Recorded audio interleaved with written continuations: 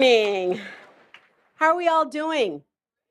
Awesome, awesome. Well, welcome back to the second day of the Aspen Forum on Children and Families. We are so delighted to have over 300 people joining us here in person and then over 800 online. So those on the West Coast that are joining bright and early, thank you for that.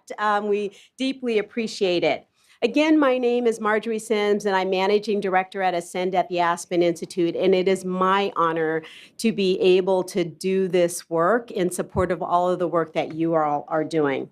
A few quick logistical details before I begin.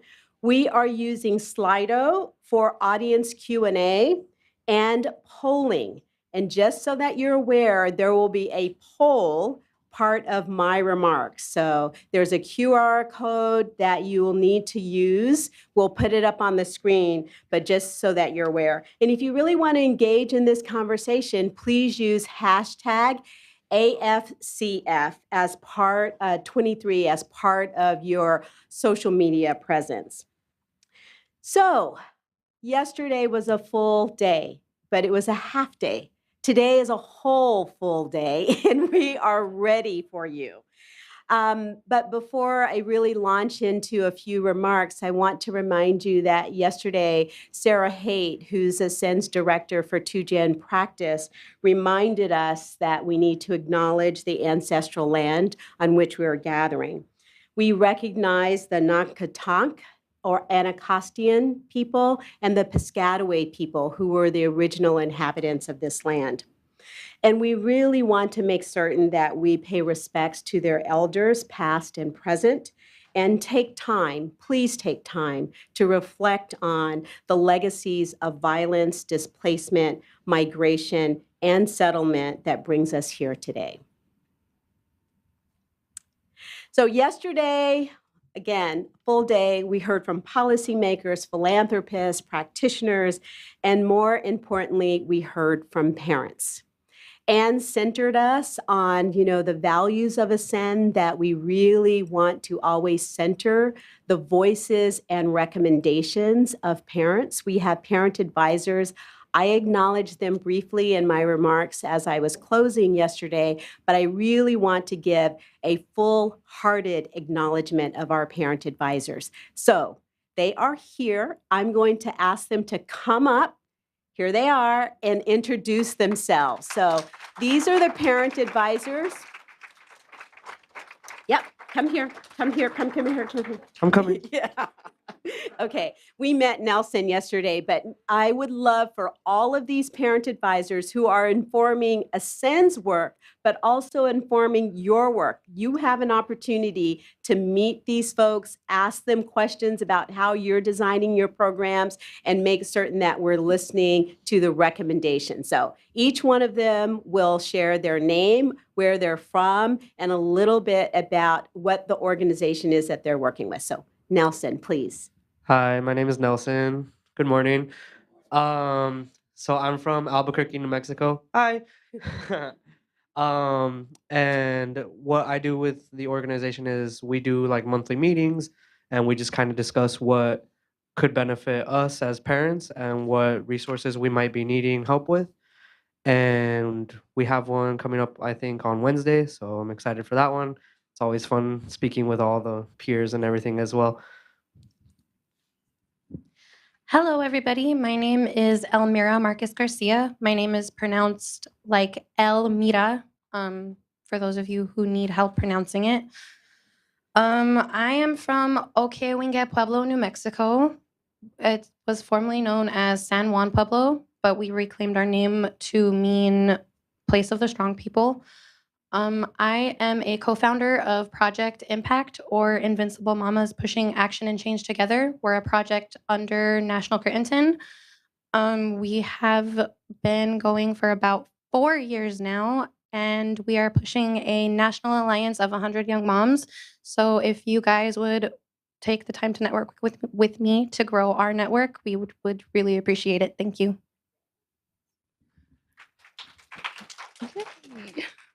Good morning, everyone. My name is Tamika Henry. I'm here from Las Vegas, Nevada. I was a parent with the Oscillero Learning Clark County Head Start program, and now I am the chairperson of their board of directors. I am truly proof that bold investments into generation work, it works. Head Start works. These investments work.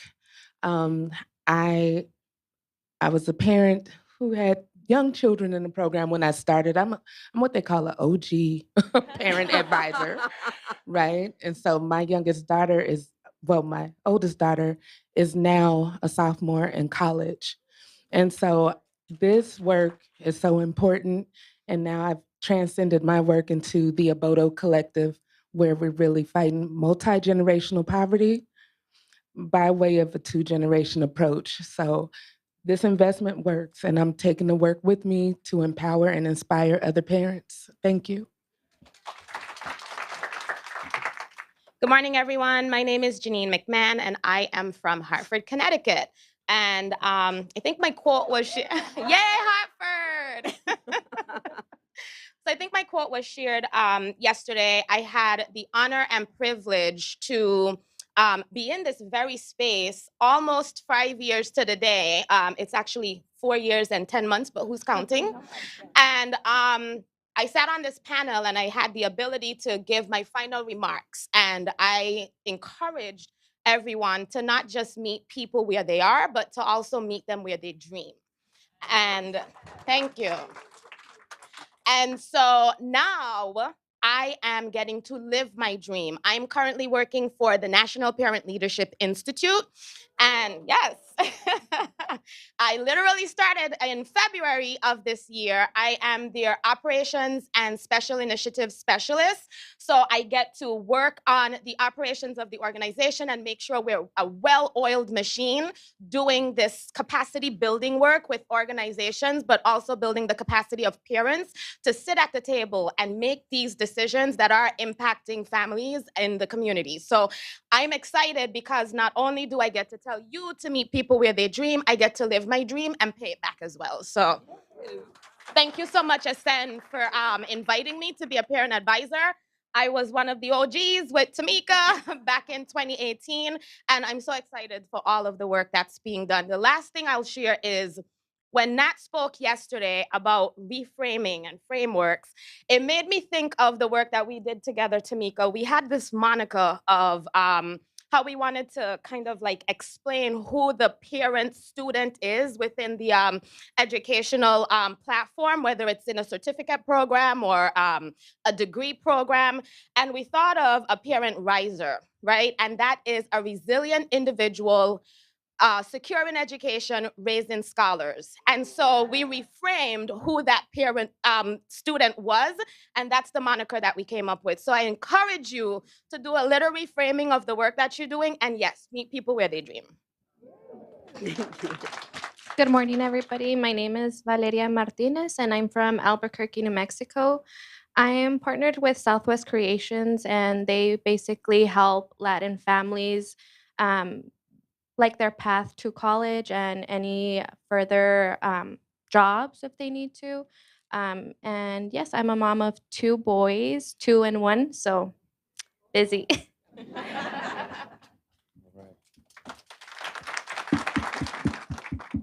Good morning. I'm Christian. I'm from New York. I work for a program called the CUNY Fatherhood Academy. We work with young men ages 18 to 30. I was a student there. I'm now the mentor coordinator there, and just giving back, assisting fathers, loving their kids. We assist them with GED, college and career preparation, getting the better jobs that they want, but also mental and emotional, and also some financial, diapers, wipes, whatever they need for their kids. Yeah, and now I'm blessed to be here, learning on the other side, opposed to like getting my hands dirty. So now we're like, how do we create this and give back to that? So I'm not an OG, I'm new, but I'm blessed to be here with you guys and learn. And I'm just I'm not excited as excited as you, but I'm excited. Yeah.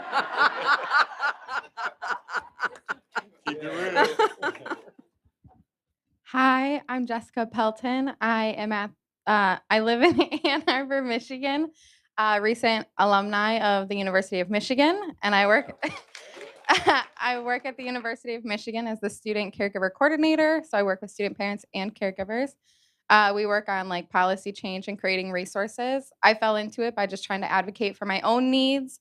I have a daughter with health issues, and I was an older student. She was an older child. She was 6 when I started college, but like almost none of the resources fit students like me. So I wanted to change that and advocate for, I was a student parent too, I should have access to.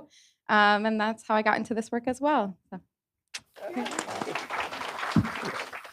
Judge Drayton Jackson out of Kitsap County, Washington. And it's the other Washington, a little bit out of Seattle, Washington. But co-founder and founder of the Foundation for Homeless and Poverty Management. And sitting on this board, sitting and watching everybody and hearing from everybody, there's so much that I got to, take from. Because what started my foundation was seeing everybody that was younger than me do it. So as all of these scholars were sitting there and their dreams were coming through, it made me, I never thought about the word parent in forms of being a student. So that changed and reframed all of the hardship that I went through. It gave me a little bit of release to say that, yeah, it was not easy doing it. So my foundation now deals with a 2-generational approach with everything we do. We bought property, we got into development because we were waiting for people to do it, but they kept doing it without that 2-generational approach. So everything that we do at the foundation now for homeless people and people in poverty comes with that whole thing is what can we do for the children as well as with the parents, but then also leading them together. And it has worked tremendously. So Ascend has taught me so much in putting that policies and everything that we do with people with lived experience on our board and in our work that we do. Thank you. Thank you, parent advisors. Thank you so much. Really appreciate it. So, listening to the voices and recommendations of parents is one of the 5 core principles of taking a 2-generation approach. We believe this is the starting point for taking a 2-generation approach. And I just want to go into a little bit of depth about what those 5 principles are. And we're also going to have a poll. Again, I mentioned this earlier. We're going to have a poll on what you will be focusing on as a principal in your work in the next 6 months. So the first principle is the one that truly distinguishes a 2-generation approach from all other approaches that you might take. And that is, at its highest level, you are measuring and accounting for outcomes for both children and their parents or their adult caregivers at the same time, right? That's a really high, significant bar to meet. And as you're doing your learning and evaluation of your programs, your practices, your policies, getting there is where we want to make certain that we have the tools and the resources to do that. And Ascend has developed a number of them. So the second principle is the one that I was just demonstrating to you, right? Listen to the voices of parents and their recommendations. This means in the design of your program or policy, the implementation of your program or policy, and the assessment of your program or policy, right? And so the third principle is really focused on equity, and we're talking about racial, gender, and economic equity. And the fourth principle is fostering innovation and evidence together. And you'll see that reflected throughout our convenings and in our materials, right? We really want to make certain that we're iterating, we're learning around 2-generation approaches, and we're building on the evidence that we know works. And last but not least, and this is really difficult, but the reason why we always have systems leaders and policymakers in our conversations is because aligning these systems and linking funding streams is critical. There's not one single funding stream that is going to, really embrace a 2-generation approach holistically. We're going to try to move in that direction, but making certain that you're aligning these systems so that they're seamless for families is very, very important. So those are the 5 principles, and we're going to do a poll. So they're going to show the QR code up on the screen. And we would love to know what is the principle that you're going to focus on, you yourself in your position, over the next 6 months. So could you please pull up that slide again with the QR code? Oh, it's up there. So, and this is a live poll. How exciting is that?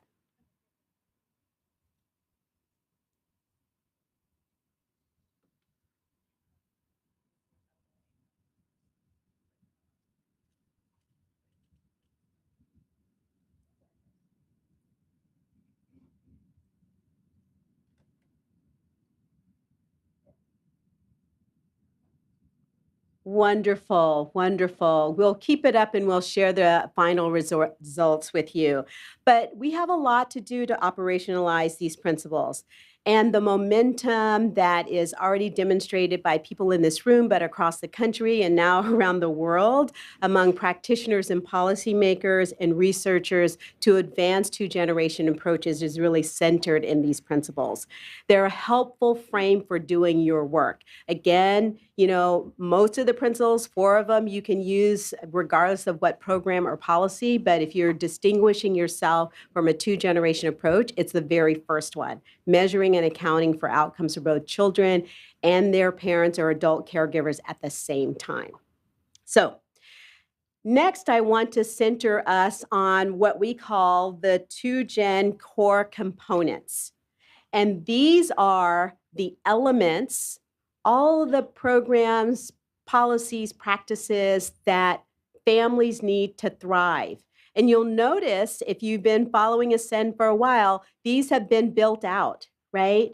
We originally started with 4, the very beginning when Ascend was launched. Then we really specifically added a core component around health and mental health and well-being. We've always said that social capital is the secret sauce of doing a two-generation approach, and that frankly means making certain that families have the ability to build a community so that they can navigate systems and policies and programs for themselves. It's bridging them together and helping them forward, you know, their own community. So secret sauce is social capital. We've added recently this K-12 component because what we're realizing is not only are these the elements, you know, supports, opportunities, desires that families have, but these are also systems and platforms to build a two-generation approach. And there's a lot happening in communities around two-generation approaches in the K-12 system or within schools. DC has an amazing public charter school, BRIA, and I believe, and someone can check me on this, I believe it's probably the only school in the country that actually has two-generation programming, evaluation, and they've worked with DC government to actually allow their funding to be used in a two-generation way. Right? So we're looking at these innovations and sharing them with you so that you can think very holistically about the programs supports that, you know, families need.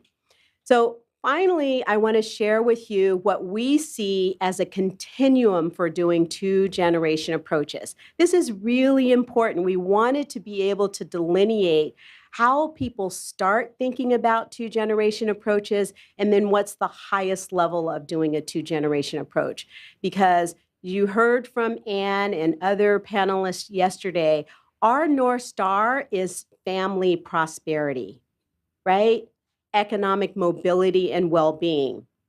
We believe a two-generation approach is a way to get there, a very effective and efficient way to get there, but people have lots of different strategies. If you're in this movement of doing two-generation approaches, realize that it's a continuum about the way in which you think about doing your work and how you partner with others. So first, it's about the mindset. Are you really thinking about programs and policies that support families holistically, moving away from the silos of, you know, delivering just child services or adult-focused services? and that holistic support. So that's a mindset, that's a starting place. And many of our network partners are there. We're providing technical assistance and resources so that they can really deepen their work and strategies. So the next level really truly is a strategy. And many of our network partners are centered here, where they're working in their communities to collaborate so that they may be providing supports for just the children, but they're aware of the needs and aspirations of the parents, and the parents are getting served in other places, right? That's a two-generation strategy. But at its highest level, again, intentionality, duration is about making certain that the organization or the system, state agencies, or even at the federal level, have the structures internally, right, to make certain that you can better support the entire family. So what might this look like? If you have a community-based organization, oftentimes you may have 20 or 60 different programs, right? How does that family experience your organization, right? If they're coming to receive, supports and services through a Head Start program, are you aware if the adult, the parent is connected to your workforce development program, right? So you have a common intake form. You're talking to your parents on a regular basis about their aspirations, their dreams, and their opportunities, right? So I wanted to make certain that, as we start today, keep these things in mind, and where we have tools and resources, we can point you to that, either on our website, talk to you. There's lots of ascenders around, make certain that you're connecting with them about these different, kind of approaches and thinking that we have around two-generation. With me? Okay, so we're getting started.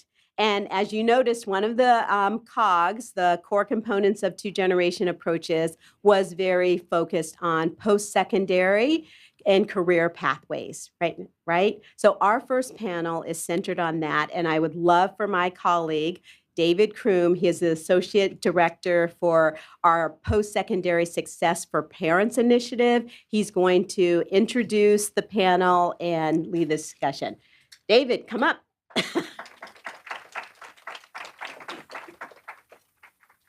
Okay, you're welcome. The mic up a little bit. All right. Thank you, Marjorie, for the introduction. I have the pleasure of leading an initiative here at Ascend, focused on the 1 in 5 students enrolled in post-secondary pathways who are parents. Student parents are a powerful population. They are fighting for a better future for themselves and their families through education, and it's important that our system support them in this endeavor. While preparing this introduction, I heard an NPR story about a single mother in New York City who was losing part of her monthly SNAP benefits because of the looming end of the federal COVID public health emergency declaration. In her story, she shared that she didn't have more time or more hours to commit to work due to childcare, and that she's in school too. So she was in school trying to better herself, and that's partly why with childcare and work, she was in school that she wasn't able to commit more hours to work. I heard that declaration, and I was immediately reminded why I'm here today, as an advocate and the son of a student parent. Ascend's Post-Secondary Success for Parents initiative launched our 3rd phase in 2022, and we've been busy engaging with key stakeholders, some featured in today's session. We now have 35, and you met 2 of them, of our PSP parent advisors, sharing their lived experience to better our efforts. You heard from Christian, you heard from Jessica, Drayton, Janine, as well as Tamika. So excited about that. We have partnered with 6 public entities to reform their public benefits to promote parents enrolling and completing post-secondary credentials. I give a shout out to Georgia DeKalb. I see Commissioner Amy Jacobs is here, along with several others. We have provided technical assistance to over 30 colleges to create or expand supports for parents, with a recent emphasis on those serving Black and Native students. And we've recently launched the 2nd season of our 1 in 5 podcast, featuring the voices of current and former student parents, such as Ascend Fellow Daria Willis, who you'll hear from very shortly. With that, I'd like to introduce a champion for student parents and a leading voice around racial and gender justice, our moderator, Chastity Lord. Chastity is the president and CEO of Jeremiah program. Jeremiah is a national organization with a mission to disrupt the cycle of poverty for single mothers and their children through a holistic model providing residential and non-residential programming to families pursuing education. Welcome Chastity and our panelists to the forum stage.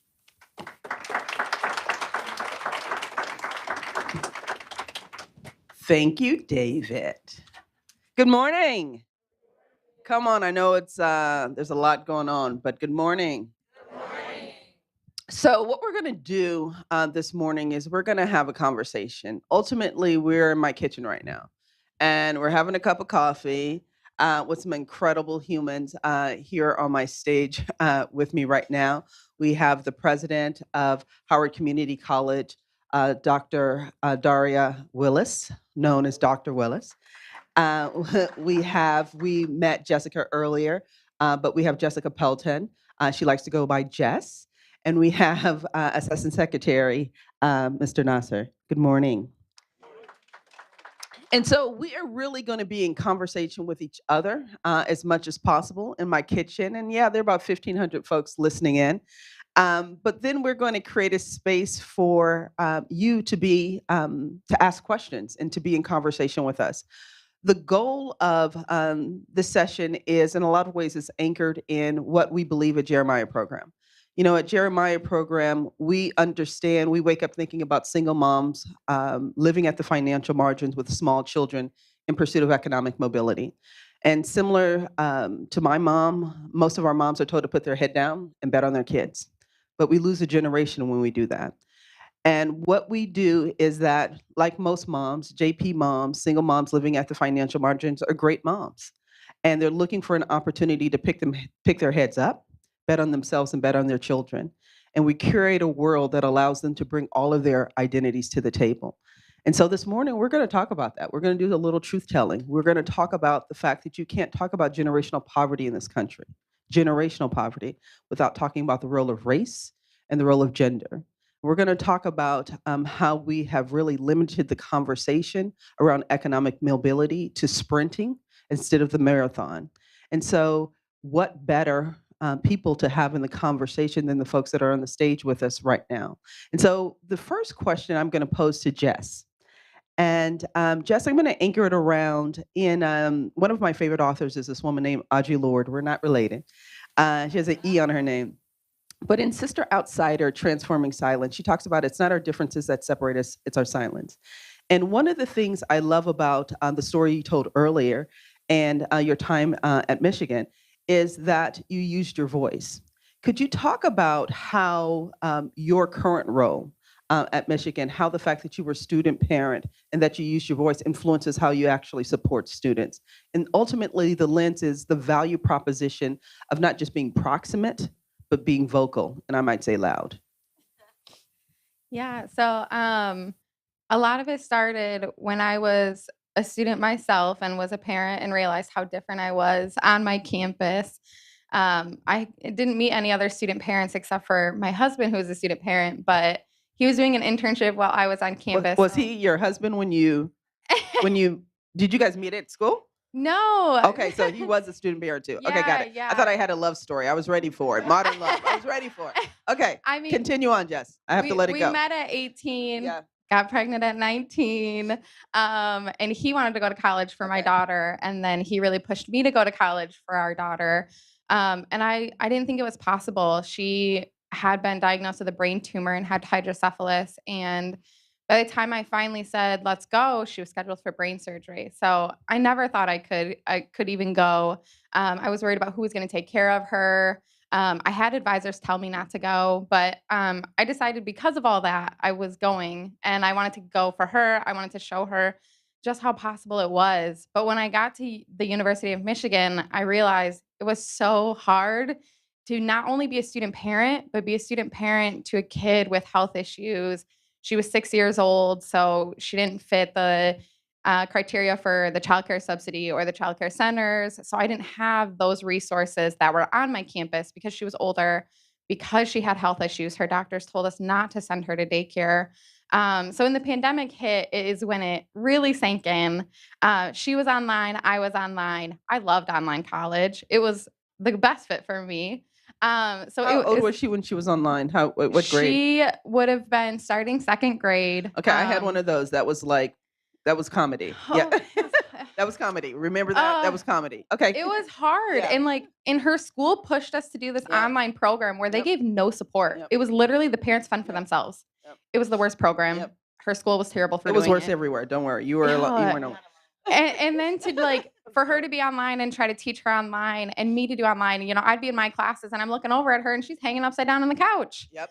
And I'm like, are you even listening? And you know, she's They're like, well, hit the blue button, go in the Yeah. break room. You're like, really? You think they're going to be a she's like, it's boring. So I wanted to do hire a tutor, but I was a student. And so I tried to contact the child care subsidy and wanted to get funding for a tutor. And they were like, we don't fit those needs. And we've never heard of a student like you. We didn't know you existed on this campus. We thought we were traditional. Oh. And so it's like, okay, so if you're telling me I'm the only one, you're sitting here telling me to my face I'm the only student like this, then make an exception. Why are there not exceptions to the rules to students like me if you're saying they don't exist? If you're saying I'm the only one, then you're making an exception for one person. Like, it ain't gonna hurt your budget. Or like, you know, it's the funders don't fund it for that way. Well, did you tell them we exist? Did you tell them that like a student like me can't use this whole 8 to 5 program or in a facility where it risks her health? You know, she had a history of the PICU. It wasn't something I was trying to do. And it's, well, no, because we didn't know. And so, okay, so go to those funders, tell them those stories, get the funding to support these programs that will actually help all student parents. Like, if we're talking about equity, then why aren't we covering these rare cases of students that don't exist on our campus? Like, make those exceptions. So that's where it really started, was all of that. And I just wanted even an ounce of the resources that student parents actually had on my campus. Like, we had some, and yet I couldn't access any of them. And so that's where it started. And then it really grew. I realized advocating for myself was advocating for this whole population of students. And then it just grew and grew. And I was actually able to create a study space on our campus with the support of the library and another unit on our campus. And even that gave me such a space because I could bring my daughter to campus and study without people staring at me. Because it was so hard to study on a campus where everyone just watched you or wanted to talk to your daughter like she's this like prized token. Like, great, but you know, I'm trying to study and I'm a student.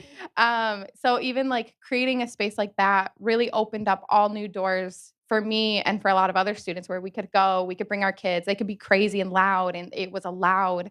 It had a passcode so like other students couldn't abuse it. And so that's where the work started, and it's grown now into being able to advocate on a much bigger area or realm, I guess.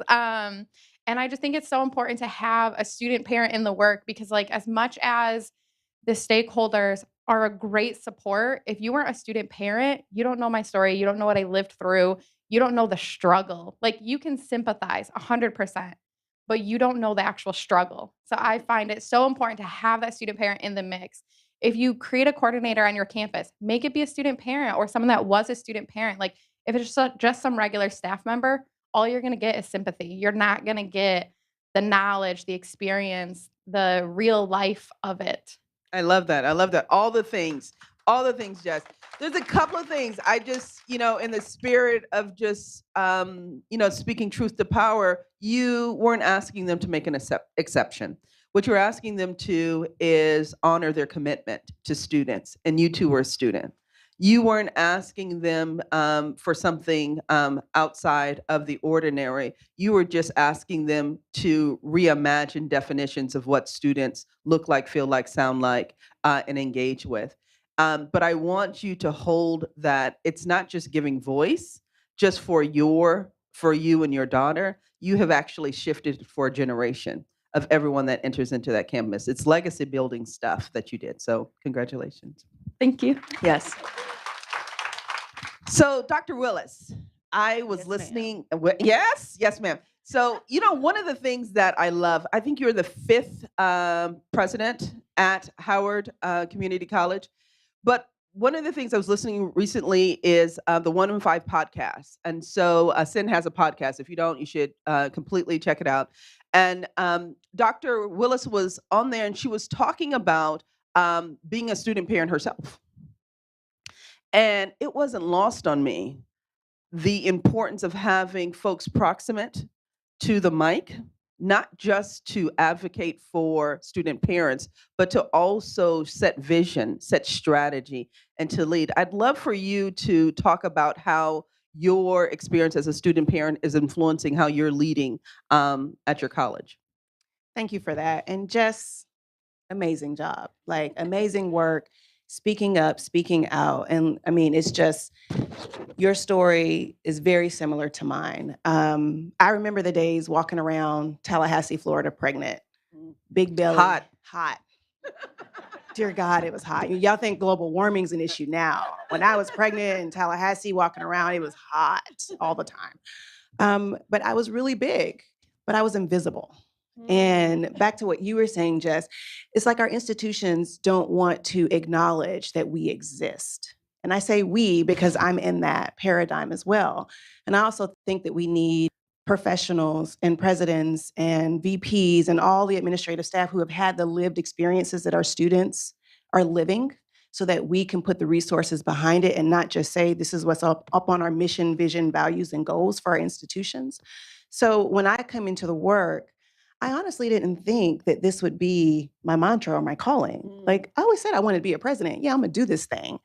But it wasn't until I went to Capitol Hill one day and they asked me to speak about my experiences as a student parent that I thought, aha, that's what it is, right? So it's all about really supporting the students. And what they said yesterday, one of the students said, meet them where they are, don't say that. And that really struck a chord with me, because in higher ed, we hear that all the time. Meet students where they are. There's a whole book that's published on that. And I thought, oh, that's a really interesting concept. Meet them where they dream to be, right? Help them get there. Because I had dreams. I knew what I wanted to do. But it was as if I sat in a room and I had a scarlet letter, as if nobody in that room ever had sex before. Okay, we're going. Right? Good morning. Good morning. And this is the way I talk to my staff. So I'm going to let you know now, right?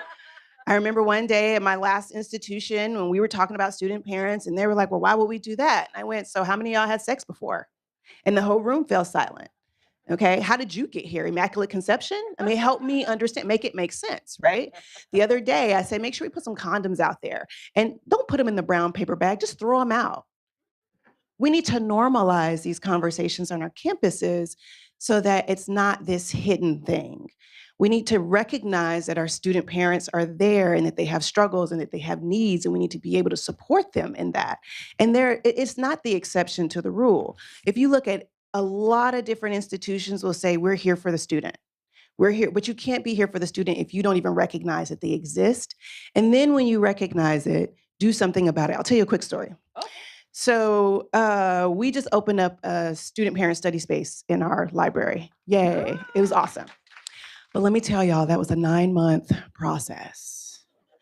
I felt like I had birthed a whole nother baby to get it, because we are so stuck in tradition. We are, and especially in higher education. And I hate it because we are stuck in the traditional world of, when I was in college in the 1960s, I could major and do whatever I wanted to do. So I went to my folks and I said, this is what we need. And the librarians pushed back and said, but you can't have student parents or babies in the library. And I said, why not? Well, because they're loud. Okay. Why not? Well, because we can't have food in the library. Well, don't people get hungry? I said, which one of y'all don't have a stomach? Well, they have the cafe for that. I said, okay, I want you to build a study space for our student parents so that they can have a place to go. Because what I was hearing was students who had children couldn't study at home because the commute from where we are in Columbia to wherever they live takes 3 hours to go 5 miles on the bus route. So we can talk about that later, right? So why don't we build a space on campus where we can have all the little babies with their germs and everything else, right? The diapers, the Cheerios, or whatever they need in a space that's made for them by them. Y'all, it took me 9 months. Then they wrote this whole little ground rules of what this room is going to be. They did. And they sent it up to the president's team, and it said things like, don't do this, don't do that. I mean, every Anchoring sentence, in the deficit. yes, started with don't. And I ripped up the paper and said, nope, take it back, do something else with it. We're not gonna start with a deficit mindset.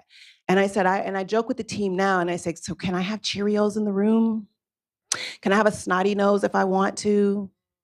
Can I be loud if I want to be? Because we need to rethink these spaces and get out of tradition. So when I think about my experience, I often think about the times that I was literally invisible on a college campus with a humongous belly, you know, in Tallahassee, Florida. And then when I had my kid walking around campus, you're lucky they actually spoke to yours. They didn't touch mine. But it was only a few people in certain spaces that I could go and shove my kid into the office and say, can you watch her while I go to my class from 6 to 9 p.m.? Because I didn't qualify for the Child Care Learning Center. And then one last point, and I'm gonna shut up. The conversation yesterday about free college is so true. So I got scholarships and fellowships to go to college. I didn't have to pay tuition. But guess what my student loans are for? And I'm a president and I'm still paying back my student loans. And I'm saying that because we have a wonderful Okay. federal person that's sitting here. So I'm going to go ahead and say it.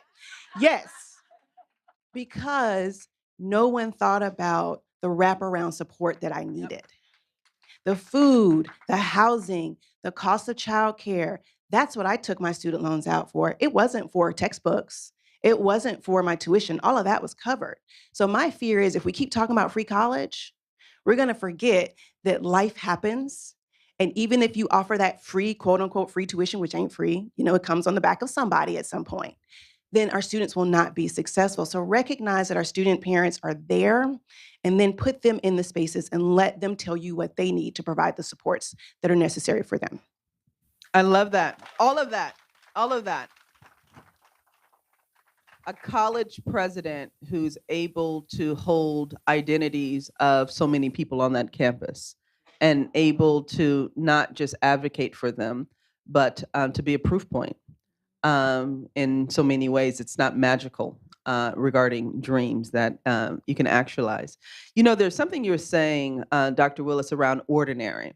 And I want to push on this is that I believe it was Gloria Steinem who said, the majority in this country owns the noun and leaves the rest of us with adjectives. The majority in this country owns the noun and leaves the rest of us with adjectives. Female CEO, Black literature, gay marriage, student parents. And I think in some ways we have to recapture the noun for ourselves and honor that parents, students is a continuum. There's a lot in that definition. And I challenge you to be more inclusive of what that noun means in that way. Obviously, we're in 2023. We all know what that means. And we have to do what we have to do to be able to illuminate and enlist people in where we currently are. But I have a dream. There you go. I have a dream where we actually are able to state student and people think about parents as well. And so, no, you're on the hot seat. You're going to solve all of our problems here, Assistant Secretary Nasser. So the Assistant Secretary, one of the things I would love for you to talk about, this is an opportunity to talk about some of the things that are happening in the Biden-Harris administration. You know, we have a lot of folks in this room who care deeply about this topic, and they understand that about 68% of student parents live at or below the poverty line. They understand that disproportionately Black, Latinx, Latino, Indigenous are less likely to even graduate. But we'd love to hear some of the things that the administration is doing around student parents. And you were working on an initiative around childcare means for parents, and kind of what's the update on that as well. And if you could throw in there just, you know, a wand to solve all the problems, that would be great too. Do you want the meaning of life added at the minus? We may not have time for that, but we can kind of write it, you know, just, you know, maybe we can, you know, Well, vocally. First of all, good morning. Good morning. I think you did better when Chastity asked you the second time for good morning. You have the energy I see in your eyes. Good morning. Good morning.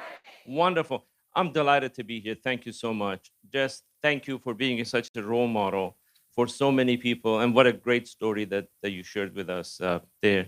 I'm delighted to be here to talk about the commitment of the administration in increasing education attainment in this country, especially for people who've been left behind, people of color, But before that, I should also mention that I started at the department a few months ago. For 37 years, I was an academician. I have been chancellor of several universities. The last one was Indiana University in Indianapolis with 30,000 students. I was there for about 7 years as the chancellor of that campus.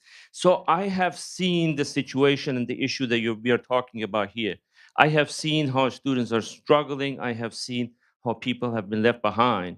So in my experience, there are like 3, 4 challenges we need to overcome. Number one, we need more just like people that are determined to go to college. People, we are all parents want the best for their kids and they sacrifice everything for that kid. Sometimes they sacrifice themselves for that kid. On the plane, when there is an emergency, they say, put your mask on yourself first, then on the child. If you just focus on that child and forget about yourself, give up quickly, that child will have difficulty later on. So this is one challenge to get people motivated, wanting to go. But then there are other challenges. We need to get institutions and universities to make it simpler for people to maneuver there. Universities have become very complex. 37 years in a university, I have difficulty knowing exactly what office does what where. So for that reason, where I was, we created a degree completion office, an office for older adults, office one-stop shop for people so that they don't need to go 10 places and go. So that's a second challenge. Institutions need to find ways of making it easier for people to go there. Students will be successful if they feel comfortable on that campus. If you don't feel if you don't feel like you don't belong there, how can you go and study? So that's another thing. Create a campus friendly. But money has a lot to do with it too, right? Money has a lot to do with education, and that comes from different places. Need-based aid by institutions is extremely important. Merit-based is wonderful, but need-based aid is very important. Now, this administration is committed in supporting students to get that degree, especially people of color who've left behind.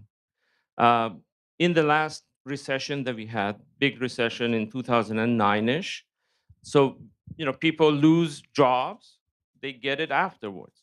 People with baccalaureate degrees, they lost jobs, employment actually increased by 2 more million 2 years later. People lost jobs, got jobs.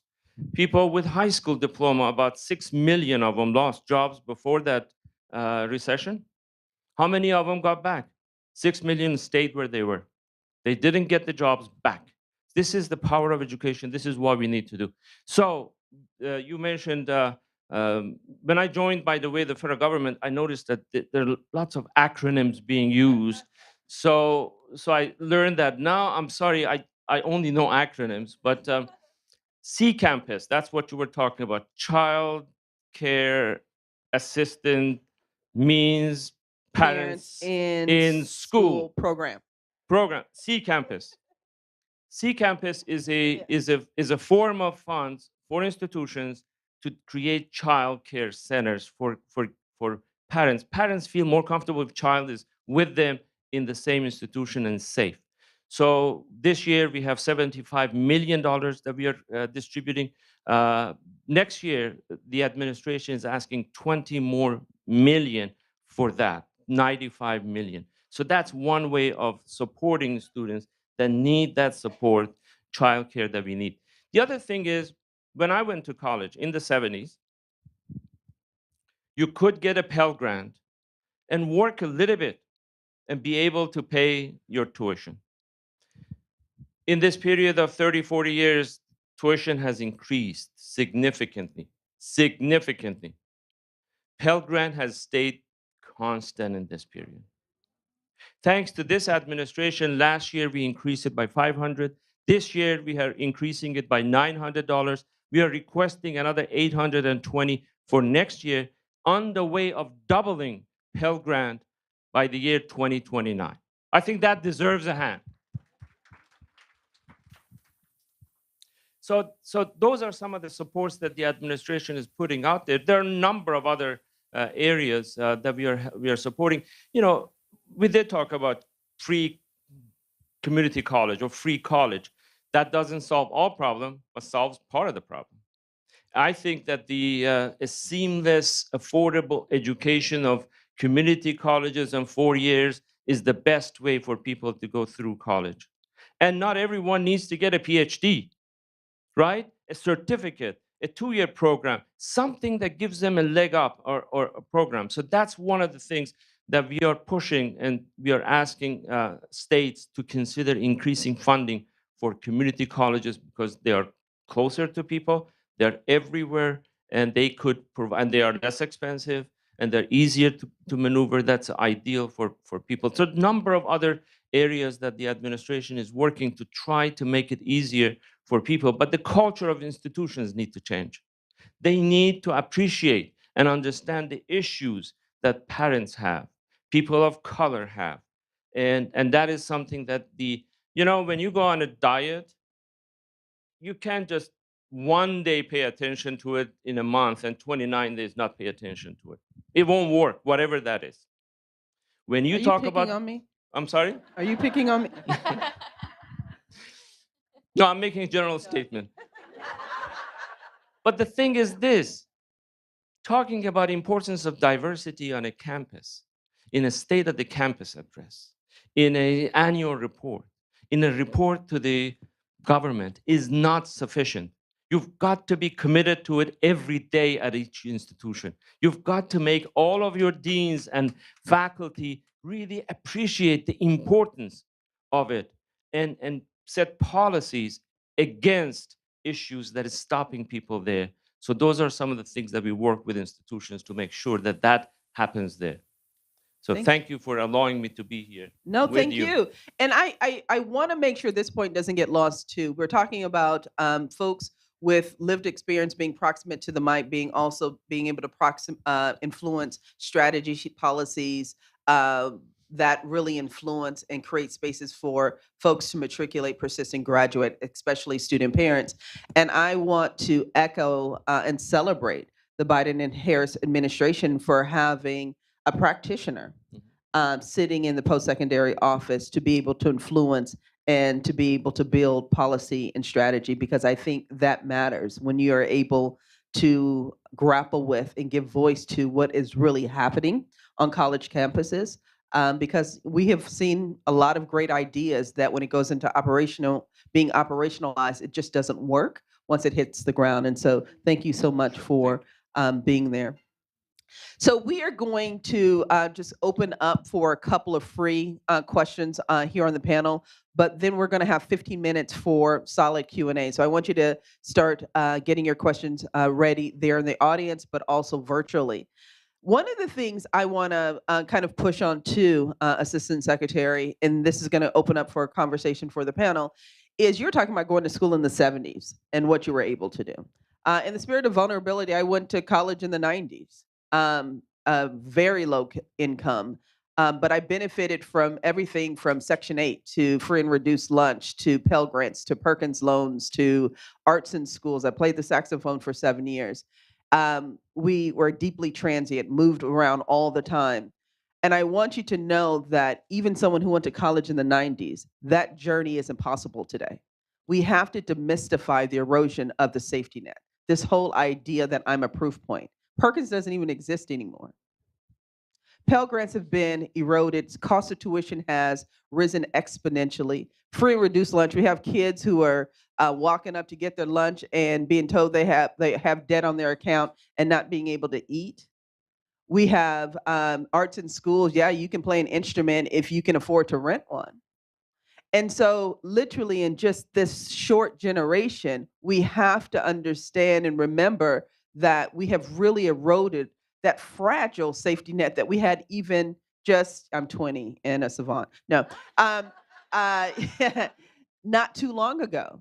And so I do want to just bring home when we talk about things around determination and motivation and some of these things, the world, our communities, our policies aren't written in a way for people, especially student parents, to be able to bet on themselves and bet on their children. It's a lot of times it's not about motivation, it's around being seen. We don't even offer diapers in this country.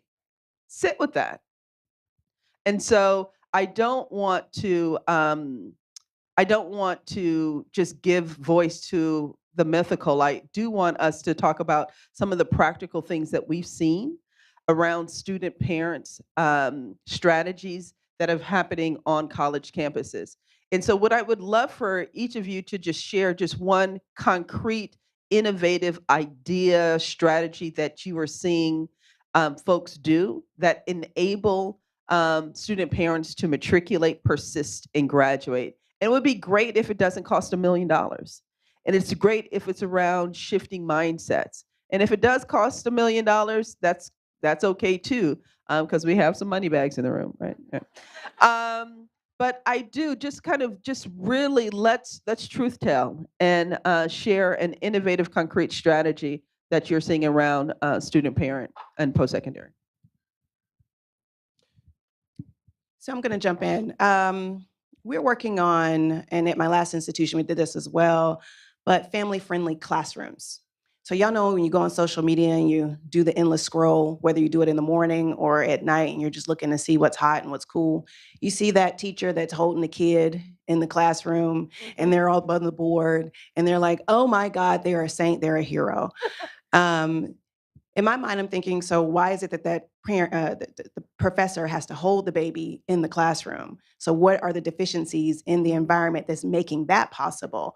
But on the other end, I think it's a wonderful thing that you have faculty that are really interested in supporting their students that way. So in my previous institution, and we're starting to look at it at Howard, we are looking at designating when students go into their schedules, they can see whether or not it's an online class or if it's free textbooks or something like that. So I'm gonna pick this class because it's gonna give me this. But maybe we can have classrooms that are family friendly. So if you need to bring your kid, if it's a safe environment, we're looking to outfit certain physical spaces to where the kids can go and there's a book over here or there's something over there that keeps them engaged while mom or dad or whomever is sitting in the classroom learning from the instructor.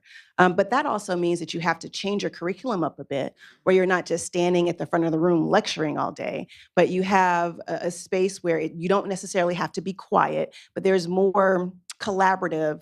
It's a collaborative approach to the educational environment. So we're toying with that idea.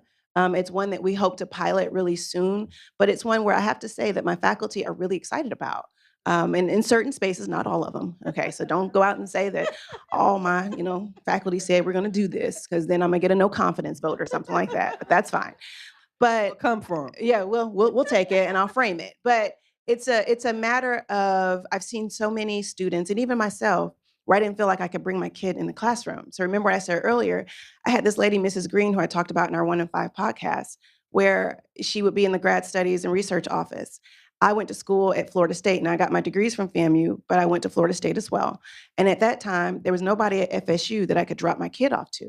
So I would go across the train tracks, go to Mrs. Green, take Lyric, who's now 18. Y'all pray for me, she's 18. Take her to Mrs. Green's office, and then I'd go to class, walk back across the train tracks, and I'd go to class. But what if I had a space where I could do that on campus in my classroom? She was old enough to sit in the class and not, disturb anything. So we're looking at those types of designations for those students. Love it. Love it. I would, and challenge us to think about what that might look like in our own workspaces too. So let's sit with that too, in a creative way. Who wants to go next? Okay. So I actually love that because I brought my daughter to several of my classes and thankful I had that support. But I know that's not across our campus or any kind of policy. It should be. But I think my big thing would be the budget reevaluations or the funding for student parents. So I had all of my husband's debt is basically living expenses. And he got so much debt from it. So I was terrified when I started college of like, I don't want that debt. I don't want that to follow me. Like, how are we going to pay yours off? We're low income and like, we can't add two. And when I first started, that's where my debt came from. It was living expenses. And little did I know, like my university can do budget reevaluations and it's not publicly known. It's not out there. I found it It was just given Could you advice. break down what a budget reevaluation is? Just Yeah. really, just high level. So you can get a budget reevaluation. Basically, how it was explained to me as a student was when you start at the University of Michigan, you are put on a very, very, very traditional budget. So when you're a freshman, you are a super traditional freshman budget. Sophomore, junior, senior. So it does not account for my expenses as a student parent. It accounts for the traditional 18-year-old coming to college. Probably Majority owning the noun. Yeah, so it is for the very most traditional student in existence of college. That doesn't exist anymore. Exactly. And so it's like, well, that ain't realistic. But you can get budget reevaluations. They just don't tell you. And it came to the point of like, I can't make it on this. Like, how do you live on this? And why don't you get a budget reevaluation? Well, what the heck is that? And when I did it, boom, my aid opens up. I get more funding. I can apply for scholarships because I was on the Go Blue guarantee. So I was full financial aid for my schooling. That doesn't account for housing and stuff like that. And if you get the full financial aid, you can't get scholarships. You can't get any other aid. You can't get emergency aid even. You have to have wiggle room in your budget. And so you go through the evaluations, and we have family housing, and I lived in family housing. So you submit your expenses for family housing and the cost. They don't account for cars or anything, which is crazy because when you're a parent with a child with health issues, you need a car to go to the hospital. But at the very least, they count for food, like phone bills, things like that. And it was able to open up all this other aid. And after that, I did not incur a penny of debt after the budget reevaluation. The other thing they don't tell you though is you have to do it so the first one counts for the fall and winter. Then you have to redo it for spring and summer, and then redo it for the next fall and winter. So it's like once you get on that track, then you're better. You have better chances of surviving. But then it's also like it's not across the board. They don't necessarily give it to everyone or accept everyone's documentation or things. Like they need to normalize what it is they're looking for or what they're doing, and they need to just announce it of like you can get this so families can survive. Because without the funding, you're paying off debt for the rest of your life, and that's not fair because it's not even for schooling. It's just to live. Yeah, and don't even get me on fair. It's just around reframing the noun. So we've heard two things. We're going to hear from the assistant secretary, and then we're going to move to audience questions. I just want to recap. We heard about creating spaces where student parents can bring all of their identities into the classroom in a really thoughtful, strategic way around creating more family classroom spaces. And it's just not a structural thing. It's also around shifting mindsets and looking at the curriculum, looking at what is being taught, how it's being taught. And so it's important that we heard the technical and the adaptive aspects of that. And then we also heard about budget reevaluations. And this is something that we can immediately go back and do for student parents we're working with, and making sure that there's an understanding that this is a lever they can pull. But we also heard the porous hole there. It's something you have to do every semester, every quarter. That actually plays into that. And so two really concrete ideas that aid in stronger environments for student parents. And the assistant secretary, what are you going to share? Well, there are a number of these type of work that is happening in different institutions in isolations. One of them, maybe just give an example, is that some institutions have academic advising, which we all knew what it was and still is, what course to take and what to do with this. The other one, they're adding coaches, student coaches. These are advisors, but they don't sit there and talk to you about your physics class. They ask you a question, what's happening? As a chancellor, I used to get a report from them on Mondays or Tuesdays as to when they interviewed these students that needed that support. What happened? Life happened. Some of these parents, they're also not only taking care of their kids, they're taking care of their parents as well. So those are some of the issues. I think the issue is this. We need to scale up these activities at different institutions. And to scale up something, you need scaffolding.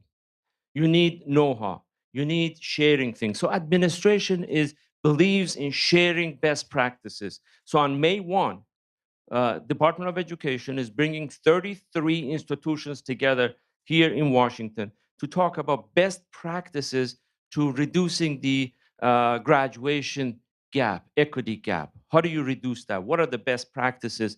This is how we are going to share that with other institutions. Many of the stories that we shared here are going to come up, and we will share it with other institutions. So there are a lot of good things that are happening, but we need to share it with others. We need to scale it up. We need to put more people in these types of programs. I love that. And it's ultimately, you're talking about building learning communities, which is ultimately what the past 2 days or the 2 days are about. And so let's take some questions from the audience. Yes, Ms. Judge Terrell, I have to wait till you get your mic, and then we'll.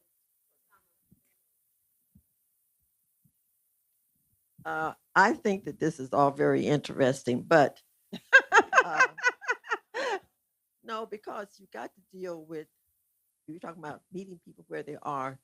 The average student is not going to feel comfortable taking on the university to do these things, or even on their jobs. I went to law school and I brought my kids to class because I was working full time.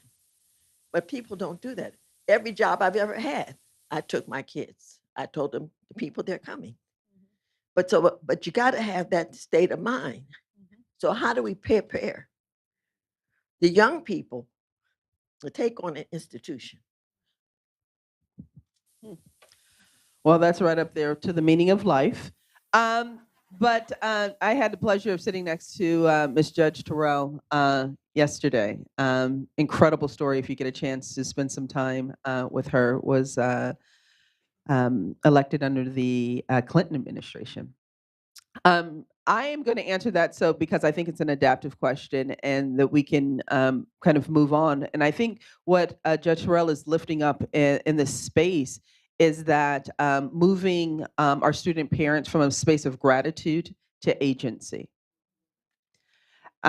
They need, and we want them to celebrate the resources, the tools, the opportunities, but they also need to understand that that opportunity was their birthright. And we want them to understand that they're uniquely positioned to reimagine for themselves, for their families, but also for their community, and if I can be so bold to say, our country, to do is what Jess says. And so moving from gratitude to agency, I think, is a huge part of that. We have a virtual question from a Dr. Nielsen who asks, how does an institution balance policy and procedures with minors on campus, with liability and acceptance from faculty in the classroom? I'm going to take that one. Because I get that one all the time. But I think it's a great question. And liability is important, so we have to think about that. You know, you don't want the kids slipping and falling, all that kind of stuff. However, many of the policies that we put in place as institutions, we do it ourselves. And so I've had people throw a policy at me and say, but it's in policy, or it's in board policy, or it's in college policy. And then I say, well, who wrote that policy? And then everybody gets quiet. And I go, well, again, who wrote that policy? Was it the policy? You know how they say like the college, that mystic being that's up there somewhere? No, it was the leadership sitting in this room. So when you think about, you know, having minors or kids on campus, and I'll say this in two frames. On the one end, we're talking about the steep decline in enrollment for colleges across the nation. But we don't open up our doors to kids or students until they get to high school, after they've already made the decision of either I'm going to college or not. When we need to be looking at these kids when they're babies, when they're starting in, that's why you need these child care centers on campus. That's why you need to get into the elementary, middle, and high schools so that you can start pulling them in early. Because what I do with kids is I say, I don't care if you come to my college, I just want you to go to somebody's college. That doesn't mean you have to get a 4-year degree, but you just need to come to college. But then you take that and say, all right, when we get the kids here, I'm not saying put them in a lab space, in a bio class where they're dissecting eyeballs and stuff like that. You know, it has to be any appropriate spaces. I'm not going to put them in a welding classroom where they can, I'm not going in a welding space unless I have a helmet and the jacket and all of that on. So you have to use a common sense approach when you look at it, but you have to also think outside of the box, because liability is liability. You have it for a reason. You pay millions of dollars each year to make sure that you're okay. Because trust me, if a student is going to slip and fall, so is the 2-year-old that's going to slip and fall. But I can guarantee you, when I look at the data on the emergency situations that happens on my college campus, more than likely it's us, the adults, that slip, fall, bump into walls, whatever the case is. It's more us than it is the kids. So open up the institution, do it in a common sense way where, I mean, again, you're just like everybody has car insurance, you have it for a reason. And if something happens, it happens, but that's life, right? But if you don't open up the institution, then we're going to keep seeing these steep enrollment declines and all these other issues because we're not allowing the kids to come to campus and to see what this world is all about soon enough rather than later.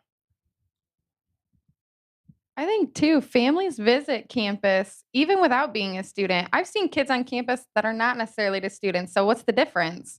Like if I bring my kid on campus as a student versus you bringing your kid on campus just to visit, just to use the library because it's a local library, there's no difference. Like kids are coming on campus regardless if you're a student or not. And I think too, we can trust the parents to hold some accountability for their own family members. I mean, that's what we've tried to do is like, yeah, like when we opened our library space, it's like, well, can't they be, like, can't we acknowledge the fact that they're probably gonna Trust pick them up on the after their train kid? with their kids. Yeah, We like trust them, Did you yeah. hear they're that? they're gonna right? watch them. Like we're not I up and heard walking that away they're from going to them. keep the kid in the what if they leave the kid? How many of you know that happens? Yeah, Right? exactly. Like I'm not up and leaving my kid. Like she would freak out for one.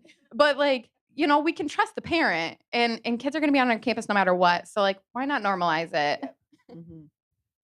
It's really interesting how conversations of trust come into play when you're talking about certain income levels. I think Nicole here had a question. Hi, Nicole Westrick from Morgan State University. I run our degree completion programs for adult learners. And this is really a policy question that builds on what President Willis said, but how are we addressing the fact that some students, 39 million, have some college and no degree, but have maxed out their Pell eligibility, and their only path forward is student loans without any federal support, but they're still living in poverty, and there's only so much that individual institutions can do. What is the federal policy on that going to change? Well, I think you use the word federal. Meaning of life. We carry out at the Department of Education the statute and the authority given to us by the Congress. The Pell Grant that the president is working very hard to double it. If it was up to the president or the department, it would have been doubled today. But we need to make sure that we work with Congress. That's all of us can then work and educate the importance of Pell Grant. So Pell Grant, we are working in that area. But as I said just about a few minutes ago, tuition has gone up. Your institution and others have as well. Pell Grant has stayed here. So we need to find more funding, but we need the authority. We need to have funding. We need to have the authority from the Congress to be able to increase Pell Grant for people to support them. I also think that's an institutional challenge. And I'm going to say this as a former faculty member. So I started off teaching history. And I remember once when I was provost in Syracuse, New York, we had this class that popped up on the schedule that was the history of witchcraft. And I said, so I'm at a 2-year institution. Why are we teaching the history of witchcraft? So I'm going to leave that there. How many of y'all need the history of witchcraft today? And I'm using that as an example because I've seen a lot of students max out in their aid because they are taking courses that have nothing to do with where they need to go. Our degrees are this hodgepodge of making sure that our faculty have jobs. And I know I'm shuddering as I say this, I'm shivering a little bit, but it's the truth. We are rivers, but it's the truth. Because there are 1,500 people online. How many of your degree plans, when you look at them and you look at the courses, do they make sense for the world that we are entering, that we are at, that we are heading towards? So instead of allowing our students to take on debt with these courses, not being able to transfer from 2-year to 4-year, or taking classes like the history of witchcraft or whatever else that doesn't make sense when they get into these spaces or when they get into the world, then that's when they max out. So we have to do the hard conversations with folks to help figure out, okay, yeah, you need to keep your job. I understand that. But how do we make sure that the students that we produce are relevant to the workforce that we need so that they don't have those types of issues? Could I just add to the previous comments? I thought your question was the level of the Pell Grant.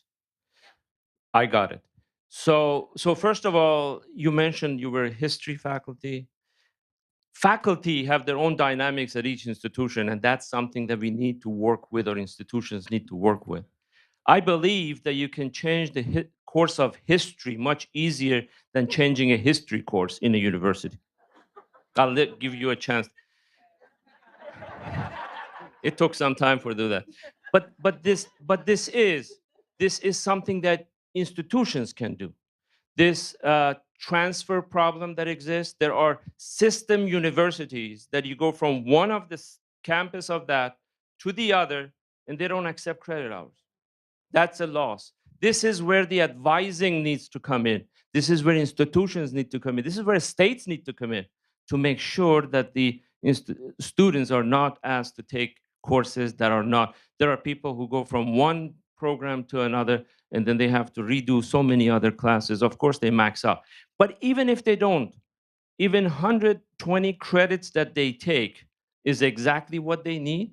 Pell Grant is not going to be able to be sufficient for that tuition. And that's where the amount needs to come. All right. So the question becomes, do they need 120 credits? That's a different question. I know, We could I'm not answer posing that. that to you. I'm Yeah. just saying, when we talk about reshaping the state of higher education, who said that it has to be 120 credits? Who said that we have to take, 3 classes and 50 minutes each? So that's just my, when we talk about innovative thinking, we need to rethink higher education, because it's Yes. never going to match the system that we're set up in. I love that I have the hot panel, and we are heading into this next session. I'm fired up. I want to leave us with 2 things. First of all, I want to thank Assistant Secretary Jess and Dr. Willis. Please give it up.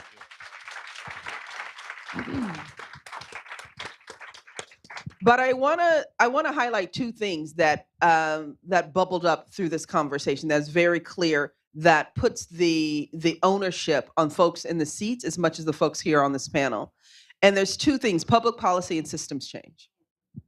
Public policy, just really quickly, you used to have an old school camera. There was something in the middle. You took the picture. You went and got your film developed. Remember, you used to go and get the film developed, and it captured what you were focusing on, but it also captured the context in which the subject was standing. We have to start to look at the context in which our student parents are standing. It's unfair, it's unequitable, it's unjust not to. Systems change.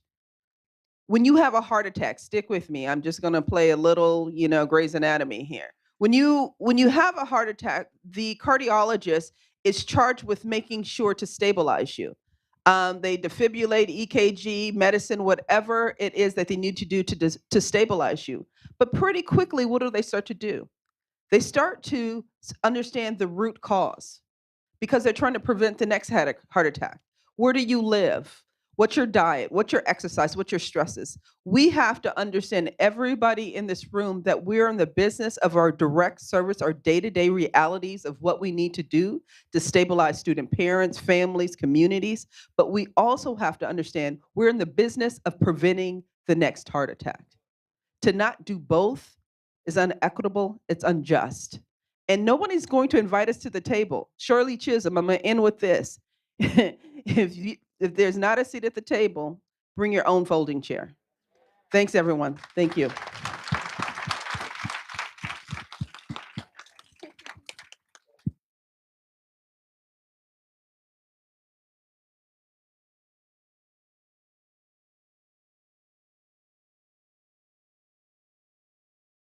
picture really quickly while I transition. Thank you.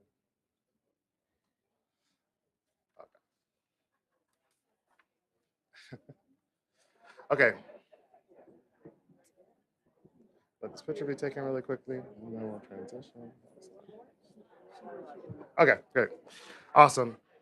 Thank you to that panel. Thank you, Chastity, Daria, Jessica, and Nasser for the engaging panel, for sharing strategies on how post-secondary systems can evolve to become more accessible and equitable to student parent families. So now we are going to transition into our next session. We'll focus our attention on child welfare and family well-being. We know the importance of investing in children and caregivers during the earliest years, which is why Ascend launched its 2-generation prenatal to 3 learning and action community in 2020. Our next panel will share the group's key findings and explore solutions for reimagining the nation's child welfare system to one that safeguards children and ensure families that they have the resources to thrive. Here by video to introduce our panel of experts is Ju Young Chang, who is a program director for child well-being at the Doris Duke Charitable Foundation, who works tirelessly to promote children's healthy development and protect them from abuse and neglect. After Ju's remarks, Ascend Fellow and Aspen Board member Katie Albright will moderate a conversation with our panel of experts. Thank you.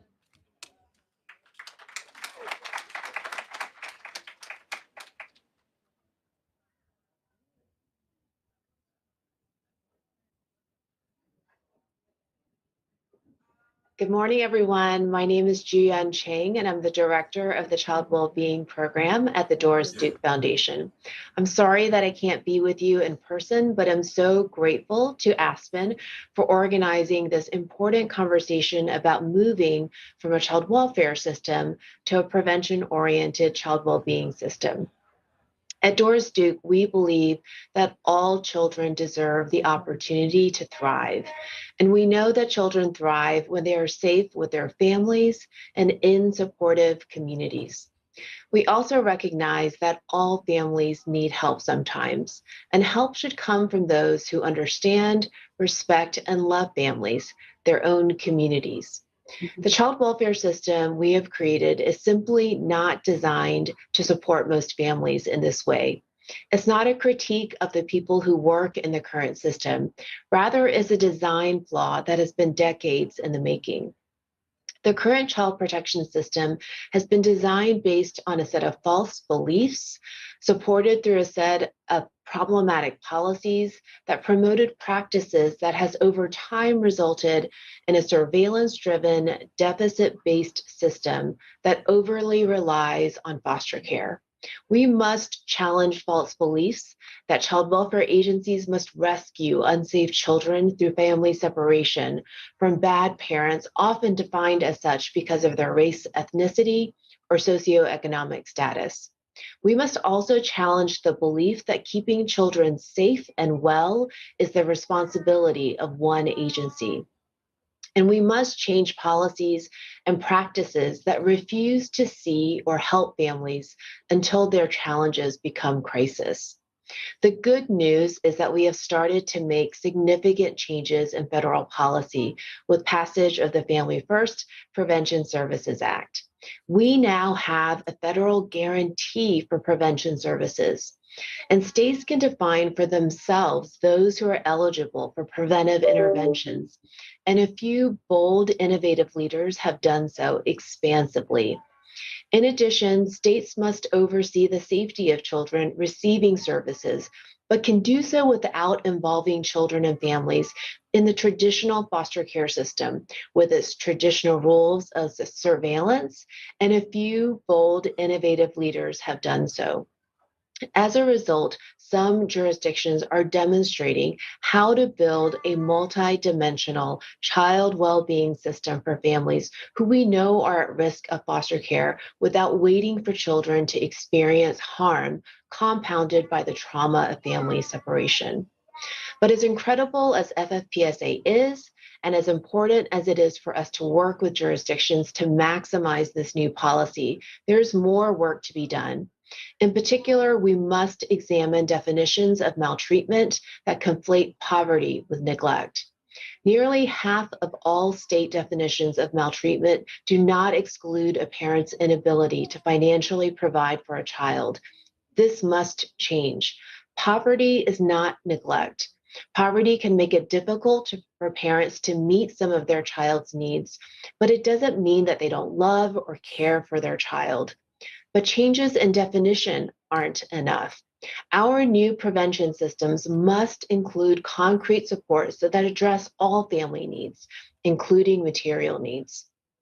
Communities demand, and Doris Duke is committed to helping build a prevention-oriented child well-being system to help address the complex needs that families face, including material need and social isolation, in a way that is free of racism and bias and that promotes equity and justice.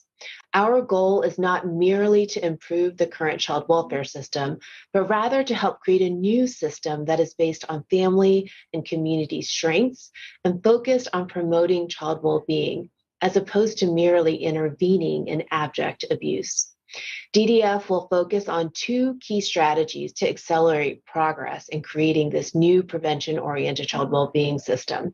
One is to support, pilot, and demonstrate a fundamentally new systematic approach to child abuse and neglect prevention that is centered on a community pathway to help. And two, by supporting policy interventions that alleviate family poverty, a uniquely significant risk factor in child abuse and neglect. I want to conclude by thanking Katie Albright and Myra Jones-Taylor for co-chairing, and Deidre Henry Spires for facilitating, and each and every member of the 2Gen Prenatal to 3 Learning and Action community for their work that contributed to what is the foundation for this conversation.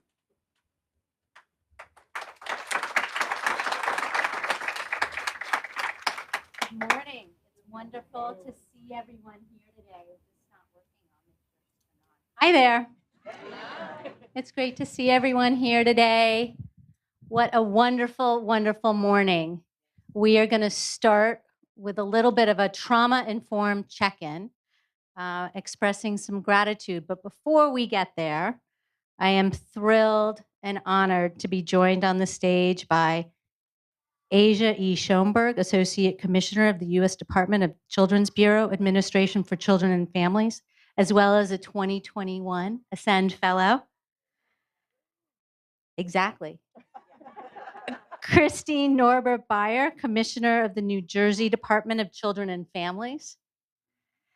Leah Austin, the President and CEO of the National Black Child Development Institute in Georgia.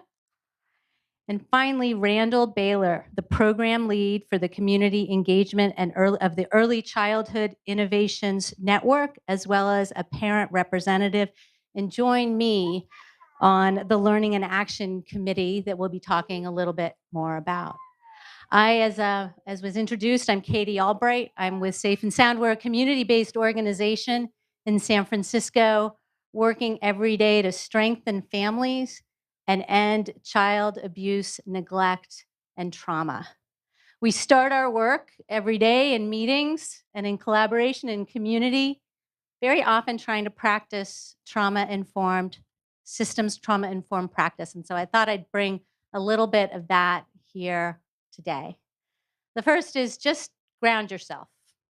Put your legs down. We'll do a breathing, just, a couple quick breaths to come in the room. Close your eyes if that feels comfortable to you.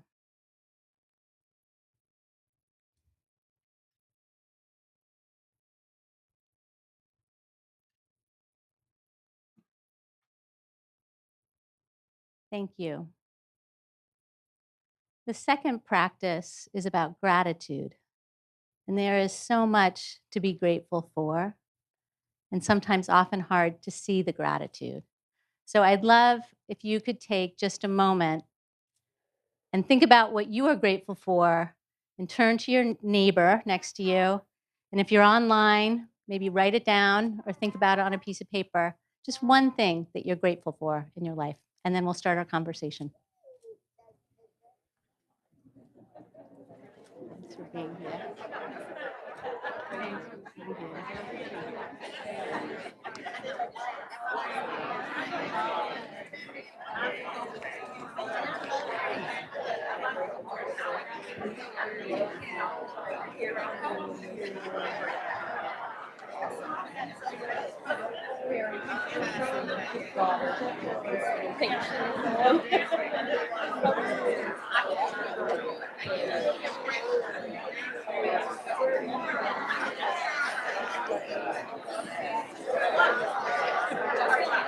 Thank you.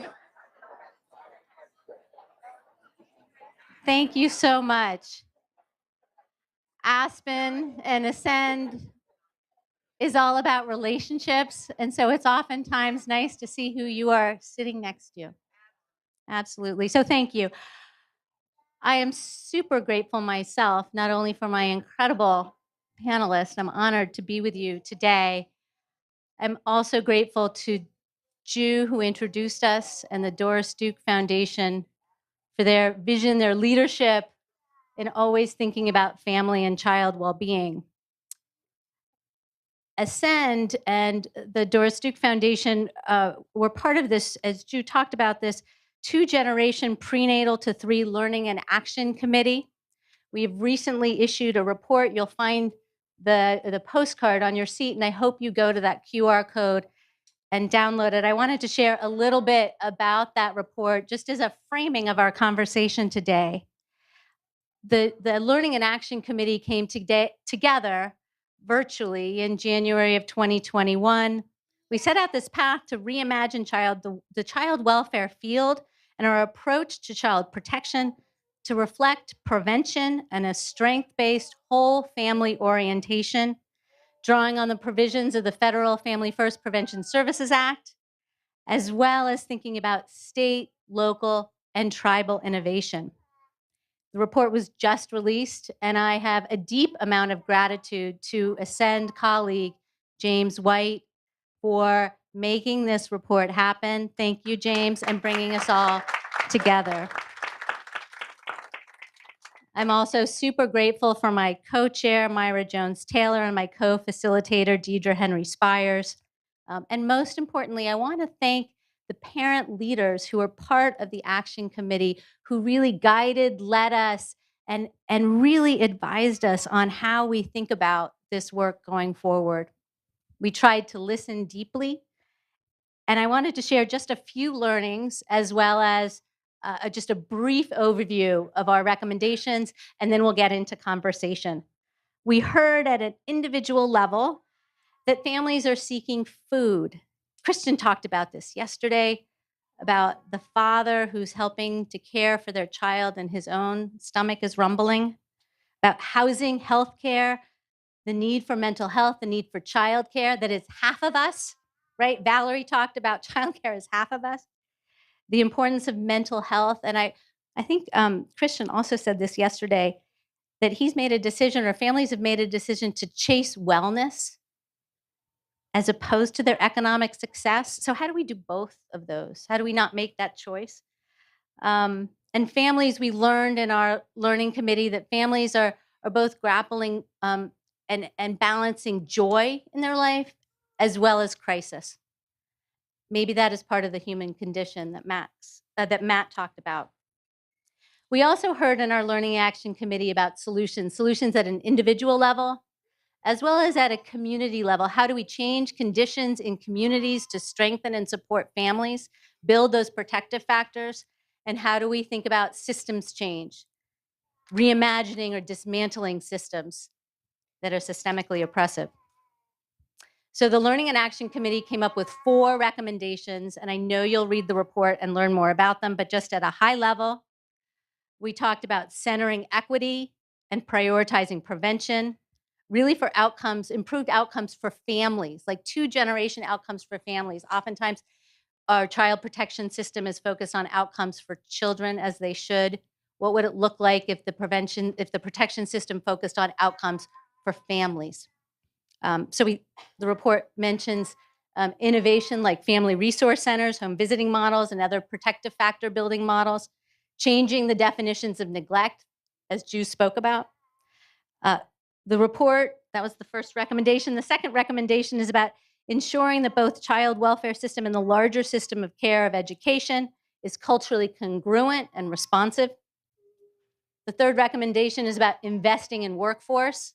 And I know we'll spend time talking about that today with our panelists, and we heard about that yesterday.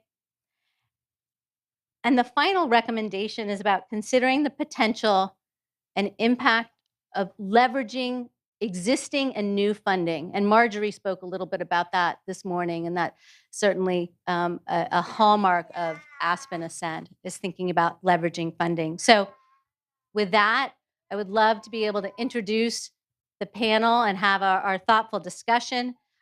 In creating these questions, I realize I'm inspired by Janine's statement, don't meet parents where they are, meet parents where they dream.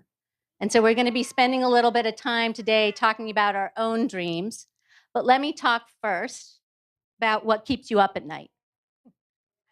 Randall, you work locally, you support parents and fathers in particular. If you could start with what keeps you up at night when you think of the current state of affairs of our nation's children and families. Welcome. Thank you, everyone. What comes to mind for me is that when you think about opportunities that families are missing or don't have information about, when you think about families that could have gotten connected to a service or a resource that was not connected to that resource, and then when you understand how those issues compound families, it leaves a sort of say a dent in you when it's almost like you want to work 25/8. You don't want to tell a family no.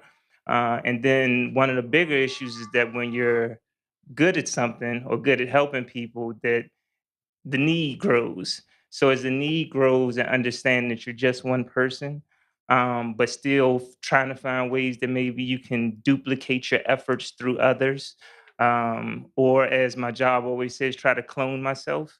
It comes up with it keeps you up with just wanting to do more to be able to help families. Thank you. And Leah, you're working at the community level. So curious what you're seeing in terms of what keeps you up at night in terms of the current state of the state. Sure. Well, good morning, and thanks for having me. Glad to be here with you all. That's a question there. There are lots of things that keep me up at night. I just will say to you that the National Black Child Development Institute is a 52-year-old national organization that has an affiliate network of about 24 community partners across the country. And so what I will share will often be a reflection of information, knowledge that we've received directly from our affiliates, as well as just my own personal experience as a Black mother raising a 9-year-old boy in the United States of America. So what keeps me up at night, I say that to also say I'm always dancing between what keeps me up at night when I think about all Black children, and our work is specifically focused on the unique needs and assets of Black children. And then I'm also thinking about my own son, which I know probably resonates for probably everyone in this group, whether it's a child you have or a child you know in both your professional and personal life, you're often thinking about both at the same time. But just specifically to the issues that keep me up, I think right now I'm really up at night thinking about gun violence in this country.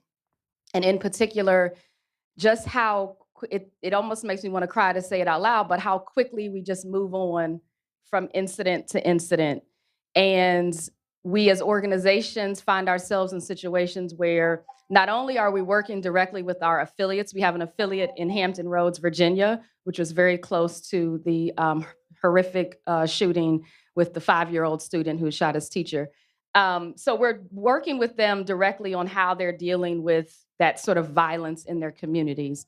And then we're also in this interesting place of you have these kind of like boilerplate statements already ready because we know it's going to happen again. And so that keeps me up at night, this idea that we are at a place in this country where just 2 weeks ago, right? Students are literally in harm in their classrooms, and we just kind of move on to the next thing as if that's normal. So I think a lot about parents and what it's like as a parent to not only be trying to put just trying to get the basic needs. You're just trying to get food, clothing, shelter, bring your kids, some fun and excitement, have some joy. And at the same time, yes, I just let her do what she's doing. She is part of the panel. I love her. But you're also then in this deep fear of literally your child's life. And when they go to school, what's going to happen? And so that's something that keeps me up at night. We're thinking a lot about just the increases in stress and mental health and racial anxiety that are being reported with our young children, and not just teenagers, middle school students as young as elementary school, and even seeing some of it with 3 and 4-year-olds, that their behavior is showing high levels of stress and anxiety. So those are two that, there's many, many more, but those are two that I would name here that are really keeping me up at night. Thank you. Christine, I'm curious what you're seeing at the state level, and particularly when you think about the governance work that you have in terms of the foster families and foster children in your. Yeah, thank you. So thank you to both of you, because I think what you're saying keeps me up. I could answer that question in probably 100 different ways, depending upon the day, the month, the year, what's happening, nationally, but specifically within the state. I think the things that we're really focused on now, I worry about workforce. I worry about the health of our workforce, the workforce who's current, the fact that many of our mental health agencies, our provider agencies, are not able to hire staff because so many individuals are leaving the field. Like, I think there was a study, like 20 or 25% people just left providing any kind of social service. So, I don't know how we're going to get that back. I worry about that many of our staff also are our parents who live in our communities, who also suffered from COVID and, the effects of that. So workforce is an issue. I would also say inequities, like the inequities that exist within our child welfare system. I became the commissioner in New Jersey about 5 years ago. And one of the things at that time, we really started moving on prevention and this platform of really wanting to shift our system so that where we were spending so much money on intervention and deep end intervention and removal of children, that we really flipped that and started to invest more heavily in prevention. And we had been doing that in New Jersey for about 10 years. And so, we really made that commitment. If you look at our strategic plan, it's really focused on that. And one of the things we added was core approaches, or what we now call core approaches to our work, which beyond vision, values, mission, really looking at equity being centered, family voice being centered, protective factors are one of the core approaches, and collaborative safety, like that sense of psychological safety for our staff and families. And I think, we started down that path and are continuing that work. But we really, as a result of COVID, I think there was such an impact, and now things have shifted or are shifting. And so, I think what does keep me up is needing to continue on that path, and waking up every day with the opportunity to do something good or new, but knowing then the inequities also that exist in our system, that exist everywhere, and the impact of how, as a leader, I'm driving that change within my organization, but also listening to families and having an opportunity to really hear directly from people who have been impacted by the system. I think that's what kind of is shifting, where we see the inequities, and that's how we're going to be able to make the change that's necessary. But I would say primarily those are the things that, at least today, are keeping me up. Thank you so much. And Commissioner? Thank you, Katie. First, I just want you to know I was really up last night thinking about these things, so it's not even. What keeps me up at night is, everything that causes family separation, right? A lot of what my work is really around keeping families together, mostly with respect to foster care, but there are so many different ways that families are torn apart in this country. So you heard you talk about poverty and the definitions of neglect and what are the societal views around neglect that causes a family separation and children to come into foster care. I think about mass incarceration as family separation, and it's impacting our children. I think about young adults who are in foster care, who are also parents, who, depending on where they are in this country, are subject to a practice that would automatically bring their children into foster care. That to me is a travesty. I think about disaster equity, and I don't think we talk about that enough. I don't know how many of you have seen Katrina Babies. It's about the people, the young people, children of Katrina who are now adults, and how that disaster impacted them. It has lifelong effects. There's disasters happening in this country every day. There are floods and fires and tornadoes, and families are separated. Even our workforce is, recently in Mississippi, I had to reach out. How are we doing? How are the families doing? How is the workforce doing? We're impacted. And the news cycle is really short. So if we're not in that area, we'll hear about it for maybe 2, maybe 3 days, and then we move on. But the truth is that children and families are impacted by these disasters, right, due to no fault of their own, often separated and having lasting impacts on their education, on their economics.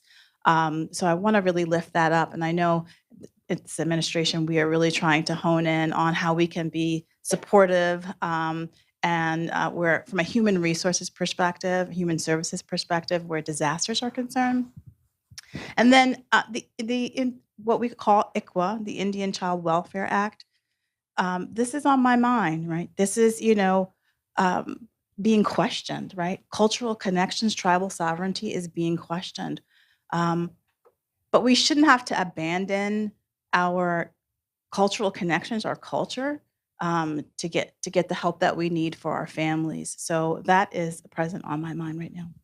Thank you so much. I wanted to dig into this question a little bit more. And Leah, could you share a little bit about, based on what you spoke about in terms of gun violence and the stress and mental health, paint a picture of what this is looking like to the lives of everyday, in everyday lives?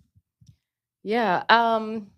So what does it look like in everyday lives? I think the way I would answer that, it's hard for me to, there are lots of pictures, I'll say that. But I think that one of the issues that NBCDI focuses on is around expulsion and suspension of children in preschool. And what can happen is often the behavior is described as or is characterized as bad behavior. Kids are doing things that they're bad kids, right? So there's this part of it that looks like a 3 or a 4-year-old, for example, coming to school and maybe hitting another student or throwing something. I mean, it could be all sorts of behaviors. And that student, who is probably a student of color, most likely to be a boy, is then suspended. And if it happens multiple times, that child is expelled, right? The child is not directed to services or supports that would try to unpack and understand why the behavior is happening. So that's what we're working towards, and that's what we want to see happen, right? Is that instead of going right to a suspension, you're finding out that this child didn't sleep that night because perhaps they don't have shelter. You're finding out that this child is hungry. And we all know remember the Snickers commercials about being hangry? Like, it's okay if it's an adult that's hangry. But for a child to be hangry, that poor little child is now, and I don't say poor meaning poverty, but that child is now on a trajectory that could absolutely ruin the rest of their lives. That child may be children deal with stress, right? There was, I think it was in the report, Ioma Aruka, who's a wonderful friend of the organization and probably a friend of everyone, mentions in the report our need to understand how children deal with racism, how racism impacts children. And I think that's an important line and important for us to just recognize that it's not just something that happens to adults. But if you think about it, children are actually experiencing it in their, like directly in their own lives, like racism bias in their own classroom that would cause a teacher to say you are a bad kid and send you down this trajectory, right? And then it's also this indirect experience of how it's impacting your family. A 3, a 4, or 5-year-old is also having to deal with, so they're dealing with racism in both of those ways. And so that's one example that when we talk with our affiliates, because that is an issue that many of them are focused on, that's a picture that I would draw of like really just seeing this little child's face and knowing that 1 or 2 misbehaviors could impact the rest of that child's life in a really traumatic and horrible way. Thank you for sharing. And Christine, I know you've talked about the disproportionality and the impact and the racism that Leah just brought up. What are you seeing in New Jersey with respect to the work that you do? So just talking about inequities, there was a recent study between, I think it was Duke University and Rutgers University, looked at 20 of the most populous cities in the country with regard to protective services and the likelihood of a child being subject to an investigation. And what they found was that 1 in 3 children in those cities would be subject to an investigation, potentially. But that when we looked at Black and Brown children, it was anywhere from 40 to 70% could be subject to an investigation. And that is a fairly recent study. And I know you probably, many of you have seen some of those same kinds of studies.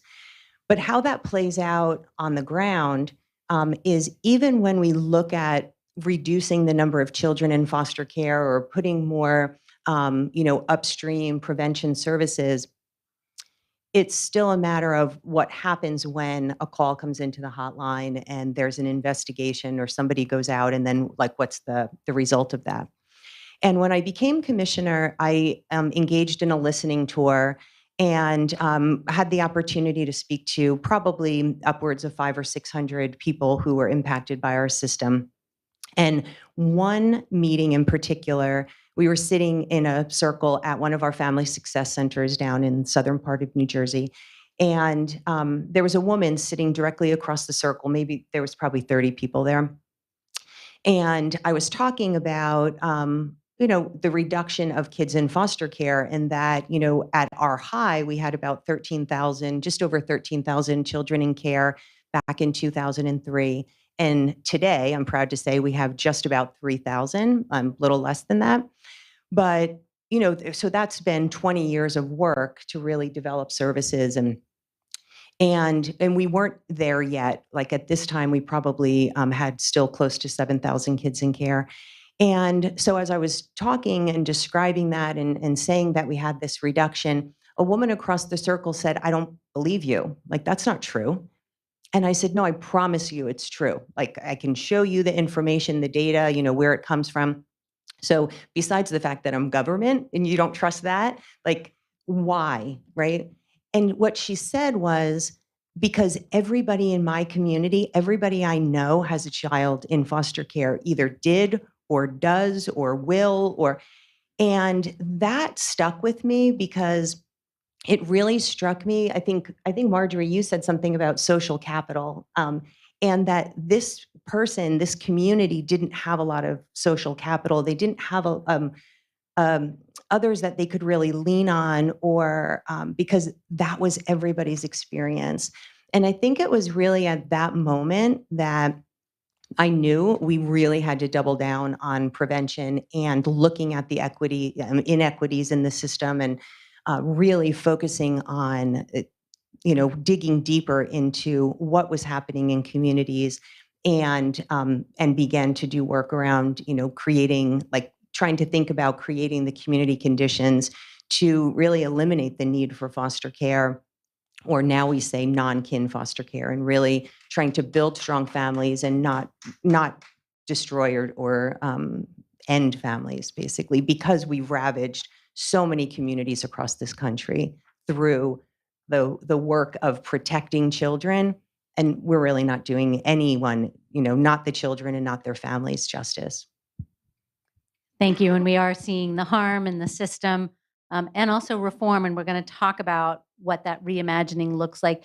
But Asia, first, I'm curious what you're seeing in terms of the impact on everyday lives. Yeah, can I build off of what you said? Because when you talk about whole communities where everyone has a child or has had a child in foster care, that's startling.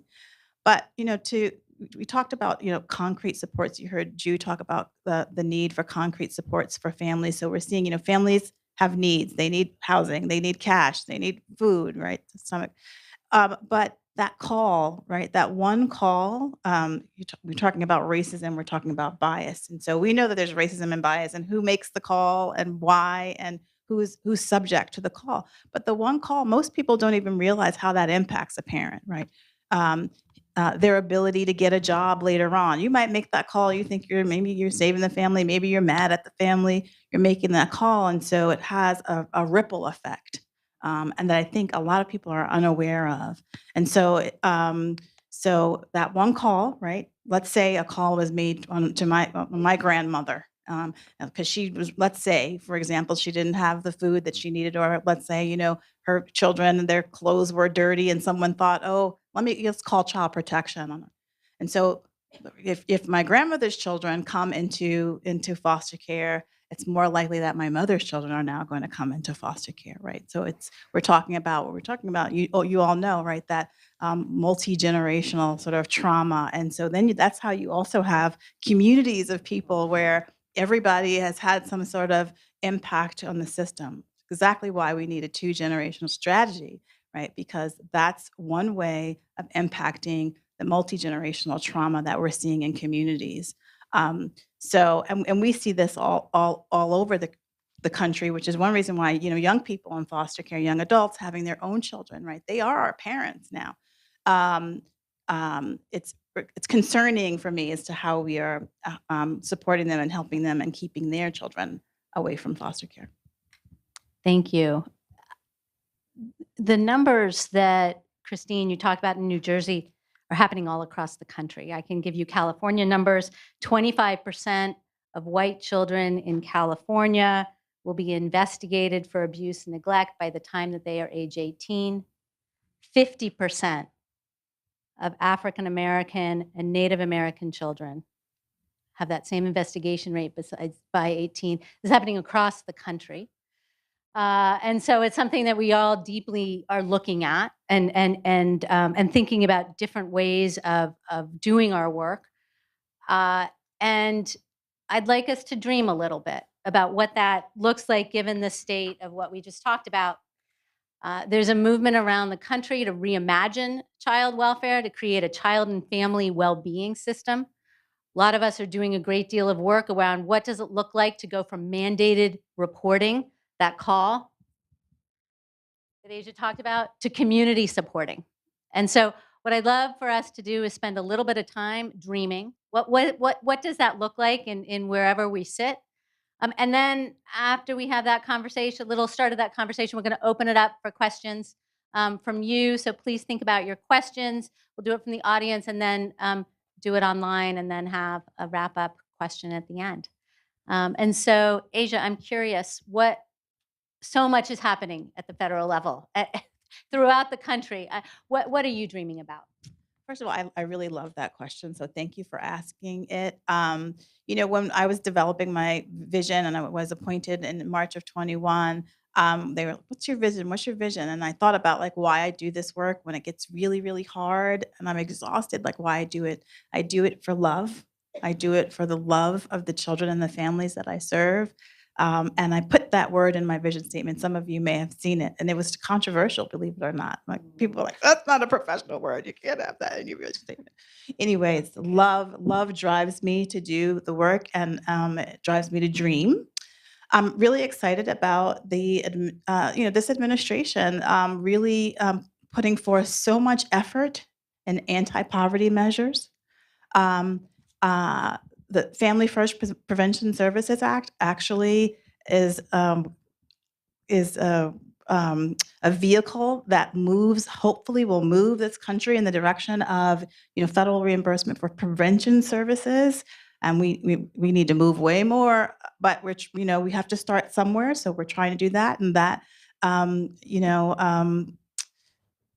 dream about that, and I dream about how that might shift the conversation, but also how we impact families. Um, and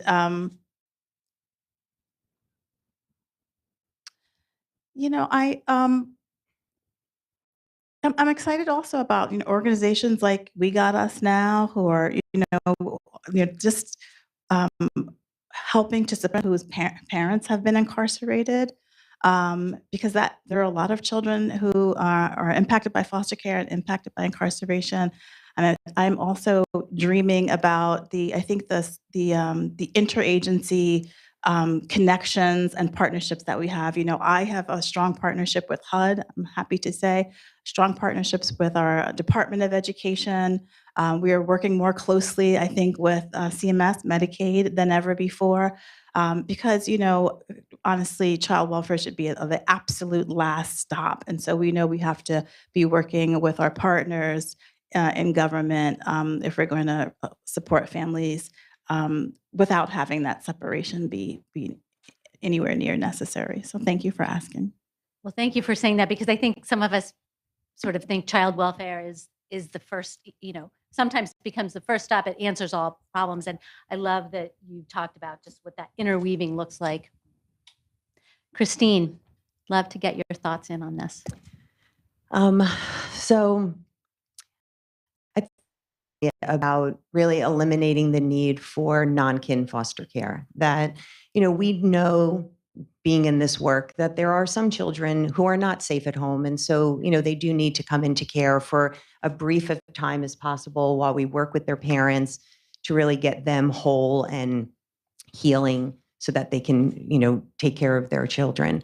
But how do we continue to work to support kin and support family to be able to step in so that we're not adding that additional layer of harm on children who are already hurting or injured and, and being removed from their families. So I do think a lot of the work that we're driving toward in New Jersey is as a result, like to get those results.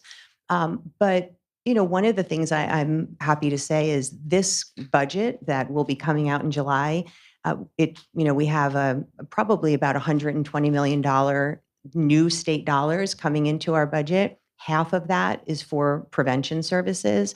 And that, I think, is a big success and something that we've been building on for decades in New Jersey, but really in this administration, doubling down on that.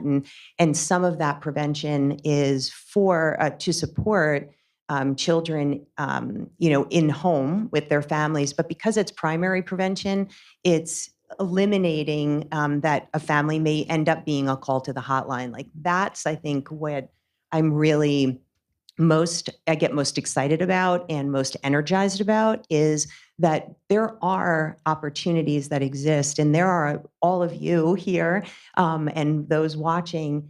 Everybody's really focused, I think, on that same goal of building strong families, building strong communities. How do we support that, through the two-gen approach, like to eliminate intergenerational, involvement in the system, but that there's a lot of opportunities that exist currently. And the fact that we're having these conversations, the fact that we're talking about the inequities in our system and that we're talking about poverty and the impact of poverty on families, I think is really the right step or the right next step to really be able to make a difference and see a reimagined child welfare system in the next, hopefully, 10 years.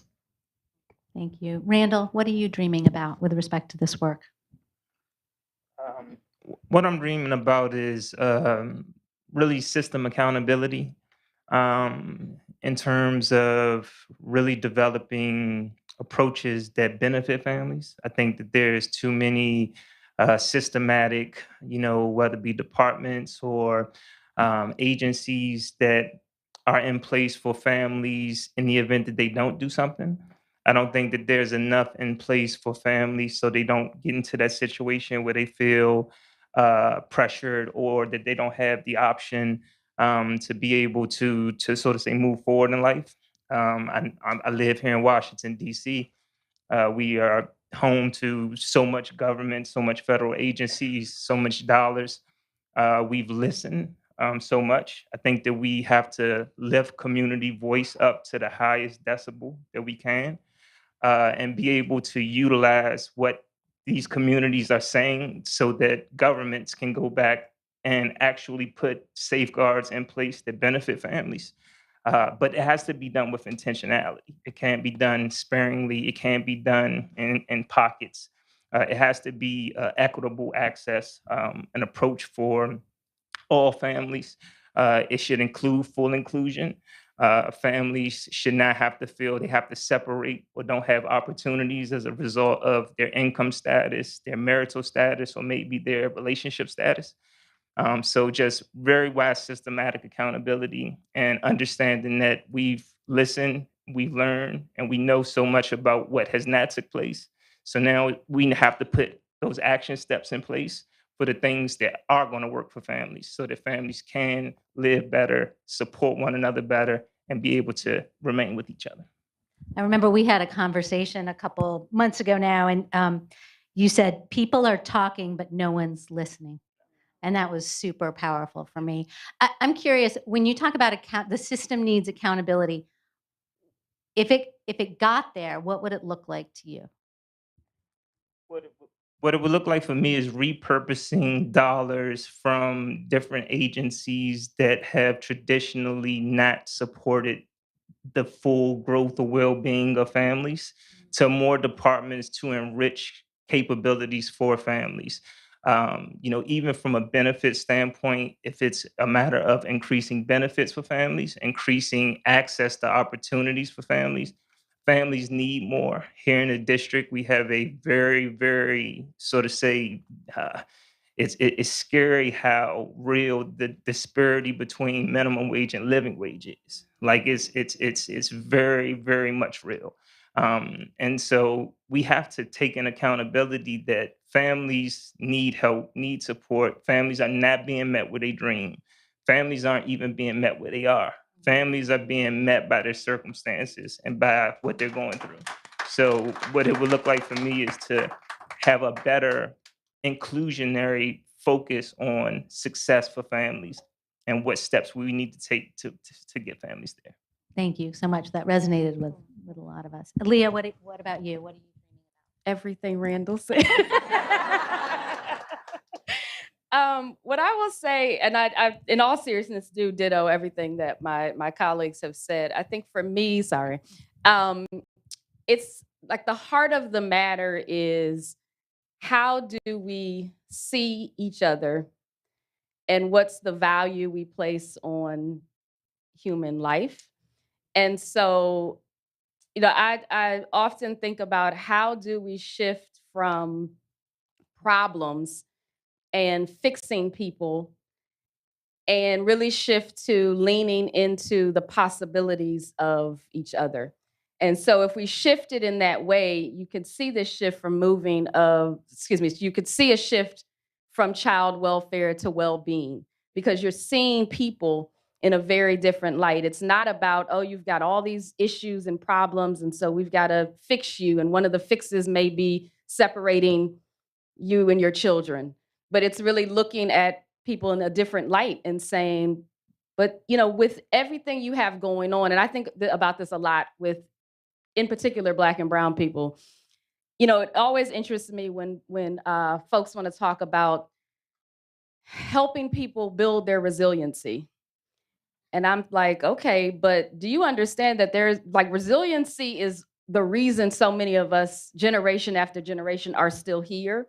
And with all the challenges and struggles, can be laughing and joyful and just trying to do their best, right? And so, how do we, as people with influence and power in the various ways we have it, how do we shift our minds to see people in that light, to see people for the possibilities, to instead of saying, how do we build your resiliency, actually ask, how have you even gotten to this point in your life? What can we learn about what you are doing every day, where you wake up, you make it happen? That's resiliency on a daily basis. And so how do we really lean into the strengths, the assets, I say the brilliance and sheer genius of people who wake up every day and somehow make it happen. The systems are completely, we all know, unfair and complicated for very purposeful reasons. And there are people who still somehow get it done, and we have so much to learn from them. And so I envision the tables, right, being set, not just inviting these folks to the tables, but these folks being resourced to set the tables and really have the conversation centered and directed by folks that are really living these experiences on a daily basis. Thank you so much for bringing the dignity of humanity here. And Randall, you talked about income. And so there's one dream I just wanted to add, because and then we'll open it up to questions. A data point that's been really impacting me is the fact that if you increase, and this is research that Chapin Hall has put forward and brought together, if you increase minimum wage by $1, you get a 10% decrease in neglect cases countrywide. And there's more of that sort of economic data around what happens when you increase concrete supports, economic benefits. You see dramatic decreases in neglect. And the converse is true. When you limit economic supports, you see an increase of neglect cases. And there are amazing organizations that many of us are with, family strengthening, family supportive organizations that help families and connect with families. So thank you very much for dreaming with us. I wanted to open it up for questions, and then we'll have our final comments about what's our call to action for everyone.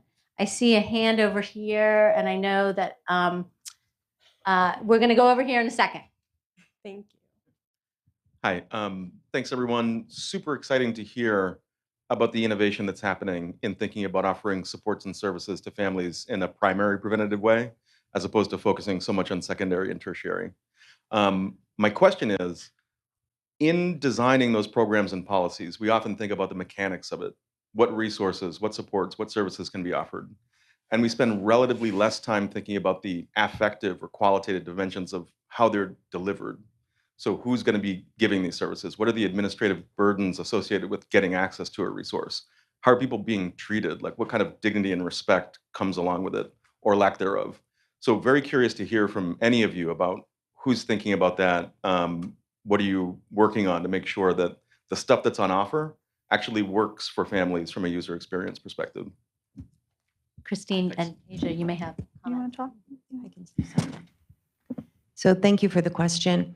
There's not a one size fits all when it comes to any service. And, you know, thinking about some of the prevention services that we currently have, and then those that we're building, we do have a network of family success centers, 57 throughout the state.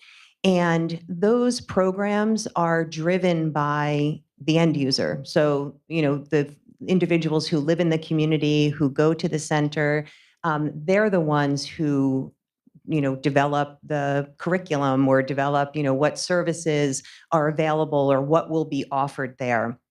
And we're looking to move to do that, I think, even more intentionally upcoming, in that we're going to be training our Family Success Center staff and directors, and hopefully parents, in a model of like design, that they actually will be able to work with, larger groups of people from those communities. But the center staff will facilitate those sessions so that they'll be hearing directly from many voices about what's needed and what the offerings will be. But I think it also goes to like our when we have new dollars or we are looking to create new programs, that those programs are designed with people who have been impacted by the system or who will be the recipient of the service. And we now have in the design of those programs people with lived experience participating in the development. They're the ones who are telling us the types of programs that are needed or what they're looking for, both our young people and then also parents. And then they also participate in the reviewing of the proposals. And so their voice is a part of which agency will be awarded those programs. And so I think that's another way of ensuring that the people who will be impacted or who will benefit from those services really have a say right from the start in not only what programs are available, but how they're designed and who ends up, running them. Thank you so much. And Asia, did you? Just quickly, I was going to mention our national roundtables that we did last summer. We had a national roundtables around the Black experience and accessing ACF programs. We asked people across the country, what is your experience like? Particularly, did you experience any racism, discrimination? How can we do better? What would ongoing communication look like for you? And so, we just asked, what about their experience and our delivery of programs. Thank you so much. I know there's a question over here. We have one from virtual question, actually, and then we'll get to that question. That's awesome. This comes from Jessica Kirchner, who asks, how can agencies and institutions adopt trauma-informed practices to support parents and also build awareness on prevention of and the long-term impact of adverse child experiences?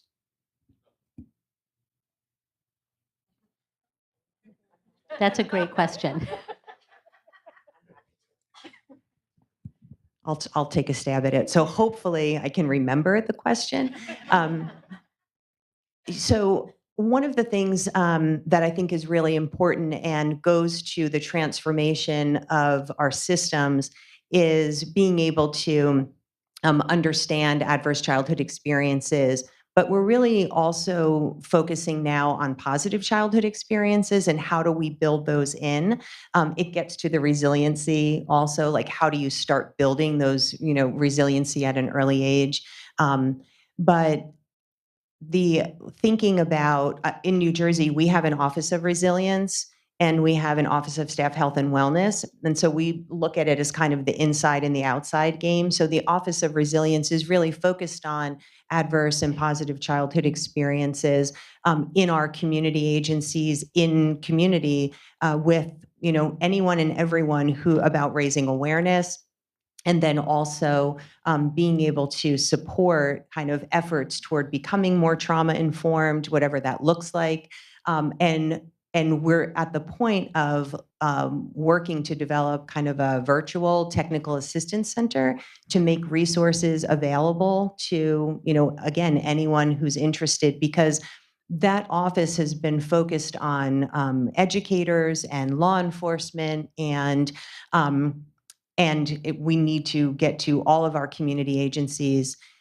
We have a lot of individuals who will say they're trauma informed or, and I think I've been studying ACEs and PACEs and, trying to dig into that for 6-10 years. I still would never say I'm fully trauma informed. Like, I think it's an evolution and we're constantly learning, and centering the voice of people with lived experience also, I think, gets to, how we or better support and think about, ACEs and how we mitigate those. Thank you so much. Drayton Jackson, Foundation for Homeless Poverty Management. In these spaces, it's a great conversation, but I never hear about the difficulties that Black parents go through with adopting Black children. In Washington State, and I'll just be very transparent with it, it's actually being used as a tool to show I'm not racist. And the barriers that come with good Black families that are economically well to have that has been very more challenging than white families that do that. Does anybody have any suggestions, or is there work being done to try to look at those numbers and decrease a lot of those Black children that are going to white families? They may be good and everything, but the cultural part of it is what is important for it. Thank you for that question.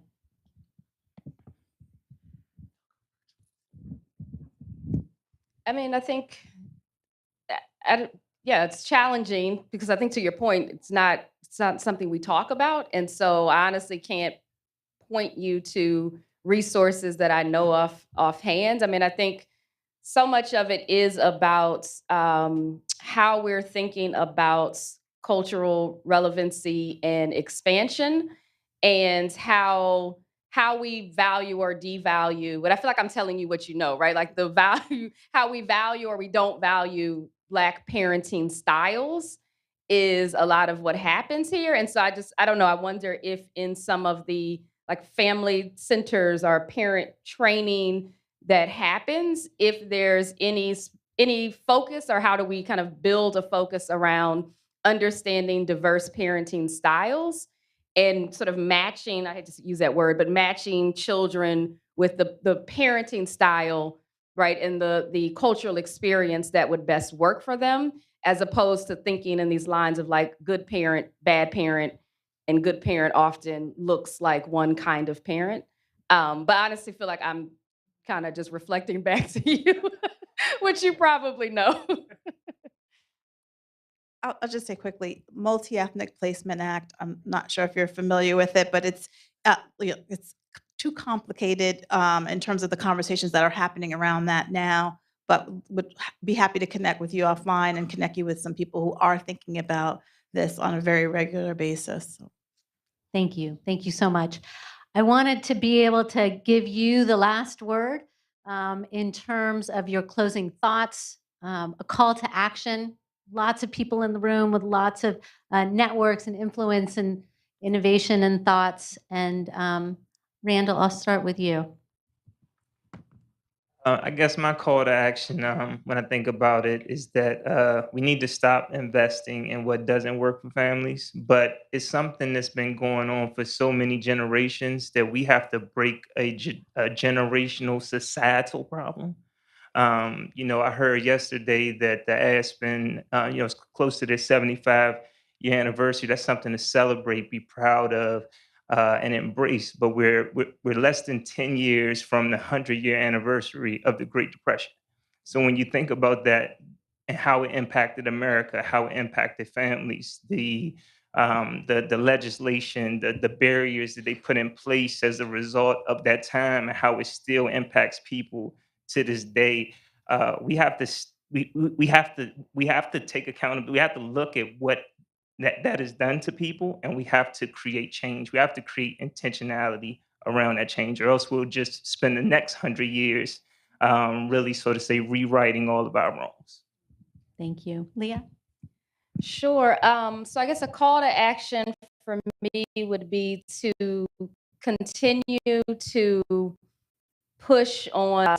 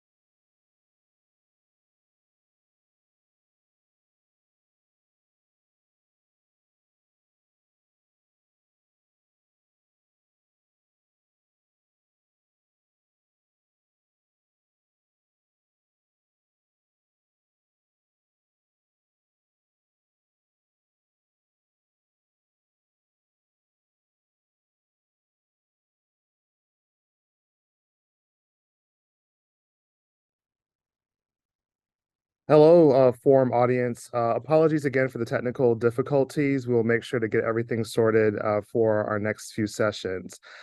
We have about a 15-minute break or so I'm excited to have this opportunity to do a virtual Q&A with you all around the Post-Secondary Success for Parents initiative. For those who are able to join us this morning and those who are not, I'm David Kroom. I'm Associate Director for the Post-Secondary Success for Parents initiative at Ascend. And I'm pleased to lead this really amazing initiative. I've been at Ascend now for almost 5 years, focused on post-secondary students with dependent children, or students who are parents. I want to spend just a little bit of time with you all today to tell you more about the PSP initiative. See if you have any follow-up questions from the great panel that we had earlier, featuring Chastity Lord from Jeremiah Program, Daria Willis, a Ascend Fellow and President of Howard Community College, Jessica Pelton, who's a Ascend Parent Advisor and alumna from the University of Michigan, and also Dr. Nasser Paydar, who's the Assistant Secretary for Post-Secondary at the U.S. Department of Education. And I should say Dr. Daria Willis as well as Dr. Lord. If you have any follow-up questions, or also if you have any questions from me, for me now, just put those in Slido. So I'm going to spend just about 5 minutes or so telling and sharing a little bit more with you about the PSP initiative, but I would love for you to for this to be interactive. So please throw any questions or comments that you have about the panel or any work that I'm sharing regarding to post-secondary and Slido, and we'll be sure to answer those in a few minutes. I want to just share a little bit at the high level, though, around the work of the PSP initiative. Our work here at Ascend is focused not just, so one, as Marjorie shared earlier, post-secondary is one of our core components, one of our 6 core components to the 2Gen initiative and the work that we do here at Ascend. We believe that student parents or families should have access to high quality post-secondary pathways, as well as employment that will lead to, that will be able to assist with giving them family wages. And so that's something that's really important for us in our work. We believe that our post-secondary pathways work is not just focused on those in baccalaureate pathways, so associates and bachelors, but we also care deeply around workforce and vocational pathways as well. So that's something that's part of our work. The PSP initiative focuses on several key stakeholders, some of which are the focus of Ascend, or many of all of which are focus of Ascend, philanthropy and funders, college and workforce providers and practitioners giving access to parents for high quality credentials, community-based organizations that are doing amazing work of providing wraparound supports to student parents so they can stay fully enrolled in their post-secondary pathway. And of course, as you can see from our forum, having the student parent perspective is really key to our work, not just within the PSP initiative, but broader for Ascend. Our work is really about how to post-secondary and the systems that surround post-secondary to be more student parent focused, and I should say student parent success focused, right? So we're looking for opportunities to support our parents to actually getting those high quality degrees and credentials so they can actually be able to support their families. The way that we do so through the PSP initiative is through a few different opportunities and communities. We just actually, and we'll share this virtually, but we've been sharing in-person copies here, just released our Leadership Circle Playbook. So we have been working with an assortment of colleges, mostly colleges, for a few years to understand how they are supporting student parents, to help them support and expand their supports for student parents. And so we provided robust TA throughout 2020 and 2021. And I should say that it was, because of the pandemic, more self-directed, but we were able to really work with these colleges to start to initiate and build supports for student parents within their institutions. And there were a lot of great learnings that came out of either campuses that were brand new to this space and establishing supports for student parents, or those who were more in the middle and trying to really codify and implement their solutions. And so we did a series of, throughout this TA that would happen over 2 years. Afterwards, we did a series of interviews and learnings and reviewing documentation, and really have compiled this amazing resource that has 5 promising practices that we believe that institutions and other providers of higher education and credentials can take to support student parents within their sort of pathways. And so really excited for that resource to be live now, and please take a look at it and share it widely, and hopefully you'll see it not not just as advantageous and useful for colleges, but also for your work as well. We also have been working not just in the practice lane, but also in policy and systems change. We worked with 6 public entities, 5 states and 1 city, through our policy acceleration partnerships. And we worked with those sites that were recently completed after 2 years to really think about how to reform benefits access programs to be supportive of student parent success again. So thinking about how childcare subsidies, for example, are actually promoting student parents or even allowing for post-secondary education to be part of the activity requirement, for example, that these states have. So excited to see work across the country, really think about how to reform childcare subsidies, state financial aid programs, and other human services and post-secondary and food, I would say insecurity focused work as well, to be really focused around how to promote student parents and those families to get access to these high quality credentials. And we'll be releasing some information around that toward the end of April. I would also say that we have been doing not just work focused on policy and practice, but thinking about how to share the narratives of student parents. So you might have heard earlier, but we have the 1 in 5 podcast, which has some really powerful narratives and stories around student parent success.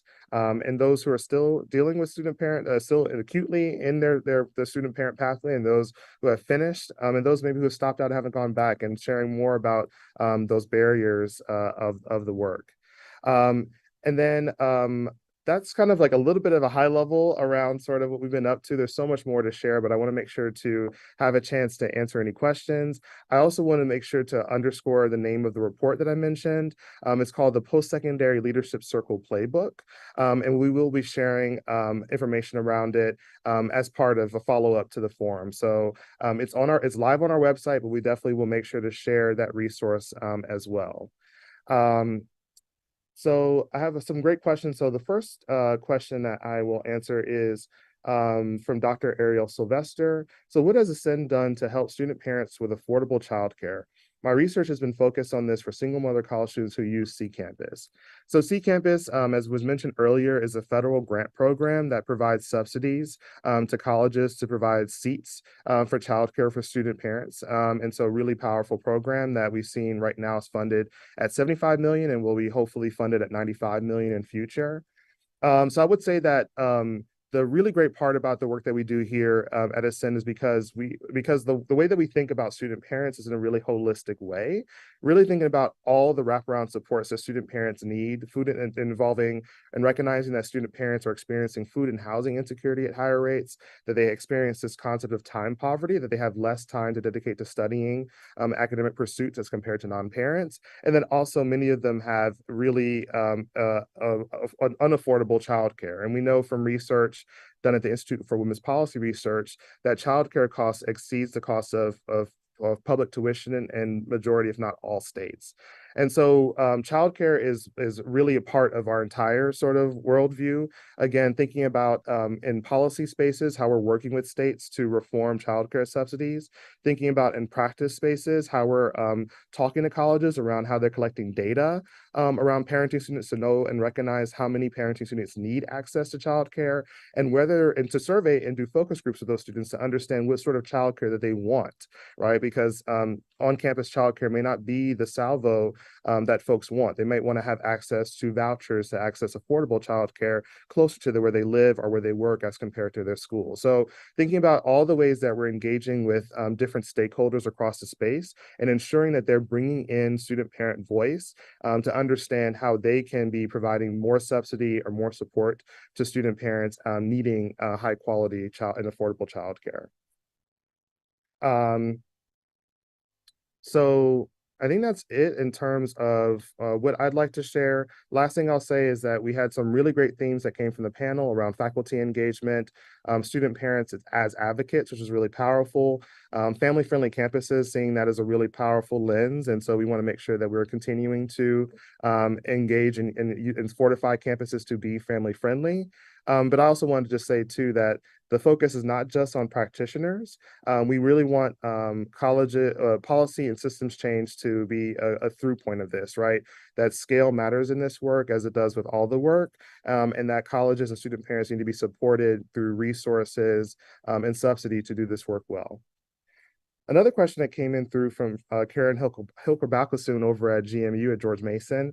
How can we connect other regional network partners if we seek to establish new partnerships? Can we work through the PSP team to initiate discussions? Yes, I'm so happy to be a resource here. If you're doing really robust student parent work in your community and regions and you would like to be connected to others, that's what we do here at Ascend. Our work is national in scope and the same for the PSP initiative. And I would say that there has been really powerful work happening all across the country, here regionally in the DMV area, but also in California and Georgia and Minnesota, Pennsylvania and Colorado, and so many more. So I would say that if there's interest in being connected to regional partners doing work focused on student parents, please see me as a resource. And I would ask that my colleagues, if they can, to I don't know, share some contact information if possible in Slido. That way, folks can be in contact with me if able. Okay, and let's see. I have a few more elements. Let me just pull up my information. Okay, awesome. So I think that, okay, great. So a question that I love is, what has resulted from engaging parents as advisors in your work? So I would say that our parent advisors are, I mean, I guess I'm not supposed to have any favorites, but they're kind of my favorite part of my job. I really am someone who's passionate about student engagement and parent engagement, has been working in this space for the last decade. I will say that our parents, we see them as a resource in so many different ways. One, we try to get their feedback on all the elements that we've done. So getting their feedback on some of the briefs and documents that we're re-releasing around the student parent sector, having them present in our convenings. They are a strong sort of source of expertise that we want to make sure that we always start our convenings with their perspective, similar to how we did today or yesterday with the forum. So they just add an important through point in their knowledge to our space, but also they act as really powerful external sort of arbiters of this work, right? I remember a few years ago when Achieving the Dream held its first ever student parent summit, that they kicked it off with 3 of our parent advisors in conversation around their perspective. I know last year or 2 years ago, maybe, ACCT, the Association of Community College Trustees, had one of our parent advisors act as a closing plenary for their legislative work. So really ensuring that student parents are not just seen as experts within our spaces and our realms, but also publicly. Also, one example I will just share is that and I think Ann mentioned this yesterday, is that we've engaged with our parents through the use of RFPs and other opportunities like the Parent Power Solutions Fund. So for example, we actually had our PSP parent advisors build a request for proposals and look for organizations to actually fund to build similar student parent models, either be advisory models or other ways to imbue student parent voice within their work. And so we're actually going to be doing, I guess it's a preview of sorts, we'll be launching a second round of our Parent Power Solutions Fund this summer. And again, this current cohort of parent advisors are building that RFP, and we'll be selecting the recipients of those resources. And so again, not just looking at the lens here within Ascend and student parent voice, but how can we foster the inclusion of student parent voice across the sector. And then we have another question. What new research and data do you think should be focused on as it relates to student parents? What should we find and what do we need to know that's not known? That's a great question. I would say that, and there has been some really great work that's been done in this space, but there's even more to be done, I think, around basic needs and security. So how student parents are experiencing food and housing insecurity, and also, I think, importantly, seeing childcare as being an essential and basic need as well, I think is really important. Not all entities are quite there yet with the childcare piece, but I would say we here see childcare as being an essential part of a student parent's ability to be successful. So I think additional support there would be important.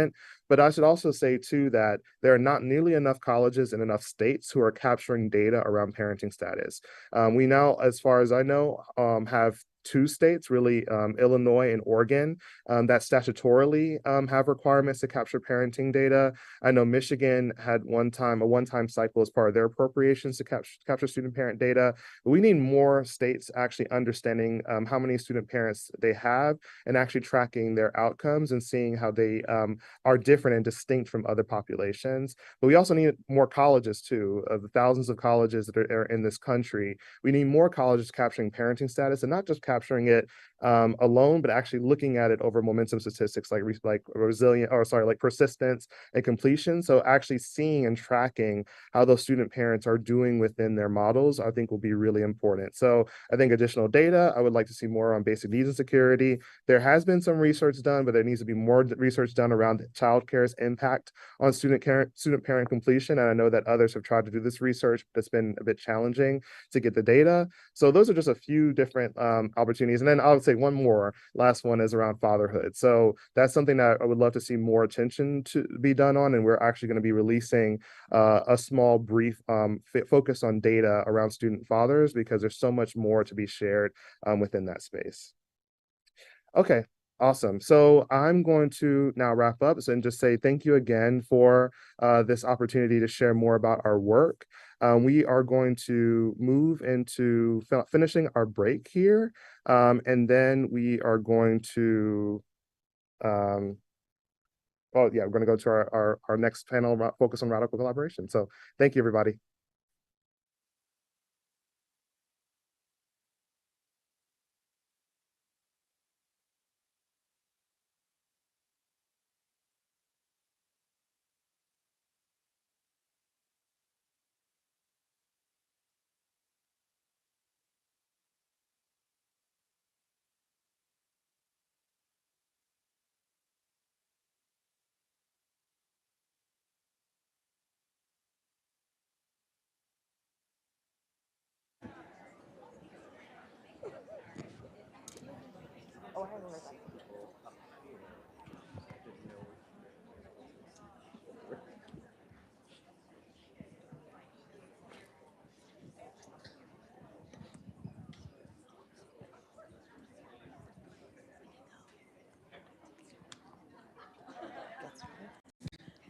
Back, everyone.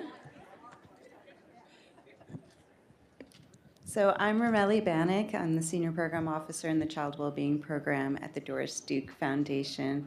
And first I want to thank the Aspen Institute and Ascend for having me here, and thank you to all of you for being here. I'll start first by saying a bit about the Doris Duke Foundation. You might have heard some of this from Ju earlier. We're a national funder based in New York City, and our vision is to support the well-being of people and the planet for a more creative, equitable, and sustainable future. Doris Duke had a special interest in protecting children from abuse and neglect. And over the past several years, the Doris Duke Foundation's Child Wellbeing Program has increasingly invested in approaches that are more upstream in preventing child maltreatment, including advancing impactful research and learning approaches that center the child and their parent or caregiver together, the two-gen or whole family approach.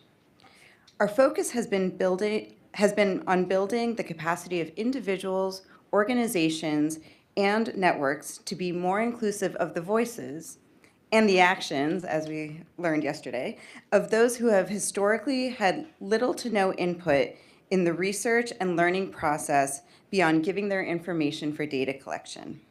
This includes the perspectives and insights of parents, families, and community partners.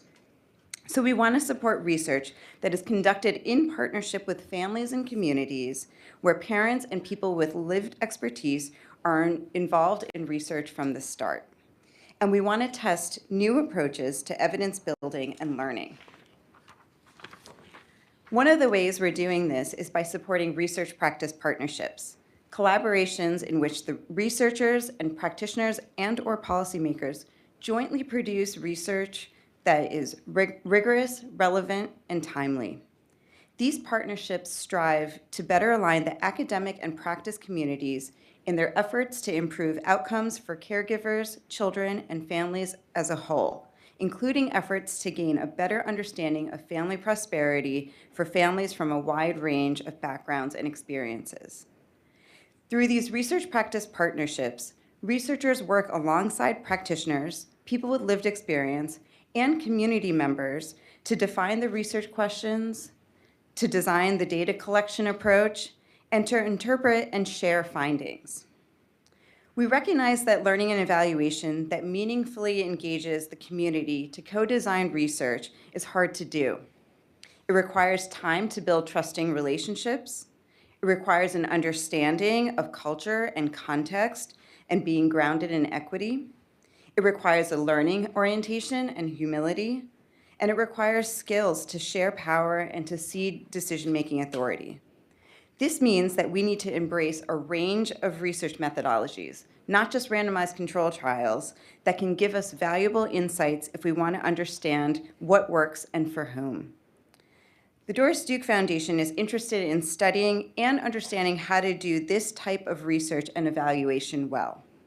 And we want to lift up lessons learned from those doing the work. What are the patterns, common themes, and tools that we can all learn and use?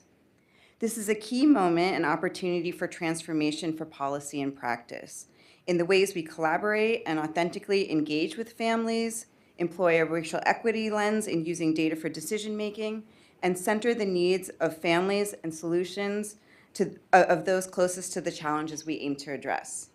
I'm excited to turn it over to our panelists to learn more from them about their work in redefining how to do two-gen research, learning, and evaluation. Thank you. Thank you, Romelli.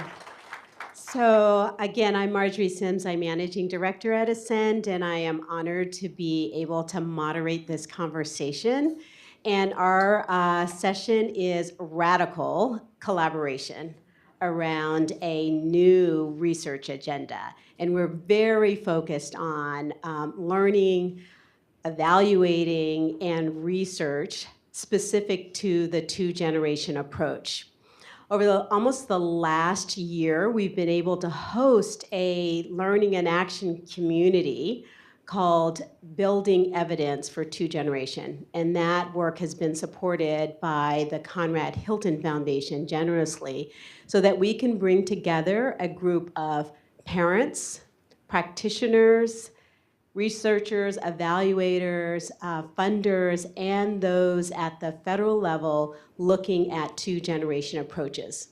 Because what we know is that the voices of all the stakeholders that are involved in this work need to be engaged in collaborating. Right, and so this is what our session is about. And so let's jump in. I'm going to do some introductions first. And right next to me is Catherine Kamara. She's one of our parent advisors for the Learning and Action community. And she also is with Invincible Mamas Pushing for Action and Change Together, or Impact Mamas, right? And that is supported by the National Crittenden organization.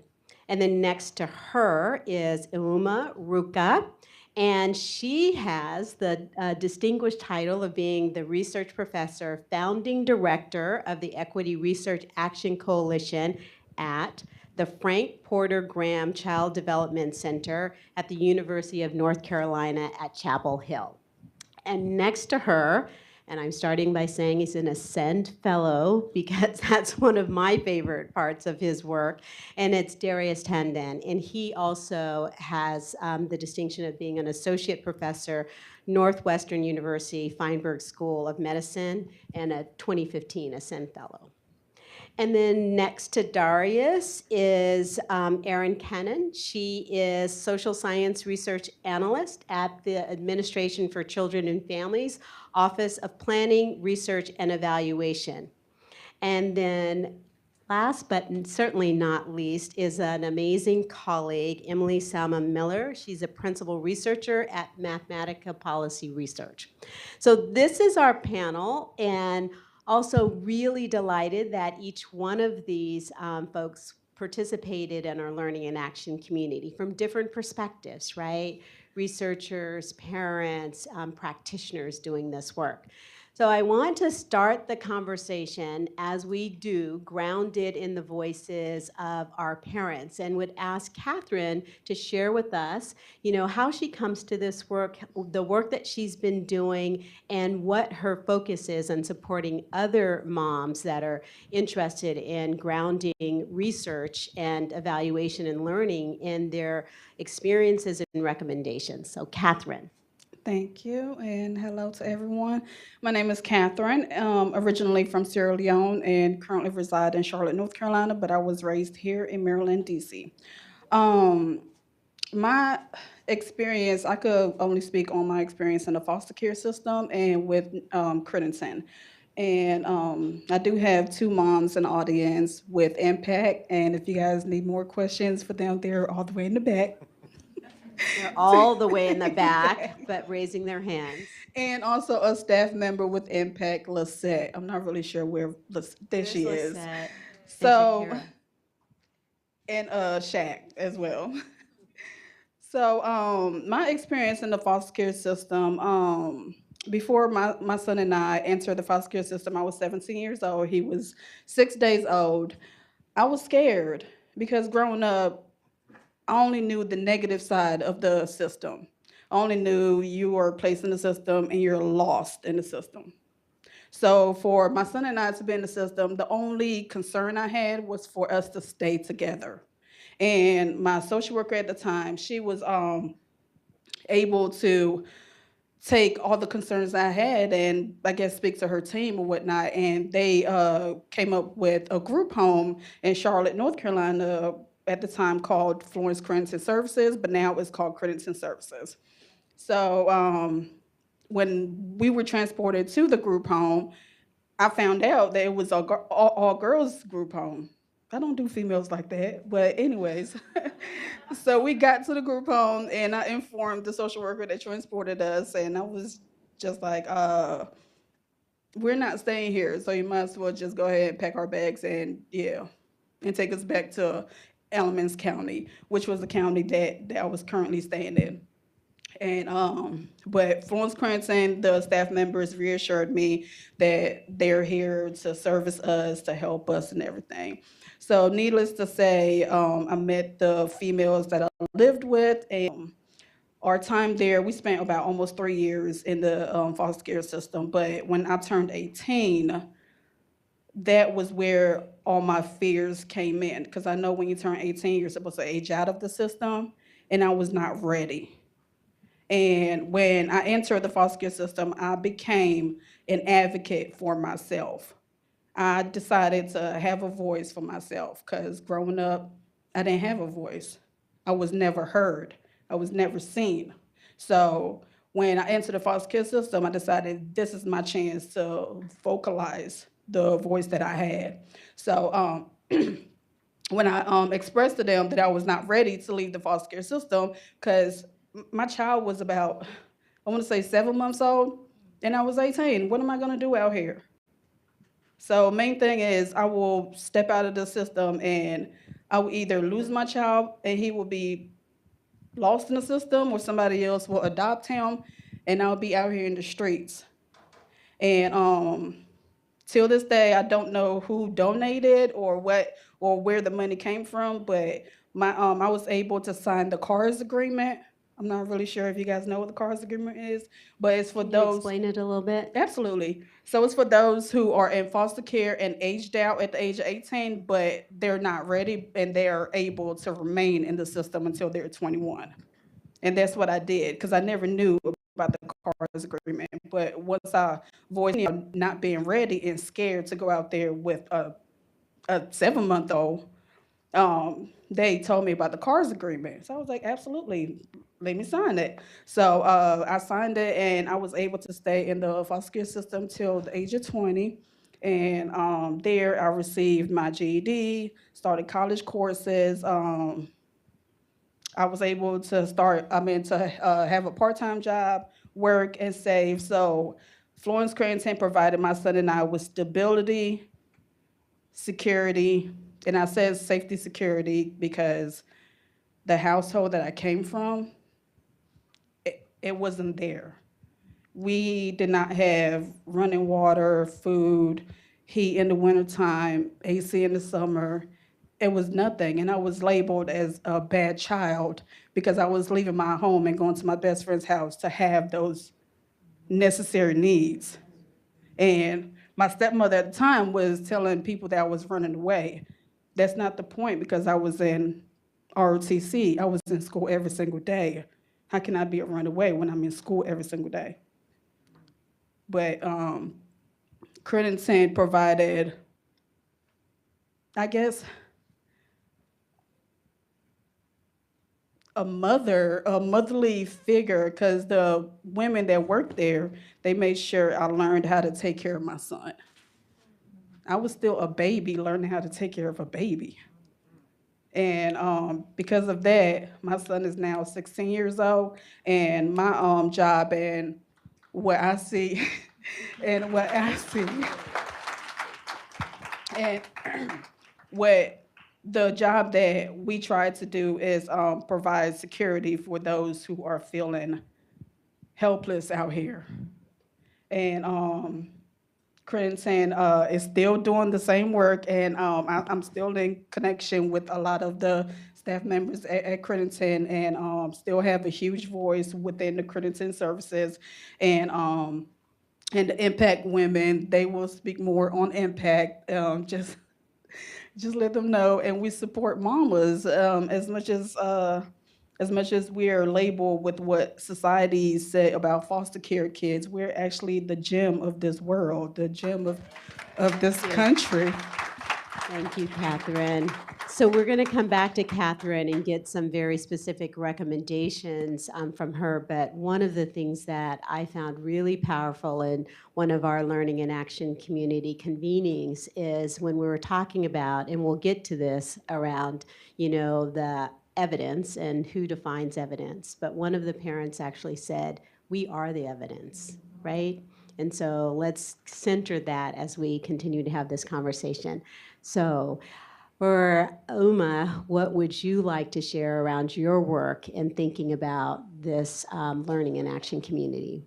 Yes, I'm so glad to be here, everybody. I'm again Iyoma Iruka here. And I would just say this. First, people think of researchers or scholars or academics as sort of like, that's just who we are.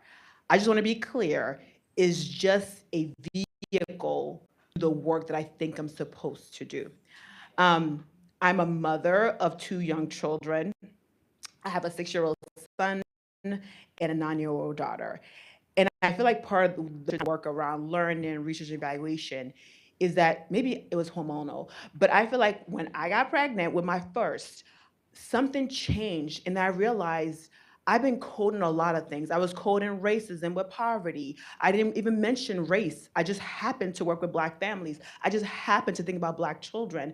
And what happened for me is I had to unlearn some of the ways that I've been doing research. Like that means that we can't just center only certain kinds of methodology, like only RCTs, only quantitative surveys. I had to actually do some unlearning.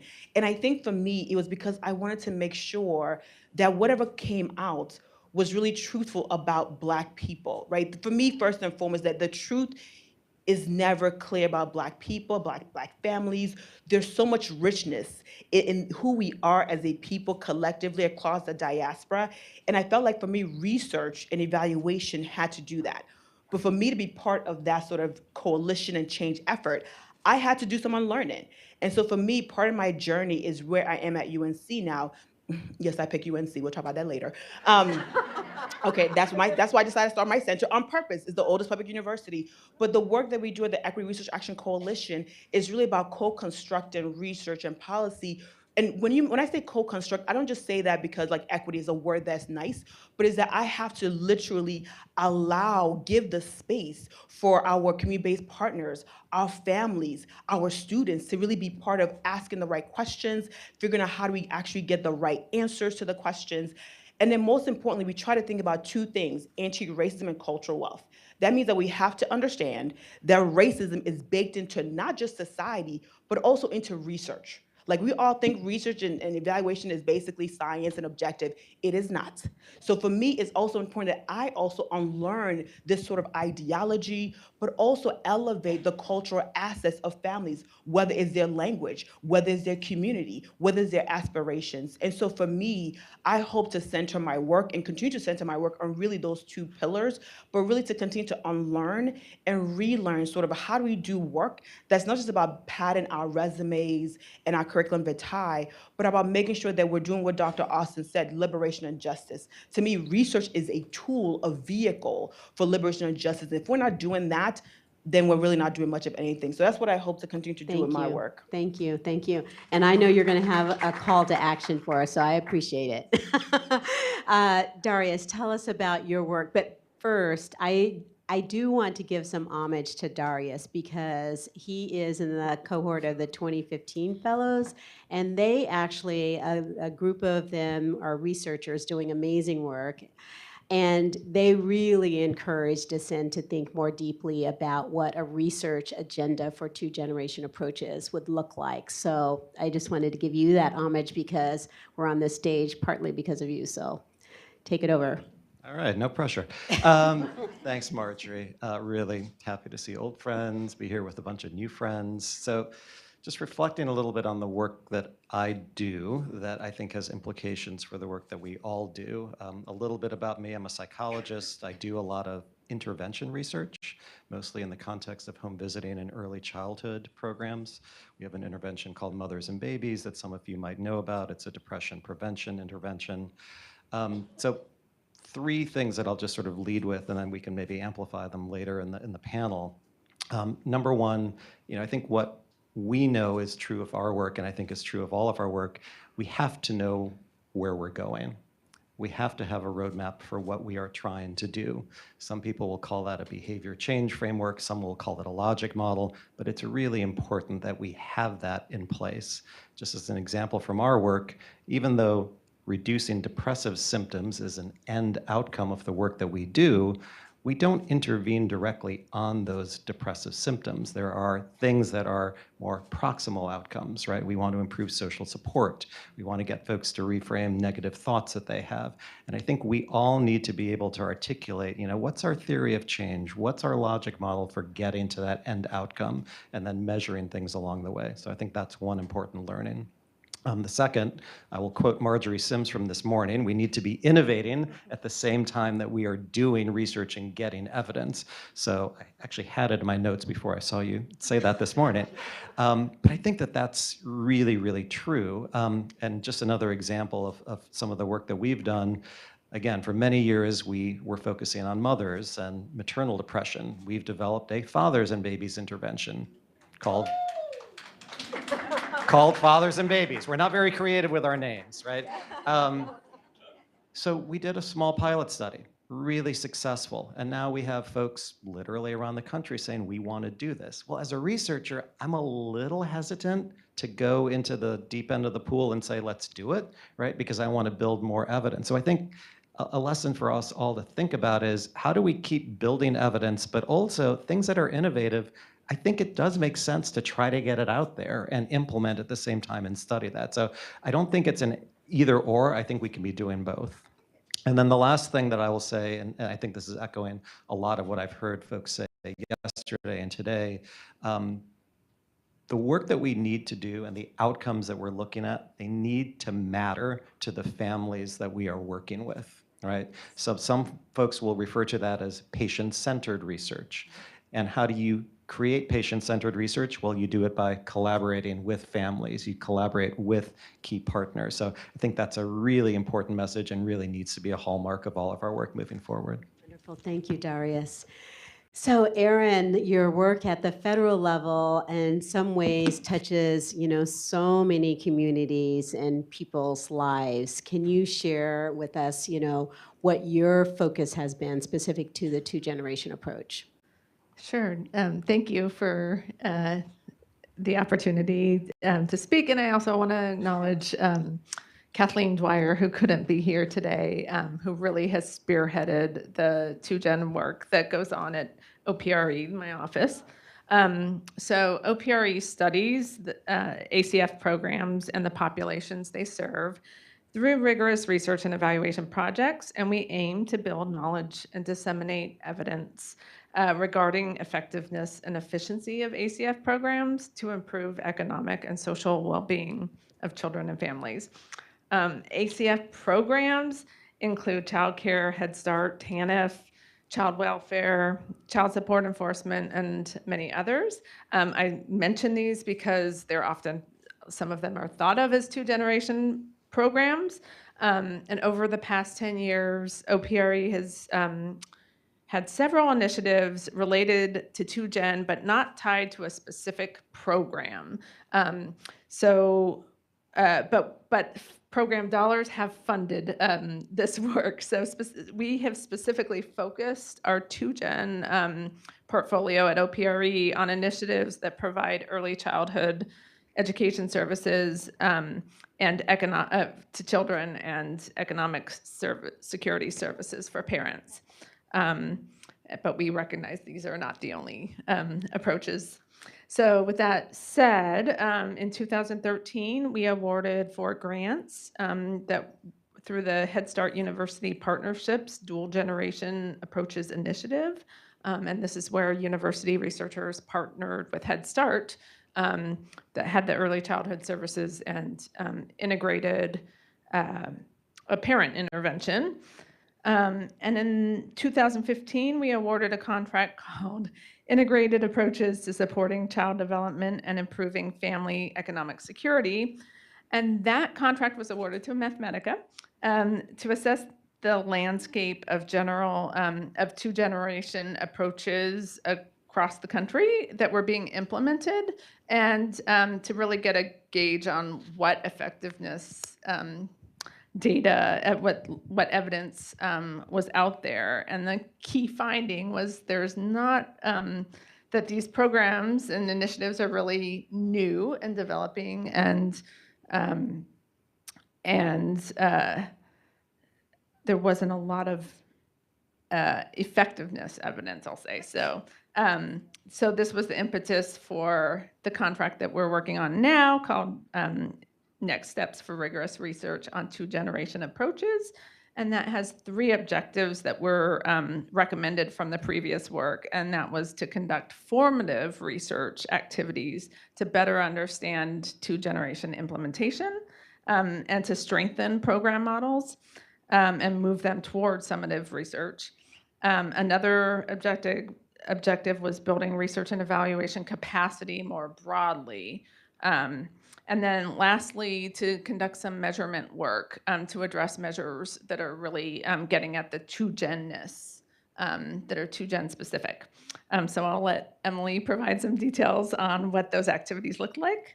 And lastly, I just want to mention OPRE has now created a portfolio. We have a web page where we bring together all of the projects that focus on coordinating services across programs. So I'll mention that. Great. Thank you, Erin. Emily, you share some of the work that you're doing, and not only is she working on large projects, you know, through OPRE, but Mathematica has also done specific evaluations to community-based organizations. One of our network partners, Agape, in Tennessee, they led some of that learning and evaluation there. So, Emily. Thank you. Thank you for the opportunity to be here today.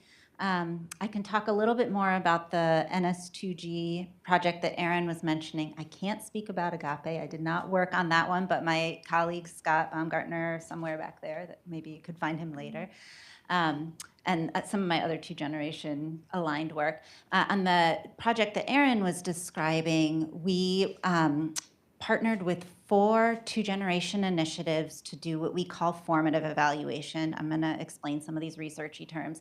So in formative evaluation, we are helping initiatives think about what are they setting out to do, the logic modeling that Darius was talking about. What do I think I'm trying to change, and how do I think I'm trying to change it? And how might I strengthen what I'm trying to deliver so that I can be more confident of getting the outcomes with families that I want to see. So with the 4 initiatives we were working with, we came up with a logic model template for 2-generation initiatives. We partnered with those 4 initiatives to ask them, does this template work for you? What would you change? What would you tweak? And ultimately, they each of the 4 came up with their own logic model, and we have this sort of plug-and-play template that's available on OPRE's website that other initiatives could work with if you want to build one of your own.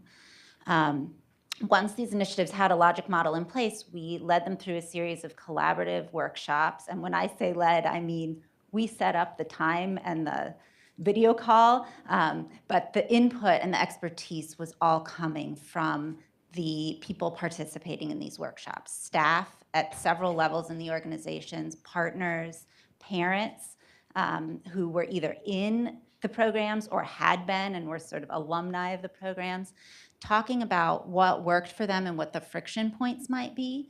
And through that series of meetings, they came to suggestions for how they might strengthen the services they were offering.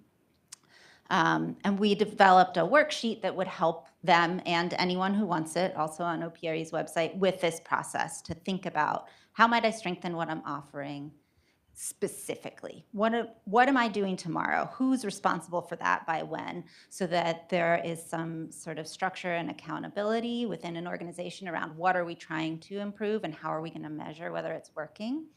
And we did these cycles of evaluation where the initiatives would try to test something, try to test their referral process and tweak it a little bit and see in a few weeks, was it working better? And then come back to the table and say, how could we tweak it even more? So they would do multiple cycles like this.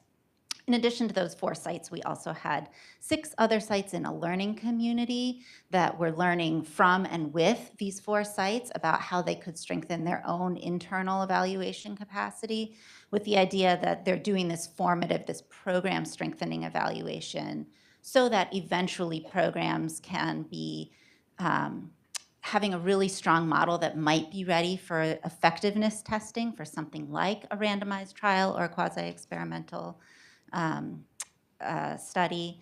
And then the last thing we did was this measure development that Erin was mentioning, that we developed a measure for mutual reinforcement, which is the idea that no one organization or department within an organization is going to be able to serve the constellation of needs that a family may come with.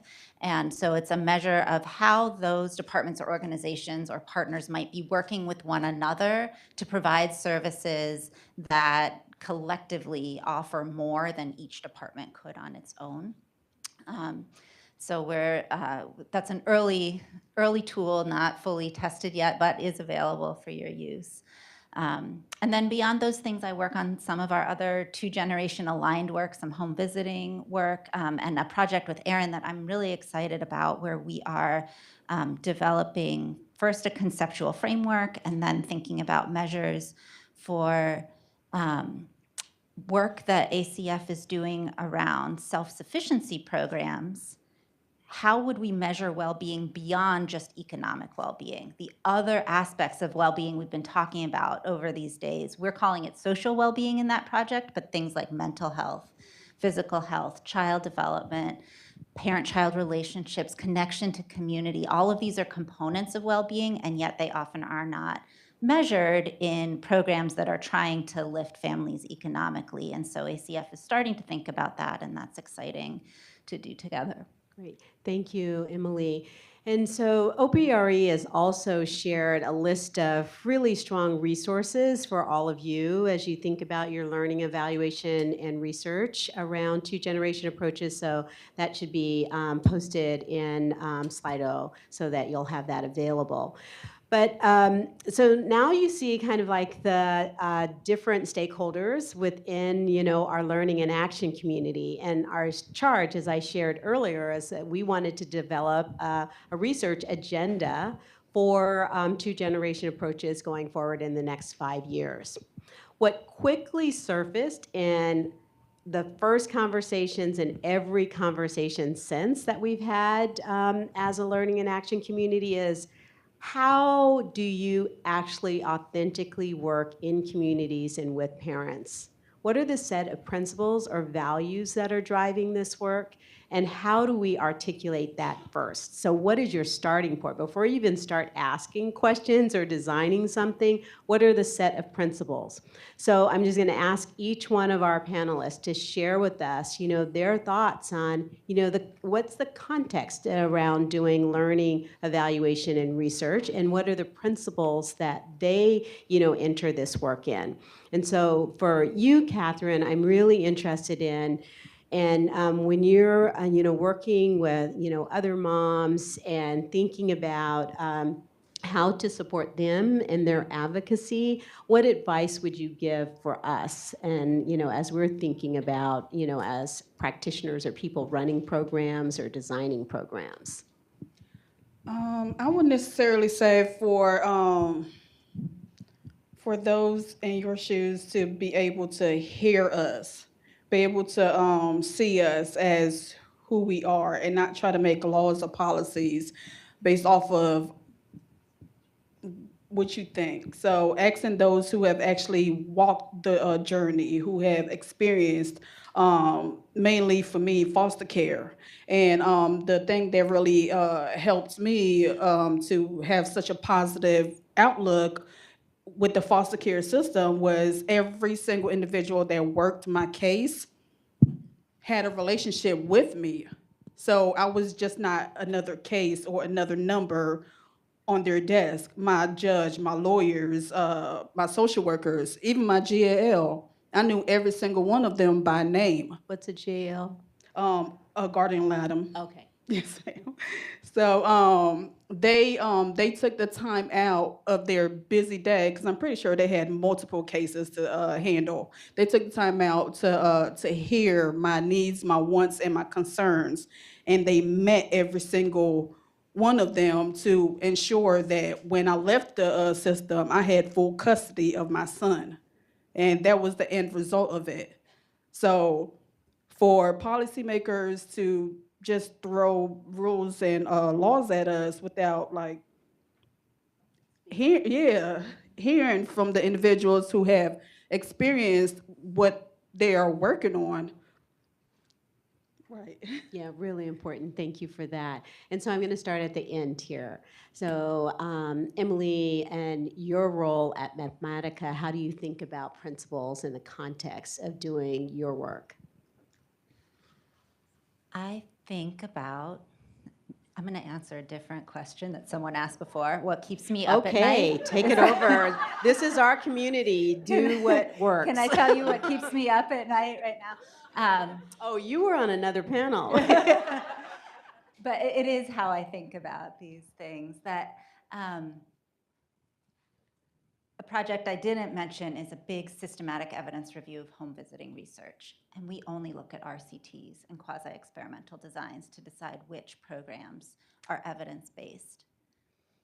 And it keeps me up at night that we're doing that, because there are other ways of knowing that programs are effective. And as evaluators, we get some tunnel vision around knowing what works. And the voices of families and participants in programs telling us what works for them can give us a better lens into what to measure.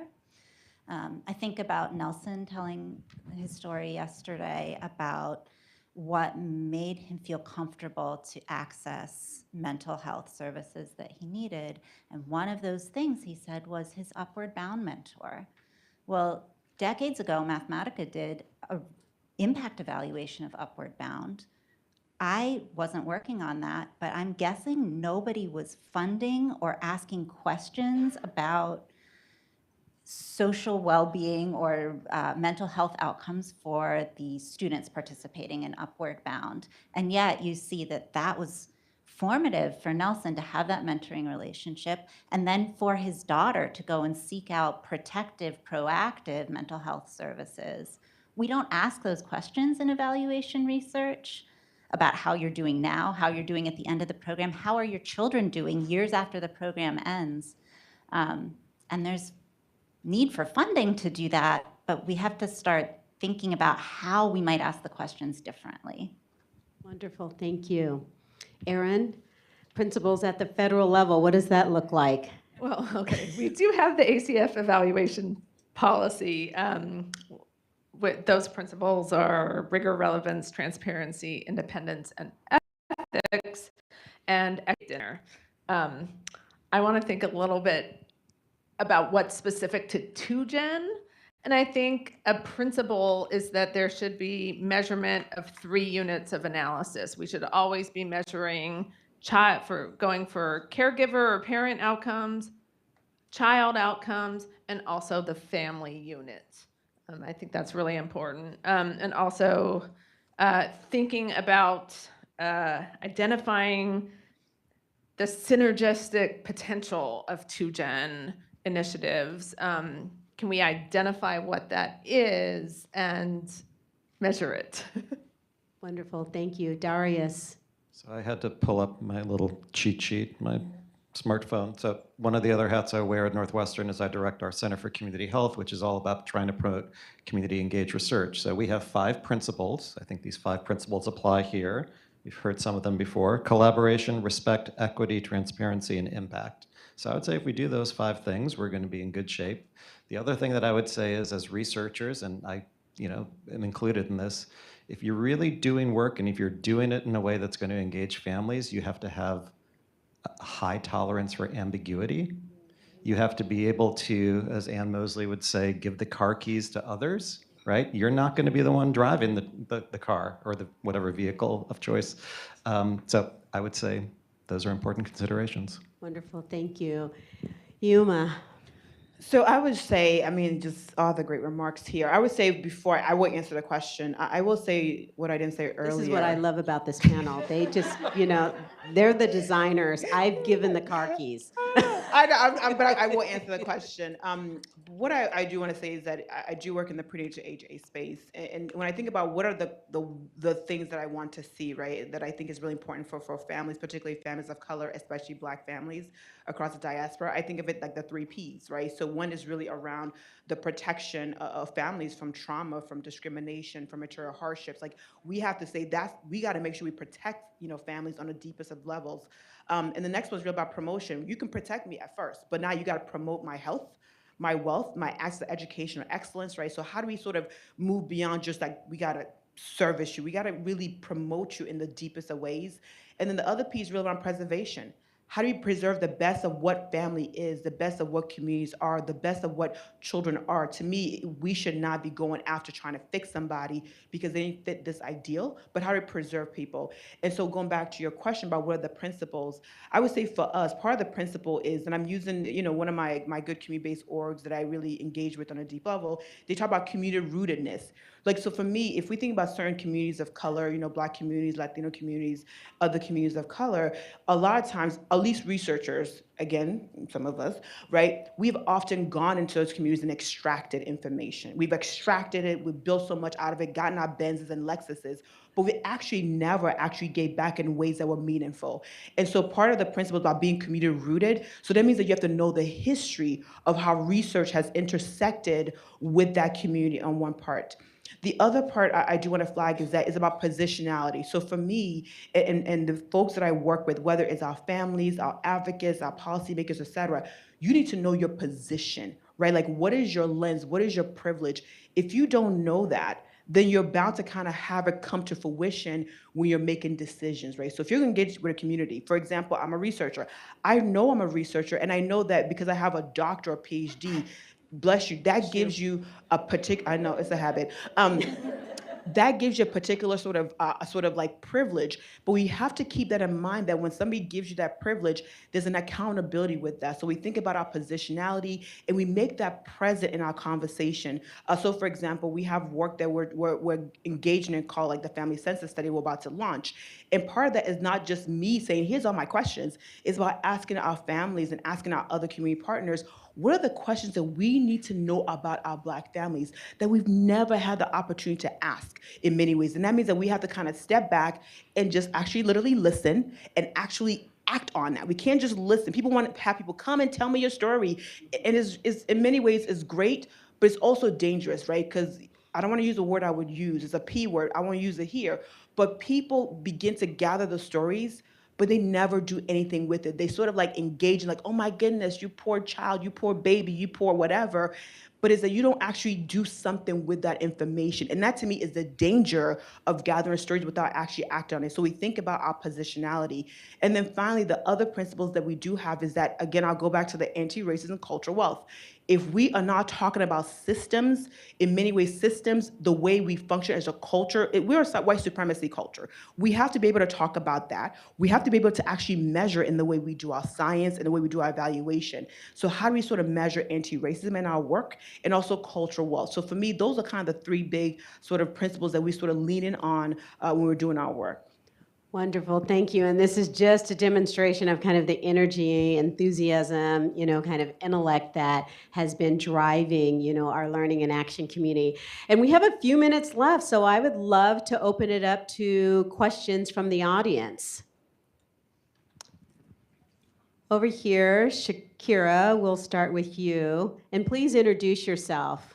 I want to capture.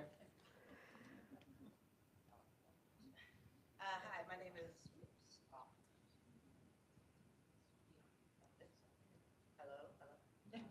Hello? Bummer. Here, you want to come up here? Thank you.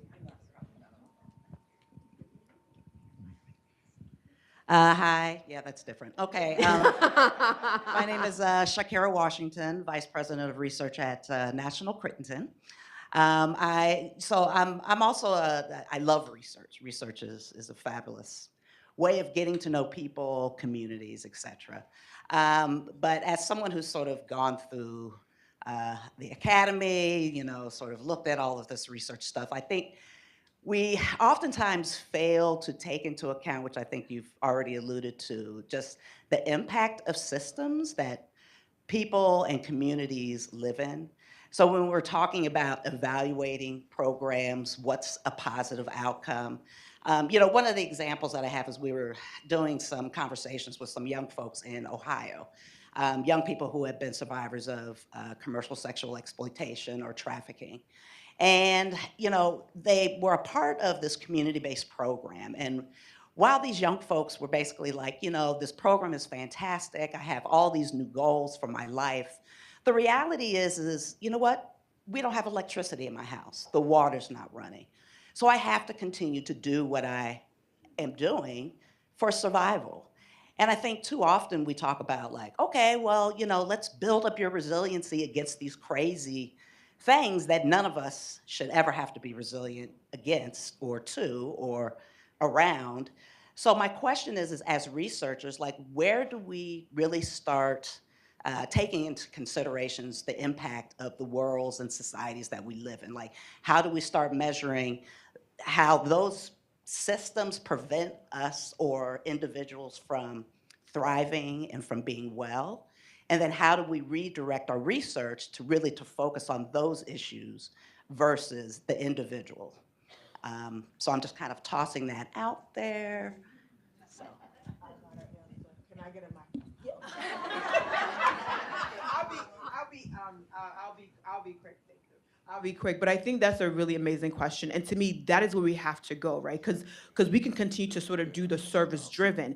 And so what I will say in terms of, briefly in terms of your career about how do we begin to make the system visible? Because we often say the system, like it's a capital S system, right? But we have to be able to actually articulate it. So for example, I won't bore you with academic sort of terminology, but we have a sort of a paper we wrote last year that really tries to operationalize, for example, what is racism? Like what is structural racism? It's things like immigration policies. It's things like all that we have about segregation. It's about mass incarceration, said earlier. But we have to be able to actually quantify that. For some of us, they don't believe it exists, so we have to quantify that.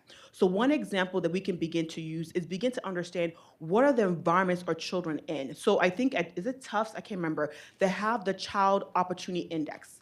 in that index, like a 49 collection of 49 indicators, and you can actually take those indices and map it to the zip code, the census tract that is available because the feds produce that all the time.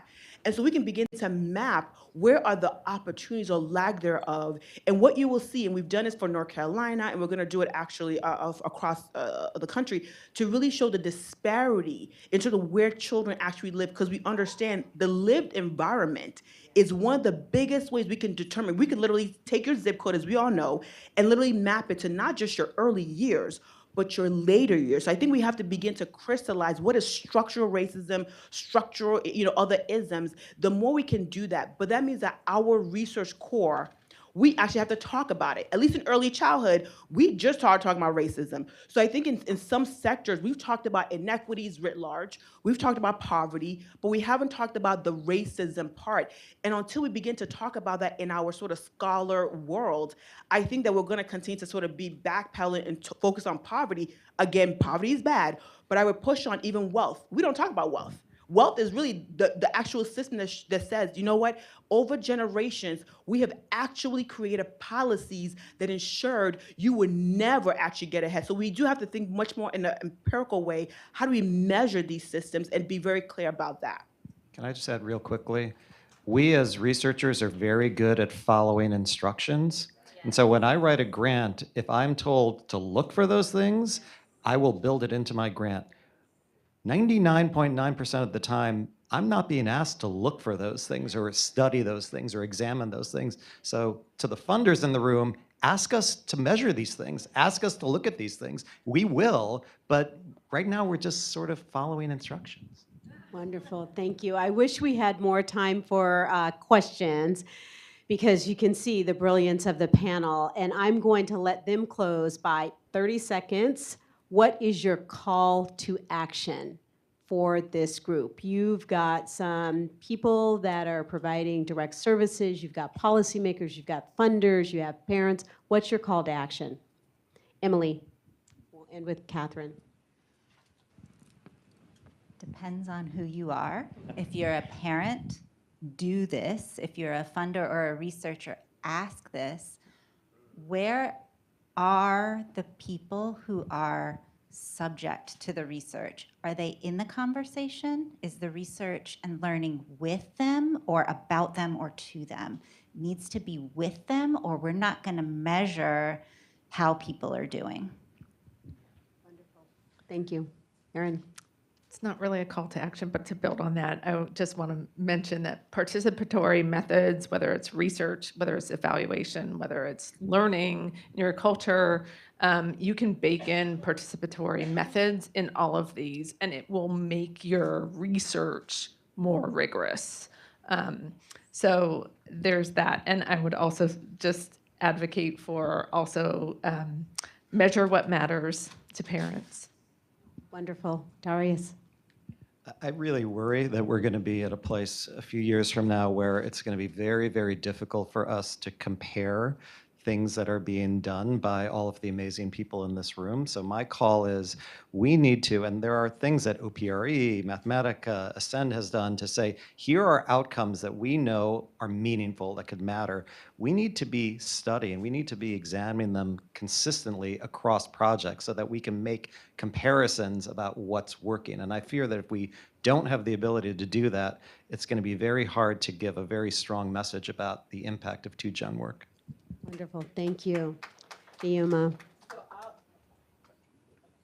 I'll just say the word FUBU, for those who remember. Richard, that dates me. For us, by us, right? So, and I say that in a collective way, that while we focus on the actual content of really trying to unpack what is research, the power, all the privileges, et cetera, is that a lot of the research being done, particularly on Black and Brown communities, do not include Black and Brown researchers. So I would push that if you're a funder, do not fund any more work that literally does not center Black or Brown people as or leaders in the work. I think that's important. And then finally, I'll just say in the end of it, I will push you to think about the 3 Ps of like, how is your work in any ways protecting children, families, and communities from harm, discrimination? How are you promoting our health, our wealth, and educational excellence? And how are you preserving the best of our communities and who we are?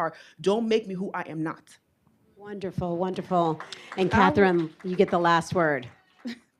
I would say to continue to be the voice for the voiceless, because children in foster care don't have a voice. So to allow those who are strong enough, like myself, to stand up and be an advocate for themselves, encourage that. Because I know if the foster care system was such a positive experience for me, I know it could happen for everybody in foster care. It doesn't have to be a negative stigma that's going around about the foster care system. So, yeah. Thank you so much. Please join me in thanking the panel. So you see that we have an online poll going here. There's a QR code. If you would like to share with us where you are along your two-generation journey, if you're providing direct services, please take the poll and we'll share the results, and it will help guide Ascen's work going forward. We now have lunch, a lunch break. So lunch is set up out here, and make certain that if you'd like to go up to the roof, there's staff that would be able to help escort you there. And then for those that are joining us virtually, I believe there's an online conversation happening there. So thank you. We'll see you back here at 1:15. 1:15. Thank you.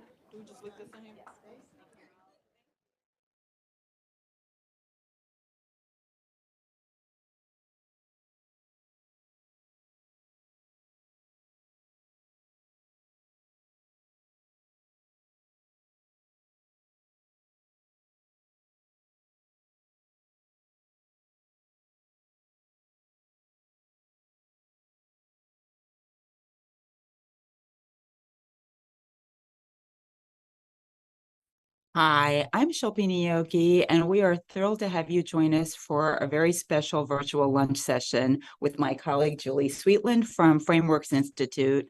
Julie is an expert in all things framing, and in a minute you're going to find out what we're talking about when we say that. Julie, without wasting anybody's time, I thought what would be a great way to level set this conversation if you could tell us a little bit about why framing is important and what it is. Framing is the process of making choices about how we present ideas.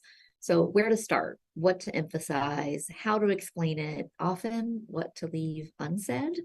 We're always framing. We might not always be framing consciously or strategically, but there's no such thing as an unframed conversation. We've always chosen some way of presenting it over another. But I think since we're always framing, we always should be framing strategically, because it can make such a difference in how people hear us, what they take away from the conversation, what actions they're willing to take or not take. And when it comes to ensuring that our communities are really supporting children and family well-being, the way we talk about children and families, the fact that we're talking about their well-being rather than their vulnerability, all of those choices that we can make have a real difference in how the issue is positioned, who aligns with it, who's going to support it, who's going to demand it. That's super helpful, and I love having that broader context. Today, our focus is really about how are we framing what we talk about in terms of two-generation approaches, or 2Gen. And our audience should be seeing links to the resources both on Ascen's website and the Frameworks Institute website, where we have a playbook called Framing Two-Generation Approaches, companion messaging guides, and additional resources. Now, I know those resources for framing the two-generation approach were created around 2019. I think we all know a lot has happened since then. Can you talk to a little about the research that guided it in 2019 and how we know if things have changed or if it's still working? Absolutely. So Frameworks is, we're a group of social scientists mostly. So I'm a sociolinguist, we have political scientists, anthropologists, et cetera, on staff. And we do really in-depth, rigorous research. And we try to do it at the level of culture, not just surface opinion about that it's going to last for a week or a month or a news cycle, but really is designed to be framing research that can guide folks for the longer term that it takes to really create some of these systems and systemic changes. So it's designed to last as the first thing. The research that we conducted, this research into, we've been working on early childhood development since we were founded in 1999. So if you've heard the phrases brain architecture or toxic stress, those are metaphors that have come out of our work with the National Council on the National Scientific Council on the Developing Child, on issues of family well-being, human services, what's traditionally called welfare reform. That was research done in 2015 and 2016 with the National Human Services Assembly. So there we got really deep into how Americans think about financial supports, all sorts of supports for families that are economically marginalized or experiencing other forms of marginalization. So we see it's working because we know that these ideas take a long time to shift. I feel confident that the research is still timely and it's useful still. We've seen it take up in lots of places. I could tell you more about that, but I'm not sure. Is that what your question was getting to? Okay. Yes. So I think last year, no, time moves slow. Yes. It moves strangely these years. Yes. In 2021, we did a review. We looked at state websites of health and human services. We looked at other organizational websites, a couple, like a dozen and a half NGO websites, and we did a media scan. And we did that scan in such a way where we were looking at what websites looked like in 2017 and what they looked like in 2021. So we had a nice time for things to take root. And we are seeing widespread adoption of some of the recommendations. Particularly, we saw all of that public discourse moving away from a language around vulnerability or breaking the cycle of poverty. And I'm all for poverty ending. And all for intergenerational poverty not happening, but that language of cycle of poverty, cycles are supposed to continue. That's what makes them a cycle. It's just not a helpful metaphor. It also brings people into this mindset of all the cognitive baggage they have with the term poverty, right? So we believe it's really important to lead with the idea of human potential, families thriving, and that we're building family well-being. So paint the vision of what is possible and what you're going for. And a little bit of earlier today, in sessions we were talking about the importance of starting from an asset-based frame. Absolutely. Right? Looking at family strengths, looking at their lived expertise. Yes. And that's where we want to start the conversation. Exactly. So it sounds to me like a lot of the things that we've learned through the framing research and through the framing guidance is that if you start with that sort of strengths-based mindset and really honoring lived expertise, you're going to bring more people into the conversation and want to join you in kind of making that change. Exactly. So it starts on a much more positive note. Yes.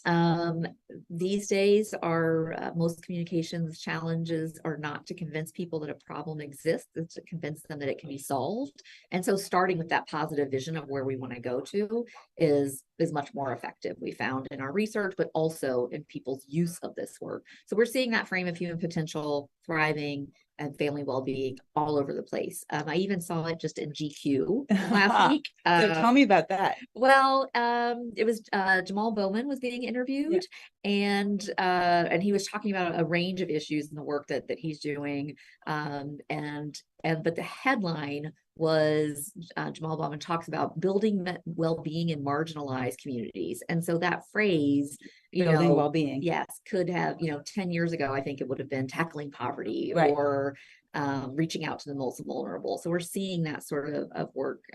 Anyway, we're seeing some of the language seep into even headlines and seep in, and also be stylish. Yes, right, right. Yeah. So I'm going to encourage the audience to be sending in questions, and so we can have Julie take your questions, and hopefully the iPad that I'm using to get your questions will work in a quick second. As we're waiting for your questions, which I'll turn to momentarily, I am going to ask Julie a couple of questions that I think can help, like the GQ one, bring this to life. Where are you seeing organizations that are using this framing language to kind of really good effect, to kind of as models that we can learn from?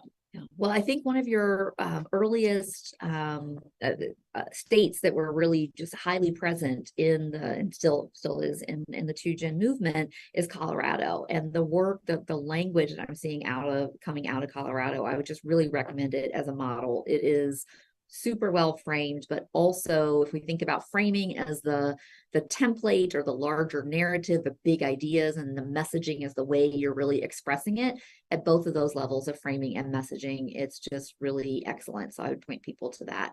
And my sense from talking with folks out of that state and in those agencies is that the common language is helping folks move the work faster and more efficiently. Those are great examples, and we can also make sure to share more resources from the state of Colorado so you can see it in real time and see what that work looks like. The other question that I think, Julie, that would be helpful is you talked a little bit about the kind of research you do that informs this. Can you unpack that for us a little bit more about what kind of research we know, so we understand both how we're making choices about the language and the framing, but how we also know it's actually resonating or getting through to the people we want to talk to? Sure. So we start with, what do we want to say? And we work closely with folks in a field of practice, experts, researchers, leading advocates, and interview them to ensure we've got that we at Frameworks are translating the right ideas, right? And that we know what you're trying to get across. So what do you want to say? And that is a process in and of itself. And we started this in 2015. Ascend was still figuring out, I think, some of the pieces of it. So that was a process in itself.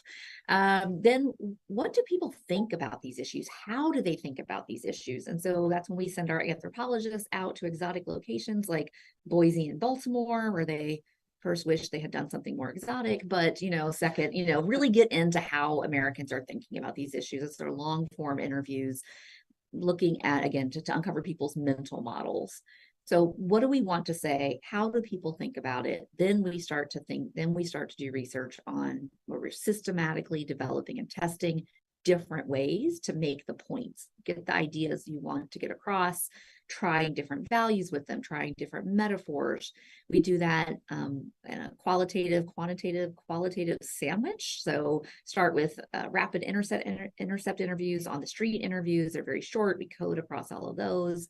And we do large scale randomized controlled testing for frames. So those surveys will have thousands of people in them, nationally representative sample. And then we'll often follow up with something that looks a little like a focus group, but we do it in a nerdier fashion, peer discourse sessions, where we're really looking at how do these ideas move in conversations and in culture. So that's usually a couple years long in the making. I know that some of our folks, including one of our participants, Carl Roberts from Colorado Resilience, is asking about examples to links for the Colorado types of examples Julie talked about. And I think what we can do is do two things as a follow-up. One is make sure we share links to some of the Colorado agencies that are working across the way. If there's a new cabinet in Colorado that's looking cross agencies for ensuring that the services and supports families need go directly to them. So we'll share the agency links, and then we'll also make sure to share a few examples of particular resources the agencies are using. So thanks for that question, Carl, and we'll make sure to follow up there. Another thing that we have a question from Sylvia Ramirez is, when you talk about assets, are you referring to thinking things like the community's cultural wealth? Where would you recommend people go to learn more about asset framing? So the work of Travian Shorters is the first place I would stop. Say that first one more time so we catch that.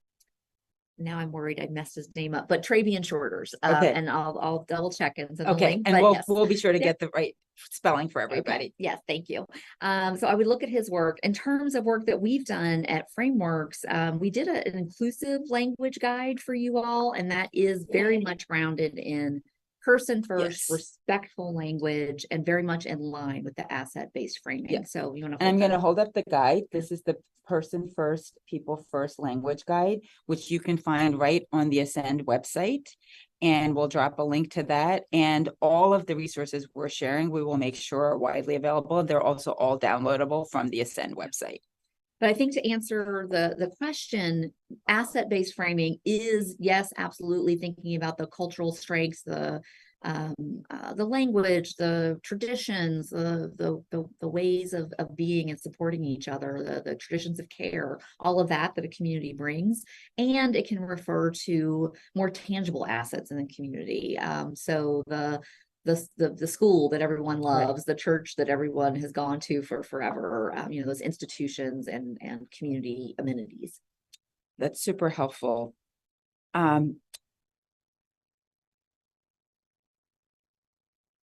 Folks are also really interested in learning more about how you move from taking the guidance and applying it, right? So how do we move from taking frameworks, uses some examples. Can you talk a little bit about how you work with folks to kind of take the guidance and translate it into sort of practical applications? Absolutely. It's not easy, but it's not impossible either, right? So I liken it to learning a new language. It's one thing when you've gotten the vocabulary words and the few sentences and phrases that you know to say. It's another when you feel conversationally fluent and can do all the things you want to do in a language. So I think we work with folks to understand that it is a process. There are resources on our website that let people see how to, what we call a frame check. Frame check your own document. Look at the beginning. If you're starting with a stack of stark statistics, that's not the right move. You want to lead with a value, lead with a positive vision of where you're trying to go. So there are resources like that. We have partnerships with states, with other NGOs like Ascend and coalitions and networks where we can be in the meetings or take a look at things before they go out. So that's absolutely a process, something we do as well. And I think one of the things that I'm going to reinforce as somebody who's worked a long time in the social sector and done a lot of communications work, which is all of us are always learning, right? Yeah. Because the language is changing and what works is changing, even though, to your point, we're seeing pretty strong and consistent evidence that a few of these things are sort of pitching a problem as something that's solvable. Yes. Talking about families in ways that puts the person or the experience of the family front and center. Yeah. That those are things that we're trying to start to see that there's an empirical or research base for it, but there's sort of an universal value to it.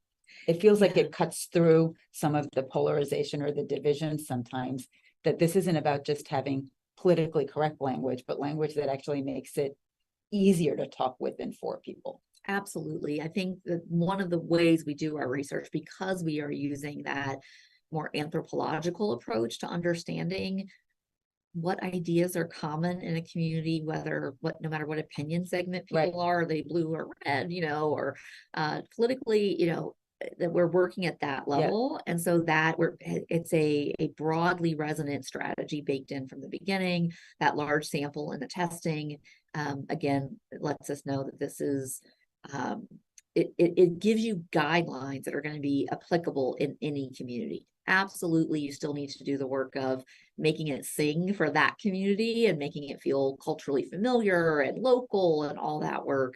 But the research is done in a way that should absolutely lead to a bipartisan, broadly resonant strategy. That's super helpful.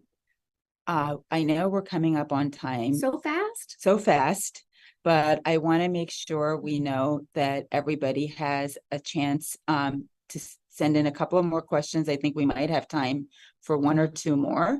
And I also want to make sure, again, to reinforce that we're dropping in links in real time in Slido, but we will also follow up and make sure everybody has both the links from the Ascend website to the great resources at Frameworks, as well as from some of the state examples we discussed, like Colorado.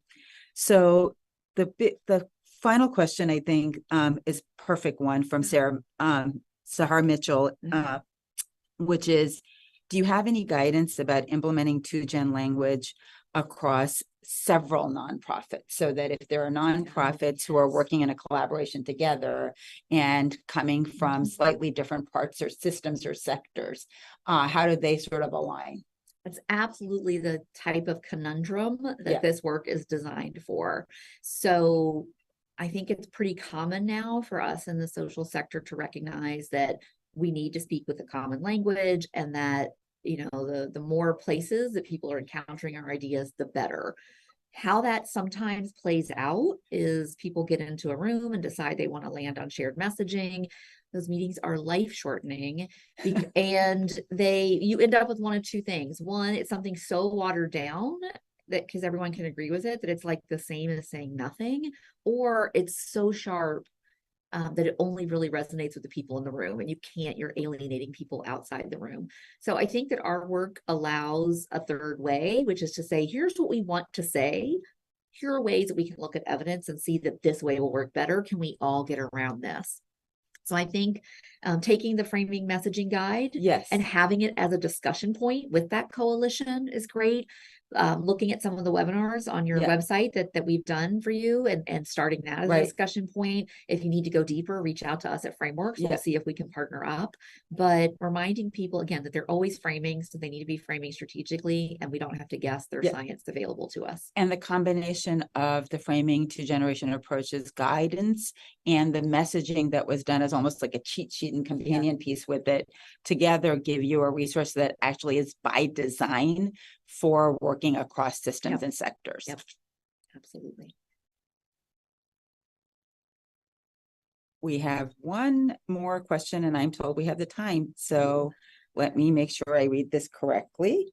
From Manai Wilmore, how do you tailor a message to those that are quote unquote influencers, such as journalists and policy folks, to address their own biases and mindsets? So I think there's some preparation work, some advanced work you can do. Offer journalist briefings or send a memo to the editorial board. If you are seeing consistently negative, harmful stereotypes coming out of a particular press, outlet, for instance, doing some of that media advocacy before you're in the context of an interview, and this work should help you do that. In terms of speaking with, in the context of an interview, you're speaking with the journalist and you're getting a question like, well, why are these families just so broken? Right? That's where you need to use your media relations techniques and bridge and pivot and say, bridge away from that. So I hear your concern about families facing a lot of struggles. Yes. But I have to say, I really see families facing those struggles as being incredibly resilient, right? So you have said something innocuous that brings in the journalist, but you have brought it back to your core story, not the harmful narrative that they're working from. And I think that's a really big and important lesson, right? That we all have a chance sometimes when someone is saying a negative stereotype or using language that we don't agree with, don't repeat it. Don't repeat it. First and thing don't is don't try to rebut it. Right. You reframe it. You reframe the conversation. So I think there's a lesson, 3 R's, right? Yeah. Don't repeat it, don't rebut it, reframe it. Yeah. And their training is to say something like that. Why are these families are so broken? Hoping you will repeat it. That's actually the technique that they're using. So got to be one bit smarter. Yeah. And a lot of practice. Absolutely. Thank you all so much for your time. As I noted, I want to thank Julie, our colleague from the Frameworks Institute. They do terrific work. We'll make sure to share resources more from Julie, from our Ascend website, and the examples as we promised. Thank you all for your time. Thanks for having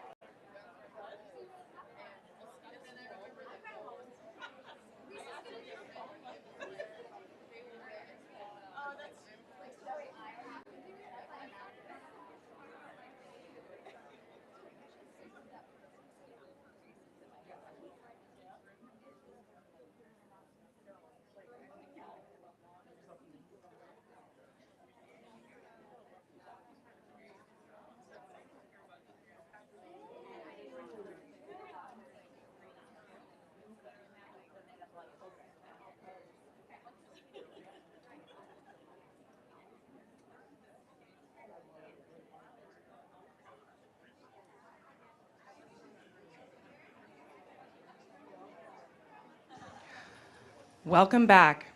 The Aspen Institute's Ascend Fellowship is made up of a diverse group of leaders who work across sectors that affect the vitality and wellness of families. They are selected for their potential to build political will, change systems, and drive the policy agenda needed for the well-being and prosperity of children and families. For this next session, we've invited 3 Ascend Fellows to share their big ideas for intergenerational opportunities. To introduce these inspiring leaders, please welcome the Director of Global Early Childhood Development at the Conrad N. Hilton Foundation, Lisa Baumer. Welcome back. I think you're really going to love the format. I love that this format for the next session is going to be a little different. It's going to be very energizing. Get ready to be inspired by these leaders who are each going to share their bold solution for creating intergenerational prosperity, well-being, for disrupting inequitable systems.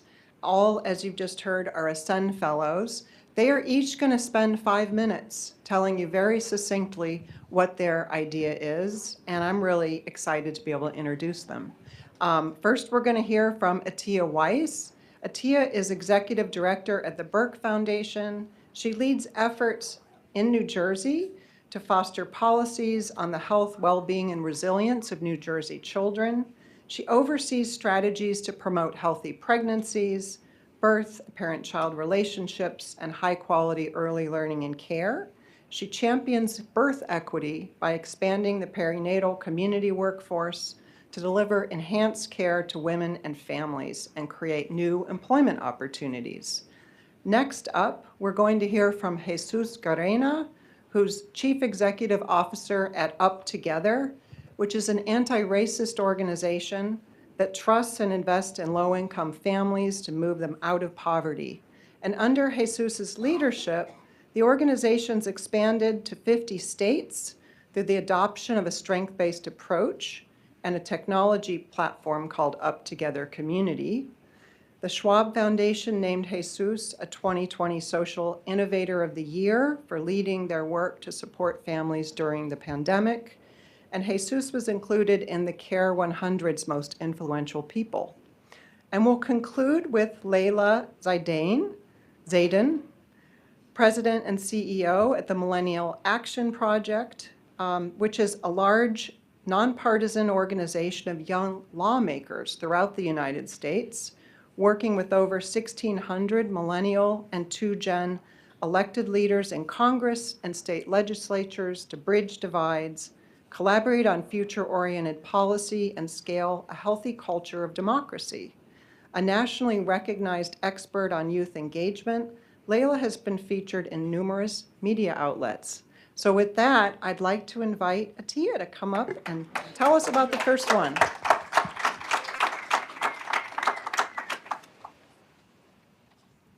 Thank you for the opportunity to share what I've been working on as an Ascend Fellow, an experience that I'm profoundly grateful for. The dissonance is striking. Today, the United States, the most prosperous nation in the world, is the most dangerous place in the developed world to give birth. American maternal and infant mortality, worsened by our country's traumatic history of racism, keep me focused on truth-telling and the dire need to create a new story. Today, an American mom is more likely to die in childbirth than her own mother was. And the crisis is far greater in communities struggling with the burden of racism. Our Black and brown sisters are dying at 3 to 4 times the rate of white women. And they report much higher rates of mistreatment and disrespect, all the way from being shouted at, scolded, or threatened to being refused care. And we face appalling gaps even in whether we can get maternity services. Almost 40% of US counties have no birthing hospitals, no birth centers, no obstetric providers, and that number is going up, not down. The economics of the US healthcare system are part of the problem. In general, Providers are paid for the volume and the technical intensity of the care they deliver, whether that care is appropriate or not, regardless of quality. About 4 of every $5 of maternity care is spent on that brief window of hospital care during birth. Only a very small fraction goes to prenatal or postnatal care, when mental health, social needs, opportunities to improve outcomes are abundant. I believe we can write a new story. All the evidence tells us that patients cared for by people that share the same cultural background and similar lived experiences have better health and healthcare experiences. But patients of color often have a hard time finding a culturally congruent provider. Most of our maternal health workforce is white, though almost half of US births are to women of color. Changing the story requires moving from where we are, a severe shortage of obstetricians, midwives, and other women's health providers, to where we can be, a strong and diverse maternal health workforce. We need to invest in a workforce focused on the continuity of care, from clinical to community services. Making maternal and infant mortality a thing of the past will require radical imagination and radical collaboration. We need purpose-driven, meaningful, sustainable jobs. New pathways for people of color to become doulas, community health workers, peer mental health supporters, lactation consultants, nutritionists, social workers, nurses, home visitors, midwives, OBGYNs, professionals who provide evidence-based, equity-centered models of care. At the Burke Foundation, we've been supporting training and jobs with community doulas for the last 4 years. And the results are awe-inspiring. A 70% reduction in preterm births. And patients feeling supported and satisfied with their health care.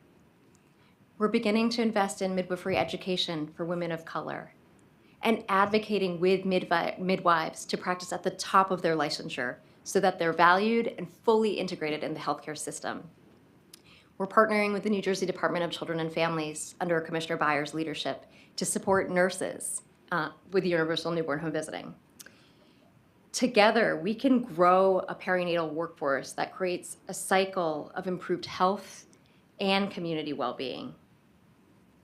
I see us establishing a new healthcare system, one that's based on trust, on competence, belonging, dignity. I hope to never hear the tragic news that a mother or baby died because she wasn't heard, because she wasn't given the care that she deserves. Imagine a new birthing experience for a pregnant woman where she's cared for directly by her community. She's connected to resources she desires: nutrition, housing, transportation, economic support, every step of the way. She's listened to and respected by providers she chose. We owe this level of care to each mother and child, to all of us. To get there, we must support a perinatal workforce that has wages and benefits set at a level where providers and their families can thrive. We must invest deeply in the village of those caring for new mothers and families. My vision is to create a new core of perinatal leaders and to make sure that these crucial resources are available to all, not just the privileged. Yes, I want to be part of a generation that eliminates maternal mortality from our country once and for all. Thank you for joining me.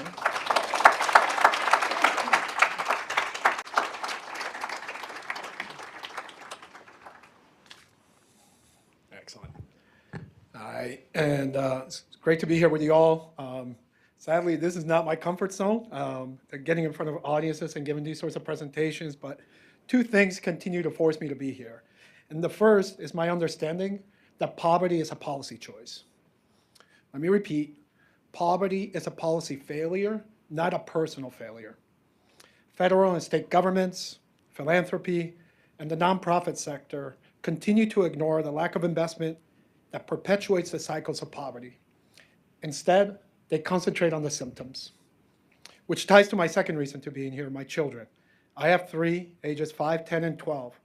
And by the time they're my age, we can solve the issue for them. We can pull tens of millions of people out of poverty immediately.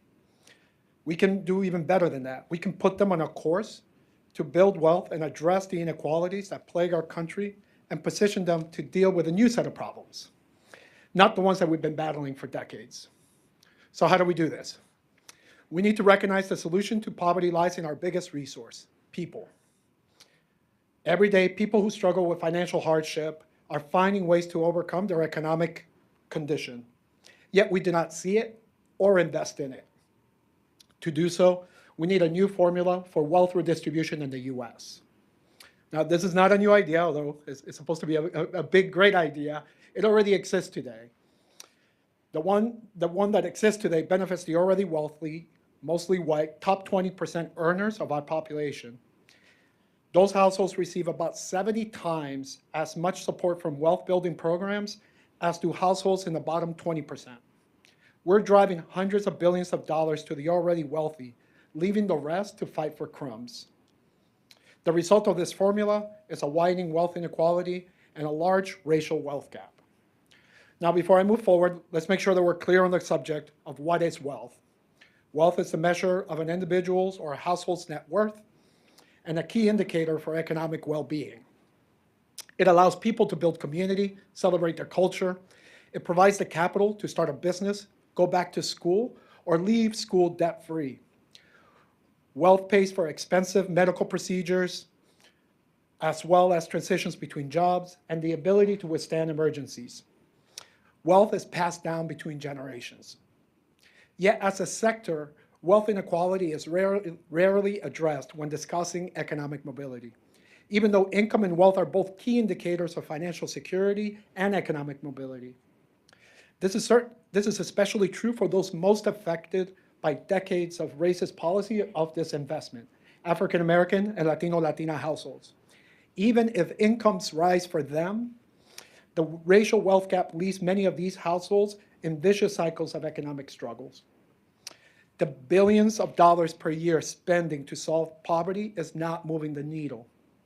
Take TANF. Little more than 1/5 of TANF dollars provides basic assistance to families as it was intended. Instead, it is used for programs and services. States have way too much flexibility in how they spend these funds. Some states even use them for sports arena and college scholarships for middle-class families. Others don't use these dollars at all.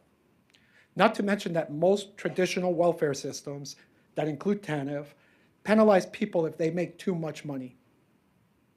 We are deliberately trapping people in poverty through our policy decisions. We have to smash the narrative that people are to blame for their financial situation. We need a redistribution of wealth that recognizes people for their strengths and their contributions. And because racist and deficit-based policies are responsible for creating the wealth gap, equity-centered policies are needed to solve them. Now, these equity-centered and reparative policies can include, but are not limited to, reforms in income and estate taxation, taxation on wealth and inheritance, baby bonds pegged to household wealth, as well as reparations. We need a system committed to repairing the harms that are the root cause of today's wealth inequalities. Now, at Up Together, we're proving this every day.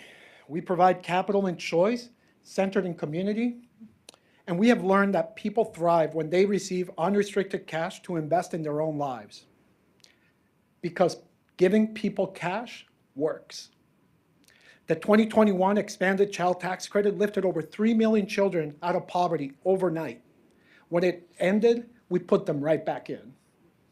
Close to 100 guaranteed income pilots across the US show people find their pathway to economic mobility with the added investment. We need to shift to investing in people with the same vigor we currently invest in programs. And if we do this, poverty will no longer be a policy choice, and I'll never have to stand in front of you all again, and I get to spend more time with my children. Thank you so much.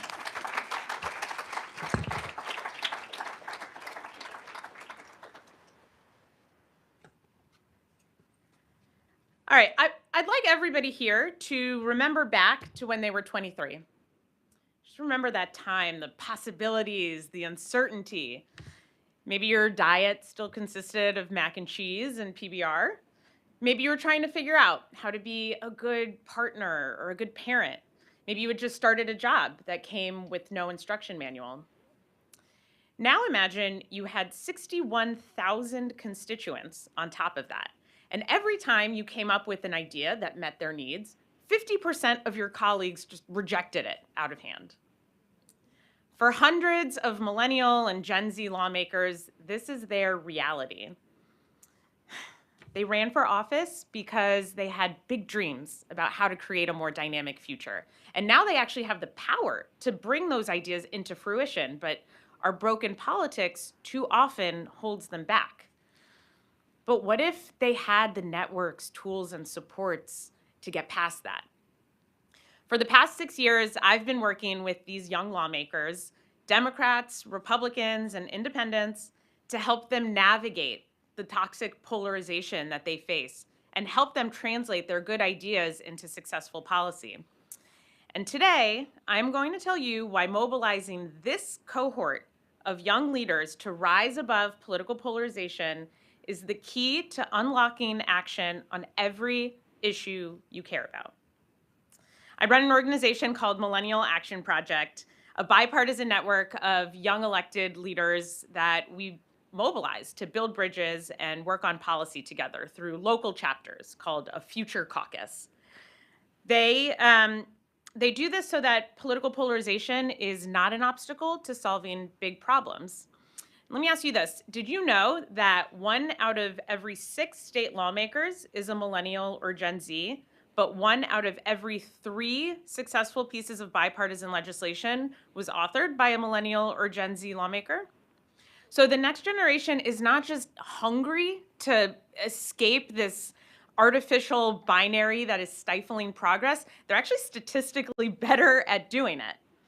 So the question is, how do we scale those effective instincts until they're no longer counterculture, but they are the culture?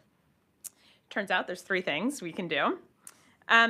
First of all, we need to give people permission to swim against the current. Right? Everybody in this room knows the reasons that are driving politicians apart and preventing them from forming good working relationships together. A Future Caucus offers them a way to get things working again. It helps the youngest members of the legislature build a network, not along a partisan identity, but along a generational identity. Sometimes all you need is just one little excuse, one off-ramp from the unproductive doom loop of Congress and states to get things moving again. And most importantly, once you get to know somebody, once you can empathize with them, you will be more effective at working together. It's a mechanism for a graceful exit into a third space where change can happen. The second thing we can do is give these young lawmakers a force multiplier to build the muscle memory of cooperation. We already know that young new leaders are best positioned to change the norms and behaviors that are holding us back because of something I call generational replenishment theory, which is the nicest euphemism I could come up with to describe what, I'm going to give the audience just a second to get generational replenishment theory. You get it. It's true, though, they one day are going to hold committee chairmanships. They're going to hold leadership positions. They'll be Speaker of the House. And so it's especially important to give this cohort of lawmakers the experience building coalitions, getting to yes. What if they had access to a policy bank that helped them do that? What if they could easily share bipartisan wins across state lines or access policy experts on demand? I know the people in this room and many people outside of it can help me build that force multiplier, can help me build an innovation lab to help catalyze this generation work on effective policy, not in service of a partisan agenda, but for the well-being of generations. The third thing we can do is tell their stories. Like Representative A.J. Pittman, a Democrat in Oklahoma, who joined a Future Caucus and met her counterpart, Senator John Michael Montgomery, a Republican, who together they formed a working relationship and discovered that his pro-life values inherently aligned with her bill to protect maternal health, a bill that they led together and passed in 2021. And that's just one of hundreds of stories emerging from the Future Caucus. There's a lot more hope than you might imagine if all you watched was cable news. And dysfunction in our democracy is a self-fulfilling prophecy. And the only way, the only antidote to a lack of trust is to show people something worthy of their trust. So my challenge, and my challenge to all of you, is to help amplify those stories. That is key to the civic flywheel of democracy. I believe that America's best days are ahead of us. But if we are going to build prosperity, if we are going to secure well-being for all of our families, we need a policymaking process that is functional. I truly believe that this phase of history, how we navigate the gifts of our growing diversity, how we de-escalate our polarizing panic, how we decide to govern ourselves in increasingly siloed and segregated social hubs, I believe the choices that we make right now will define the potential of America. Our country is trying to do something that has never been done before. Build the largest multiracial, multi-ethnic, multi-religious democracy in the history of the world. That is a moonshot. That is a moonshot. But we have set ambitious goals before and we've met them. So my dream centers around the possibilities of if hundreds, thousands of the next generation of lawmakers embrace pragmatic policymaking through radical empathy. That is our moonshot. And we can be those leaders. And the Future Caucus is an opportunity to take a step towards that better future. So let's build it. Thank you.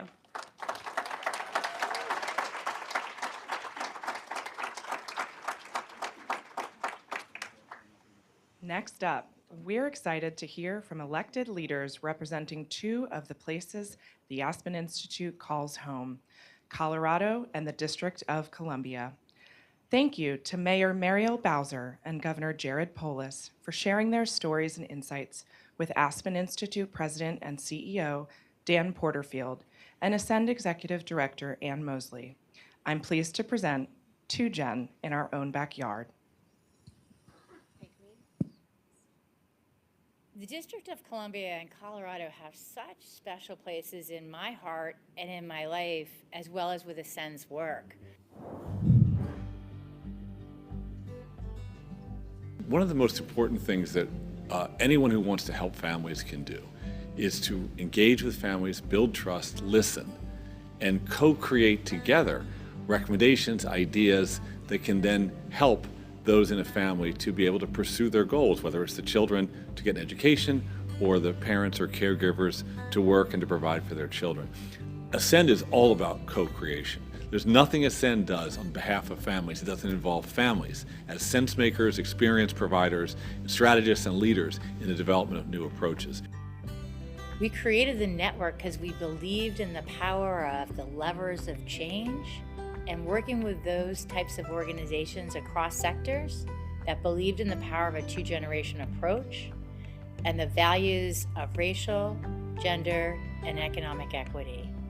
And that if we put families at the center, whether it's county or state human services, higher ed, early childhood, that we could be more powerful and have better results and better whole family results that could last across generations. The Ascend program, the Aspen Institute, love working with the state of Colorado and the District of Columbia, our two home bases. Mayor Bowser, Governor Polis, and the teams they've assembled have really taken a whole family approach to all the different areas of policy that they're responsible for.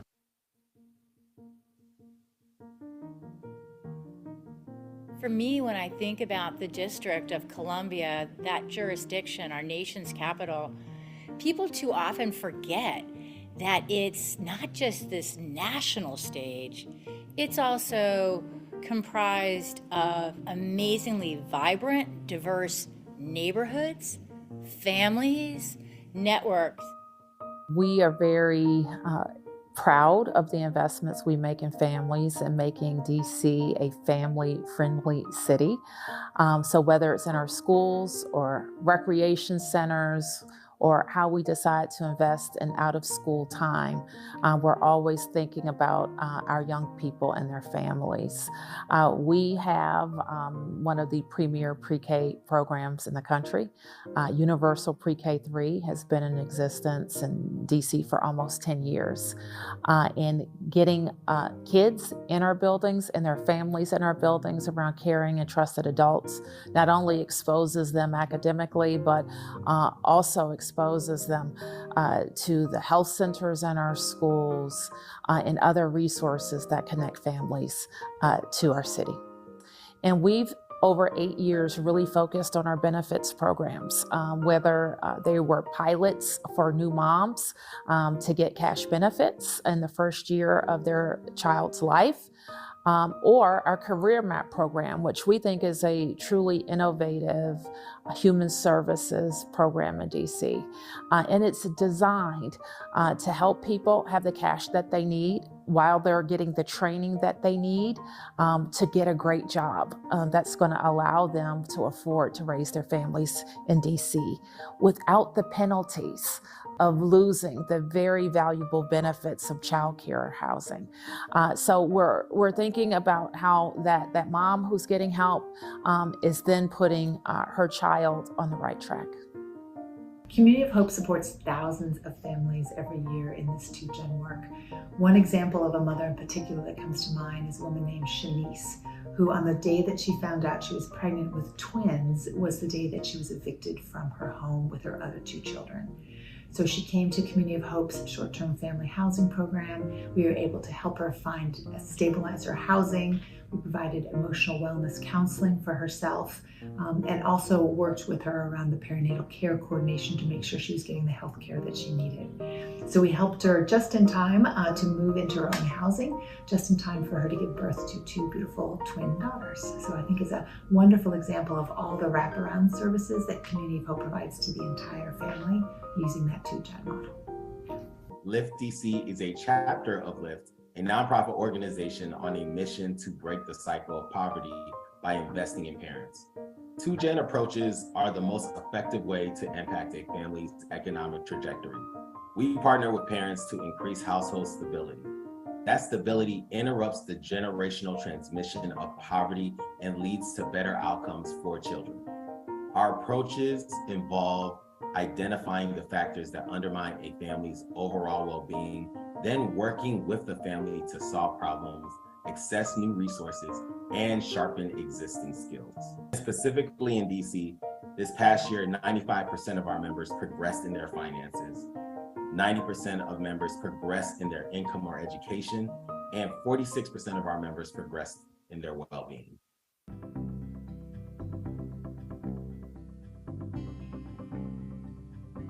When I think about Colorado, one of the most independent red, blue, purple states out there, urban, suburban, rural. Colorado has always had a desire and a thriving to think about front edge of early childhood and really think about young families, about the power of women, and also some of the coolest interventions through a 2-generation approach.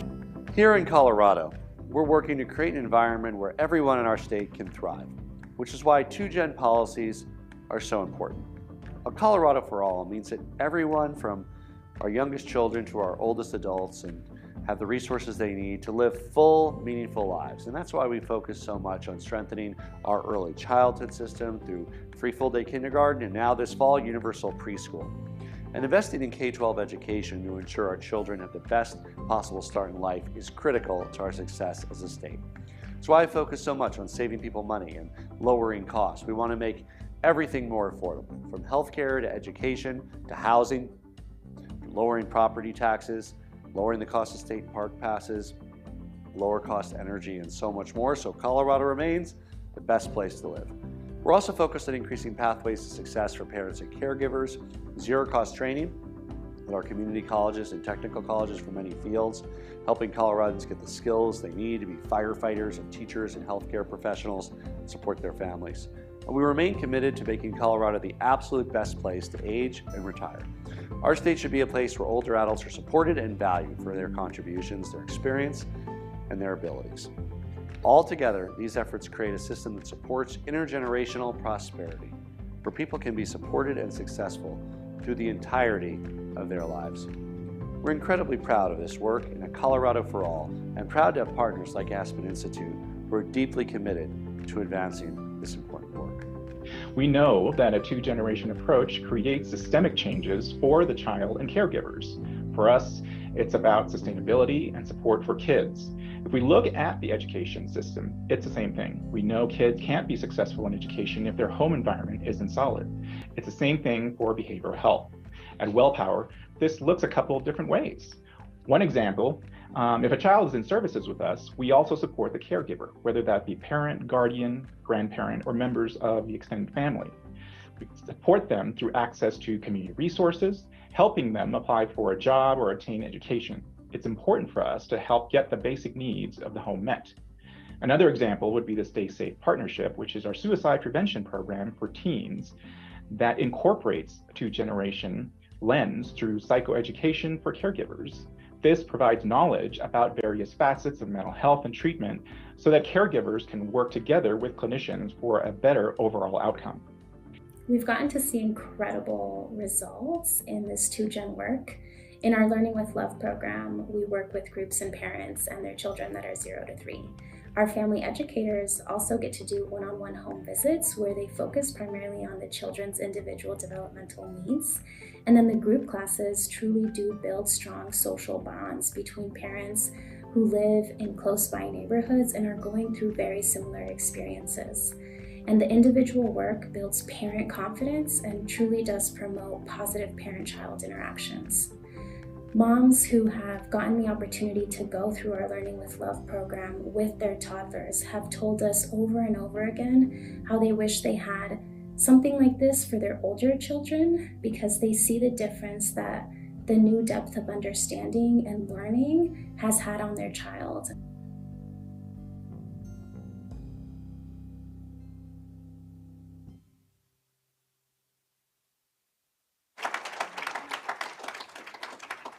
Oh, can anybody take any more inspiration or strategy?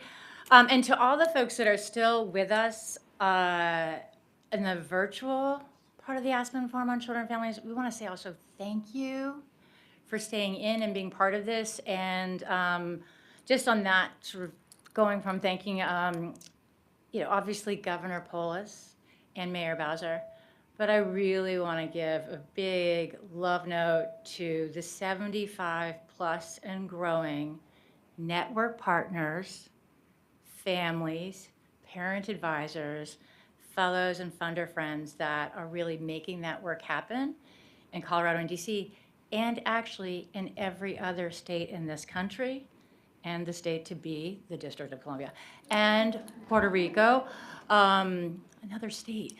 But that this work really does come from community up.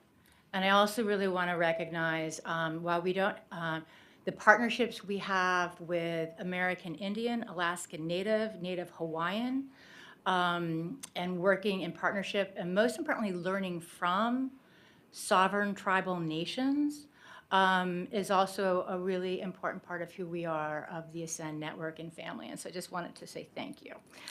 So we're going to now move into kind of some conversations really thinking about the power of partnering and leveraging the power of government, and especially health and human services. And we're really lucky to have an extraordinary panel and a panel discussion with some amazing state leaders, and then also hear directly from Assistant Secretary January Contreras. Now, in a moment I will bring her up, but she has been leading both formally and informally with the administration efforts for the safety, the well-being, and the economic stability of children and families, and especially those that are under some of the greatest assault.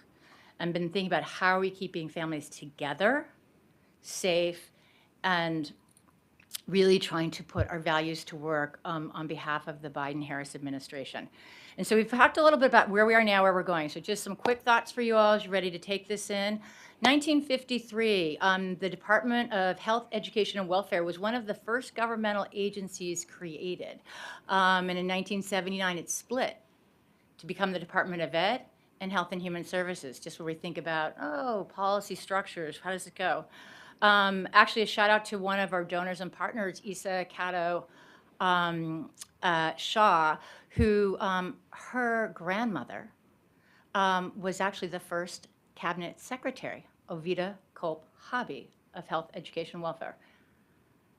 Her daughter, Isa Cato, now remains in love with all of you and the work you do, and also provides artist and giving.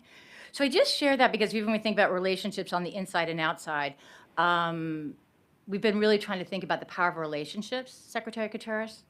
And I know you list not only the 1,500 employees that work alongside you at the department, but also you talked about the importance of working alongside with tribal nations, states, local governments, territorial governments, and also the nonprofit leaders and philanthropic partners. And so I think in your heart, you've got that inside outside. Let's think about the heart and the power of health and human services.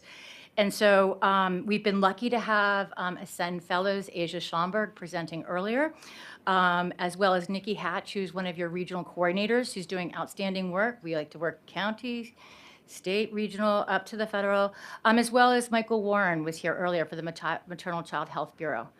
But when I think about the federal government, literally the Administration for Children and Families, which you lead as the Assistant Secretary, is the cradle. It is the two-gen cradle. 60 programs and about $62 billion. We'd love to make sure you can work with your team and others to get it to where families need it most, informed by lived experience and expertise, to really ensure intergenerational family prosperity, well-being, and economic flourishing, grounded in equity, becomes the reality as soon as possible. So Secretary Contreras, it's my pleasure to bring you to the podium, and thank you for joining us.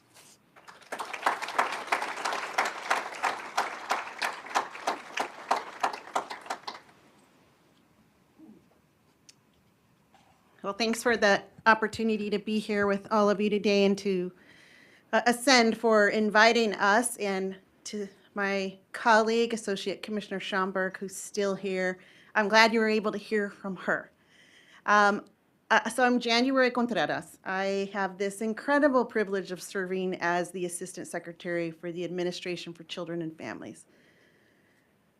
Really incredible. And so because I'm in this room, just know that any one of you could someday, much to your own surprise, end up leading on this side of the equation. In whatever equation you're in now, first of all, I thank you for that. And secondly, I completely acknowledge that the work we do at ACF wouldn't reach the people that it's designed to in the authentic ways that it's designed to, in the ways that it's designed to meet the need, wouldn't happen without all of you. So I thank you all for being here and for considering ACF one of your partners, because we certainly do ourselves. As I use my 5 minutes and 45 seconds left, I was asked to touch on a couple of things, and so I want to be able to do that. A little bit about my background. I am from Arizona. All right, Arizona. It has been so fascinating and incredible for me in this role to see how different states, how different jurisdictions build their safety net, invest in people, prioritize their human services network. My background is mostly in state government. I started in Medicaid, was assistant director there, and led the Department of Health Services in Arizona. And then I got this crazy idea that government sometimes moved a little too slow, and I wanted to see a beginning and an end to my work, and I wanted to see it in a person's face sitting right in front of me. I started a legal aid center in Arizona and ran that for 8 years. And we served kids and young adults dealing with some of the worst circumstances. You did not want to be eligible for our services. Kids and young adults dealing with homelessness, abuse, human trafficking, or were in or alum of the foster care system. Changed the entire makeup of my DNA. I've always been a public servant. And I could never claim the lived experience that my clients had, but boy, walking through their journeys as their lawyer sure did give me a different perspective. And it gave me a very different perspective of government services. Right? We're working so hard, and especially if you're in this room or you're watching, I mean, you're part of problem solvers, right? You see challenges. I think what I love about the human services community is we're the ones who see something and can't look away. We choose not to look away, and maybe even if we tried really hard, we still couldn't look away. And that is what we do in human services. And at ACF, I have this incredible privilege to be a part of an amazing leadership team. So wherever you are, whether that's child welfare or our ACYF or child support or our Office of Family Assistance, our refugee resettlement, all of these programs that we have, Head Start, childcare, or early learning, they're just filled with amazing people who are deeply committed to the mission of ACF, which is the well-being of kids and families. And I really do consider that to be just an enormous privilege for all of us to be in that space and to serve where we do with all of you. One of the things I was asked about is to address how ACF is working to break down silos. I'll be the first to say none of us get this 100% right. But I am very proud that this administration, the Biden-Harris administration, the leadership of Secretary Becerra, HHS, has been very, very clear in their charge to us as leaders that we are to work together, that we are to collaborate, that there are problems out there that cannot be solved if we're not sitting in the same room, talking to each other, trying to move each other to actually come up with solutions. And I just want to share a couple of examples because it's not just a value, but just some examples of what's been happening just in the last year. We launched a streamlined eligibility process for folks who are eligible for SNAP to be eligible for Head Start. Okay, is that low-hanging fruit? Yes. Is it so intuitive, and have our policy and advocacy community been recommending it for a long time? Yes. But we made it happen because we got the right people in the room. And that means something. For those of us who have worked with struggling parents, especially in my case, a lot of young parents, you make something too difficult and that's just the barrier. They will not be able to follow through in that application process. They will not be able to take advantage of a service that could make the difference for their child's success if we don't work with them to make this good government, smart government for them. Another example, it is completely lawful for states to assess child support assessments against parents when their children come into the custody of child welfare. And I don't say that with judgment, but we had our child support director and our child welfare associate commissioner come together. They held some convening. They put out guidance to say, this is lawful. And it's the way so many of us are used to doing business, but it doesn't have to be this way. And in fact, I got a little nervous when I was reading the guidance because it seemed kind of, in the beginning, very gentle. And then you get to the line where it just says, we really recommend that you don't do that anymore. And that's all we can do is provide the guidance. You know, our country is built on states being the laboratories and figuring out what works for them. But by doing that and holding this convening where states who had already made that change, states who hadn't got to ask questions, we've already seen movement of states changing that. And I had the incredible opportunity to be on a phone call with parents, both biological foster care parents, kinship caregivers, and just out of the blue, one of them start to share her story of how she was in the state of Washington, that she was being assessed child support, working very hard to get her child back. And she had just got the news that she was no longer going to be assessed this child support. And on the phone, this was a Zoom call, started, you know, getting teared up and sharing with us her lived experience, which is, you don't know how better this makes me able to do the things I knew I need to do to get my child back.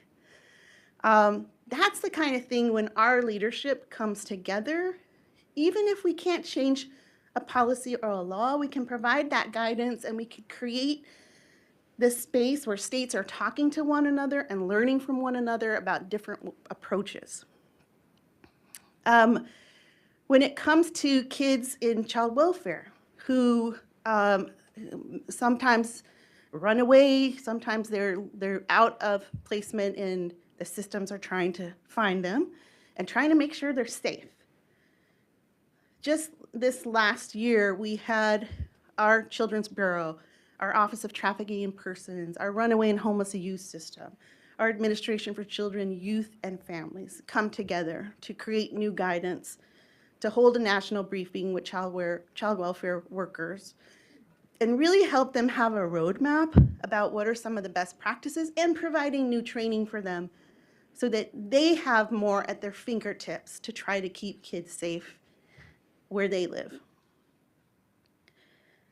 Our Tribal Early Learning Initiative is something where Head Start, child care, and maternal home visiting are working together with our administration on Native Americans and with tribes, because tribes are telling us they want to know how to braid that funding. They want to know how to make those programs work together. And it's a really, really wonderful thing that's happening. Mental health, which is so on the minds of so many people in our country. We at ACF partnered with SAMHSA just a couple weeks ago to hold a parent training on how to support their children's mental health. We had 3,000 people participate in this training. And that's an area where, again, we're together, we're listening to parents tell us they need more help, and we're able to come together to share a resource that can help parents. And I hope something that's on all of our minds, no matter where we are in the ecosystem of human services, is, you know, continuous enrollment for Medicaid is ending. We're right there with CMS. We know that we serve many of the same people. We know that if they lose healthcare, it impacts them in all the other ways that we provide services in. And so just another example, that's an all hands on deck effort that's going on. And I hope all of you are a part of that effort. If you're not yet, please go to CMS, go Google CMS and Unwinding. They have some amazing tools. They're designed for people who are working with working class families, low income individuals on a regular basis. They have some real ready-made tools you can use to build it into your daily interactions with people that you serve, so that we can try to avoid the potential for tens of millions of people to lose their health care. Together, we really can make a difference there. So those are just some of the examples of just some of the magic that can happen when we are not territorial, when we are not trying to elbow each other, when we are literally looking and listening to those we serve and saying, this is the problem they identified, and it's harder because it's not only in my shop or only in your shop, but how do we solve it? I also want to address equity. So last February, right before I got to ACF, actually, ACF put out a new strategic plan. How am I think I'm fine. It has a negative, but I'm sure it doesn't mean I'm over. Am I? Oh, I am. Thank you for being honest. Okay. So I will wrap it up. It's because I'm so used to having like a 20-minute slot here. I'm glad that the negative does mean, yeah, you're out of time. And I'm way over then. Okay, so I need to stop. I'll just share with you. Our strategic plans focus on equity, on prevention, on innovation, on that whole family approach. I haven't even got to the 2-gen prosperity part. But just know that those are not just values that we are espousing, but just like the list I just read you, when you look at all of those commitments that we've made as our guiding post, as our North Star for how we are delivering human services, there's a list related to all of those too. So I thank you for what you choose to do. I know this is a calling, and and I look forward to our teams working together in some way to really, be there for people when they need us and to try to help make sure they don't need us anymore. Thank you.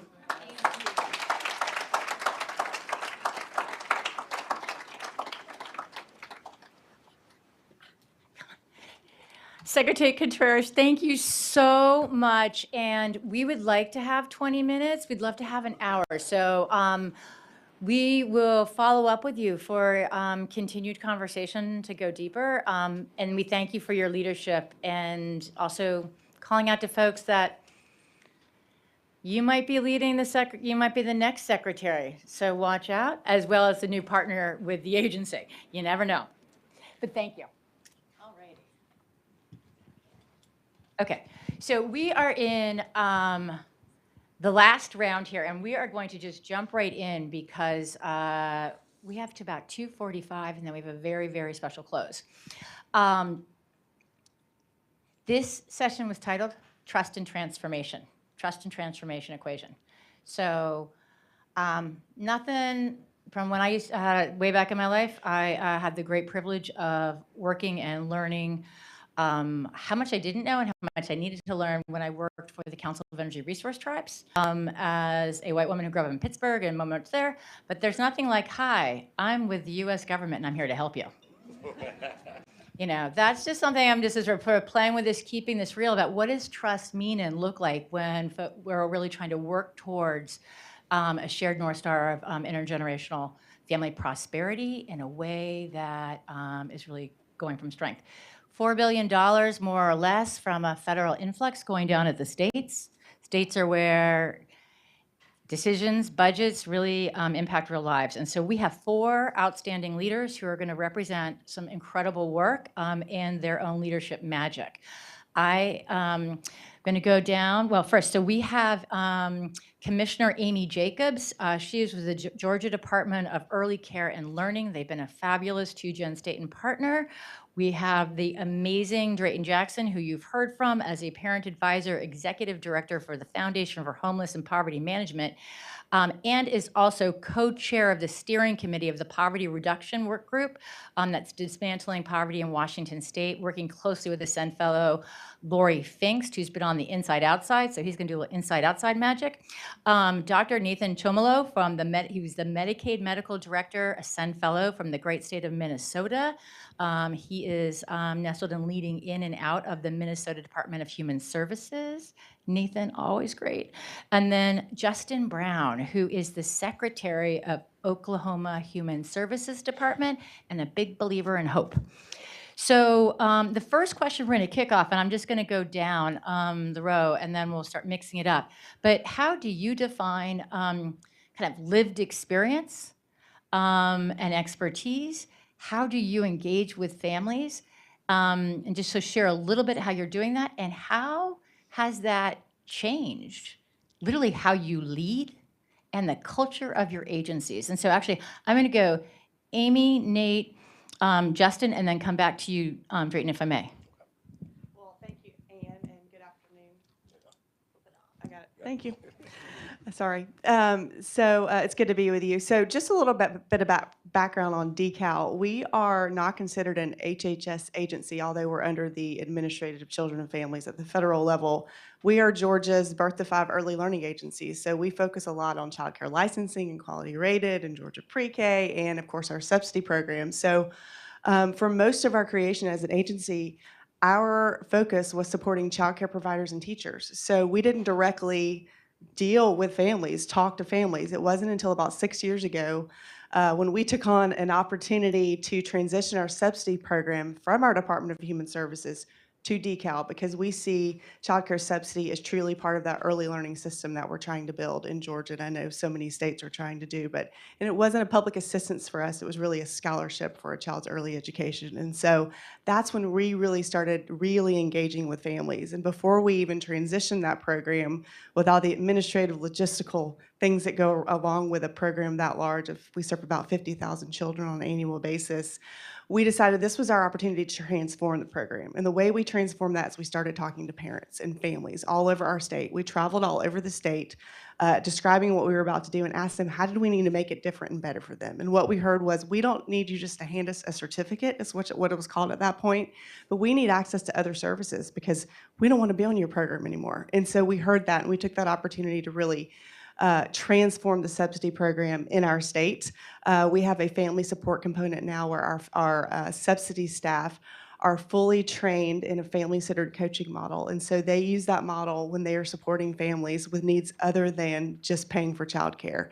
It may be helping them find childcare, accessing our resources to find quality childcare, understanding what that means, maybe early intervention services through another state agency, but other resources that they need to be successful, whether it's access to higher ed or workforce or housing or food, whatever it may be. And so we really took that opportunity to really transform the way we work with families. And that has really just continued through all of the programs at DECAL. That's really more of our culture now, where anytime we make a change to a program, we think about a policy, whether it's child care licensing or quality rated. Our Georgia pre-K program is that good for families? And so I really have to give credit to our transition of our subsidy program about 6 years ago to really changing the culture of the way we include family voice in the decisions that we make. Yeah, good afternoon, everyone. Glad to be on the panel where everyone's cortisol is at its lowest point right now in the afternoon, so hopefully we can get that up a little. Nathan Chomo, I'm a pediatrician and internist and Medicaid medical director, as Ann said. And I came to work, a lot of my work had been focused prior to coming to Medicaid on early childhood and early childhood brain development in particular. And so lived experience was really the experience of families I saw in my clinic. But through kind of a series of life experiences, really start to reflect more on the structures and systems. And so as a biracial Black man, as a son of immigrants, I can't view any interaction or consideration of lived experience without talking about racism and structural racism in particular. And so that is what I came to Medicaid to do, was let's have a conversation about Medicaid's role in structural racism. Let's have a conversation about how can we have our policies more community co-created, community designed, and be more accountable to those communities that we serve that are disproportionately impacted by structural racism. And so we've put that into place a number of ways, but one I'll share is our work to build racial equity into the walls of Minnesota Medicaid.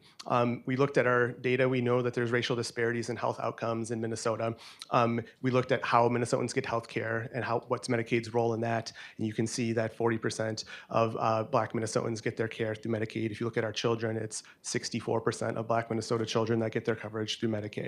39% of American Indian Minnesotans get their coverage through Medicaid, and that is roughly 59% of American Indian children, right? And so we can't really be addressing health equity, racial equity in childhood in Minnesota if Medicaid's not at the table. And so we began a process looking at not just Black Minnesotans, but US-born Black Minnesotans in particular face more health disparities. And so we started conversations with leaders about, here are the levers of Medicaid, and that's where my role as a state leader, I really think comes into play to be able to kind of do a better job translating what are the levers that states can work and different agencies can do. And so in Medicaid, that's eligibility, enrollment. How do you get your insurance card in the first place? Access. How do you access that care you need once you have the insurance card? Quality. Are you getting the same level of care and quality when you show up there? And then I really wanted to focus on what I call early opportunities, the fact that not only children are disproportionately covered, but our birthing persons, right? 8 out of 10 Black birthing persons, 9 out of 10 Native and Indigenous birthing persons in Minnesota are covered by Medicaid. So we have a unique opportunity to really help folks get on that trajectory towards success. And so presenting those levers, hearing where there's opportunities, getting that feedback from the community, and then going back to our policy staff, figuring out what are the policies that we can act on short-term, medium-term, long-term, and then coming back to the community and saying, here's where we see there's calls to action we can act on. Does this capture what you shared with us? And this is something that we can move forward together. And we put that all in a report that we published last February that laid out those was calls to action, chief among them being the continuous eligibility for children under the age of 6. And so we didn't get that into the governor's budget last year, but we did this year as a result of that process. And it's in front of the legislature now to hopefully to go and follow states like Oregon where they've had continuous eligibility passed for children under the age of 6. And so we did this both to have some action, but also to model that this can be done. You can have a community-centered method of figuring out your priorities. And there's lots of ways to get to health equity, but how can we do it making sure that we're focused on what is the priority of the communities we serve? Good afternoon, Justin Brown, Oklahoma Secretary of Human Services.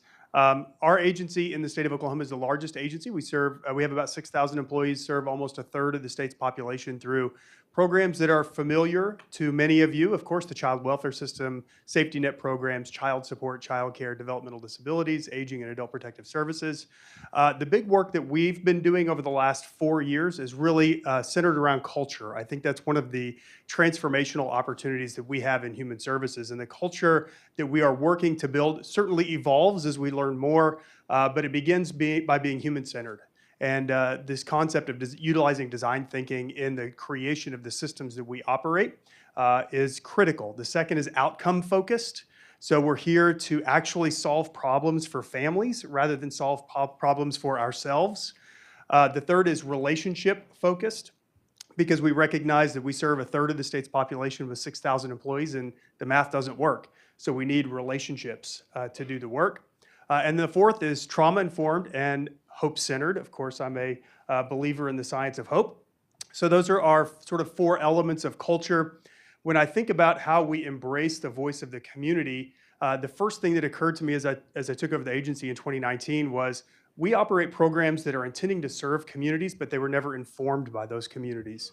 And so we're working to build internal structures that allow us to, of course, listen to the voice of parents and people who are engaged in the system. Our workforce has incredible perspective on the disparities that are perpetuated by our systems, but we're working to do that at scale. Again, 6,000 employees reaching all over the state of Oklahoma. The challenge is not in doing it, it is in scaling it and building it into the culture. So we've really embraced that first element is a human-centered culture. And so we've built design thinking tools. I refer to it as a design thinking continuum, where we've equipped the workforce to understand what design thinking is. It is the use of personas and journey maps on the front line. So you can think about if you're a front desk worker in Woodward, Oklahoma, what the experience is like for the person when they walk in the door. That just totally flips the culture in a huge system like the Department of Human Services. But then we go all the way up to full-scale vendor-led human-centered design when we're thinking about technology transformation or business process change.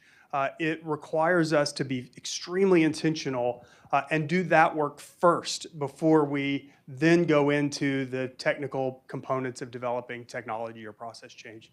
So that's sort of the things that I think about when I think about sort of the voice of those with lived experience is not necessarily, although it is, building intentional structures for that, but it's how you scale it that's critically important. Drayton Jackson from the Foundation for Homeless Poverty Management. and also Governor Jay Inslee's poverty reduction work group. And at first, I got to start with giving a shout out to the steering committee, who I hope is on watching, because they are actually doing work today. Was supposed to be there, but here, and then also the staff at the foundation. One of the things that I think we did, and I was a part of, that I mean, is just amazing work, is exactly what everybody's talking here, and what the secretary said, getting everybody in the room and talking to each other. And Governor Jay Inslee, I think he saw that being an issue, and told all of his agency heads, get in the room with nonprofits, get in there, and you guys work it out and come up with a 10-year plan for poverty. They did the work on their own, of course, as government and nonprofits sometimes do. And they came up with a report that, when we sat back as a steering committee and people with lived experience and said, this is a bunch of BS, and try to figure out, well, who gave you this data? Where did you get it from? I never got anything in the mail that said, how's it going? And a lot of what we saw in there was just checking off the boxes and feeling good about themselves. And we sent it back and said, you got to do better. And as Ann said, Lori Finks, who the indoor-outdoor thing, I love it because it really shows what we were doing, is that Juanita and myself, who was picked as co-chairs, I was going into these big meetings in a big room with all of these leaders, and then coming out of that meeting and going back to the steering committee and saying, what do you think? Do we need to chop this up and make it harder? And we pushed them. We pushed every leader that was in our state to do better. And we gave them that this is our life right now. It's not our life later. So you need to fix it now because I'm going through it. And I think that resonated a lot with what you saw in the transformation. And this plan that we came up with is one of the first plans in government. We've heard this around, that was led not only by people with lived experience, but also guided by, as you say, giving them the keys. Oh, they gave us the keys. And we didn't really give it back. So the car is still out, right? But we're holding them accountable. It's like, if you want it back, let's get this in policy. And Governor Jay Inslee did something that was something that we asked, and it went right into it with opening the Office of Equity that's led by Dr. Jay. And that Office of Equity made them look at every agency, which we asked. Are you equitable in what you're doing in your services? And that has led to a lot of change that has happened. And what that did for me was allow me to now, as almost 2 decades of homelessness, go back in and start my own foundation to do that work. And what I saw in that room with the poverty reduction work group was all the leaders in the room talking. And it's just what the commissioner said, is that there's so many policies that doesn't allow them to talk. So when I started my foundation, the first thing I said is, I want a building where I can allow them to come in and just have those conversations. Not saying, hey, we're just gonna do a one-stop shop, but really knowing that I need you in this building, because when you talk to them, we can get somebody services quicker, and we have done that at the foundation. So a lot of the work that we have done was seeing that communication, but the trust. It took us so long to get trust with them because we didn't believe that they would use what we said. Somebody said it earlier on the panel, was that, they listened to us, but they're gonna take what we said and put it into action. And I can seriously say that all of the agencies, Bab Roberts from TANF and all of the other agencies that was there, did that work. And all you see in that 10-year plan is what we said we suggest, and we're doing the work. Great. I'm going to dig back on that a little bit more, because this work in Washington State was literally a 10-year commitment and ongoing, and to dismantle poverty and also change how we go about thinking, doing this work. And so you have leaders here of government agencies, nonprofits, foundations. What should they know? What advice and expertise do you have? Like, these are 3 steps to build the trust, or to really pragmatically and with purpose, do this for real. Deal with your community partners. I'm saying that because I'm watching it myself as people walk through our door. The statewide Poverty Action Network they got the grant to be the liaison between us and them. And Marcy Burrows and Lori Pickford had a great relationship. And what I watched in that dynamic was, we sat in a room with an organization that the community trusted. They spoke our language. And then she was able to take that and work with Lori to say, this is what they're saying, and this is what it has to be done. And they were able to create something that speaks to policy and blah, blah, blah, law, blah, blah, blah, other things, right? So when we, and we really had to say this, is that the Attorney General Bob Ferguson kind of alluded to, that, yeah, most of our policies are written by us as lawyers. So you're not gonna understand it. So think about that. So if these things and these applications are to protect the state and whatever it is, it's not there to protect me. So you have to have that trusted agency that the community really trusts. And let me tell you how I know that this is real. We have DHSH in our building. Shout out to Babs Roberts, who was just like, let's get to work, let's do it. So we have them in our building where a homeless person feels safe coming in because they know my story. They know that this building is there for them. But what I also found is that a lot of our indigenous people did not have a place to go that they felt. They don't want to walk into the white man's government office that took it from them. So when they started to see that we were there, we started to see them come in. And it made me, if there's a light that went off my head, it's like, oh my goodness, it's about making that acceptance place that, hey, you feel belong no matter what. And that belonging is like, we're one of the first states that's stepping out to say that we want to be a belonging state in everywhere. So you have to have that trusted agency. The second thing is open up and listen. As my colleague said earlier, you have to listen to us earnestly, not in the passion of you don't know what you're talking about because you don't have the degrees, which I've heard somebody say to me one time, is my lived experience. I have a PhD in pain. There's no question about it. All right, I have a bachelor's in understanding that the trauma that I go through in the services is real. So those are the things that I come to the table with, and all of us come to the table with. The steering committee, every one of us was committed to making that change. The third thing that I say is making sure that you put into action what the hell we say to do. We're not saying it because, oh, we just want to complain. We're saying it because we know the barriers. And I'll start with what Babs Roberts did is she never thought about the two-generational approach of walking into a DSHS office and how it is not kid-friendly. And when she said, man, that she went right to work and started just a little library, changes it, just a little bit of this. So those are the things that we need. But you also, to caveat just one more thing, you have to be bold and ready to risk your job to get that. Because I'm telling you that those leaders that we had in Washington State, David Stillman and Tim and all of these, they were bold. And they said, no matter what, I'm gonna help change their life. And the governor looks very good right now. Hey, you want to jump in? And Governor Inslee, I say it with all respect. Yeah, I really wanted to add on to that, and some experiences from building our report, like right along with that, about having the trust piece is real, and it starts with who is leading your effort.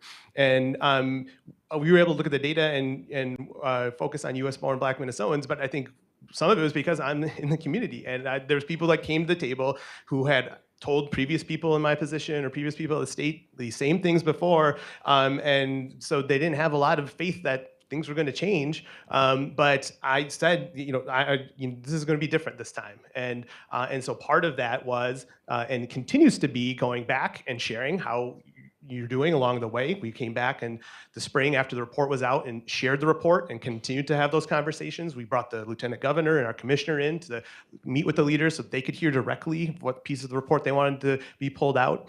And then being able to, that actually, you talk about your PhD in pain, you got to pay people for that experience that they're bringing, right? And that's something we're working on, is trying to figure out how we build that in our budgets, that this type of engagement is something where everyone in the room is, their time is valued the same, and we're paying and we're figuring out other resources, because when you talk, we want to come and hear about things in Medicaid, but human services is pretty broad, and Medicaid is one part of people's lives, and they'll bring up other things that they need in those spaces. And so are you prepared to kind of meet that as well? And so I think, making sure people in your organization, you value the lived experiences from a number of different perspectives that you are reporting back, and then that you are willing to pay people the same.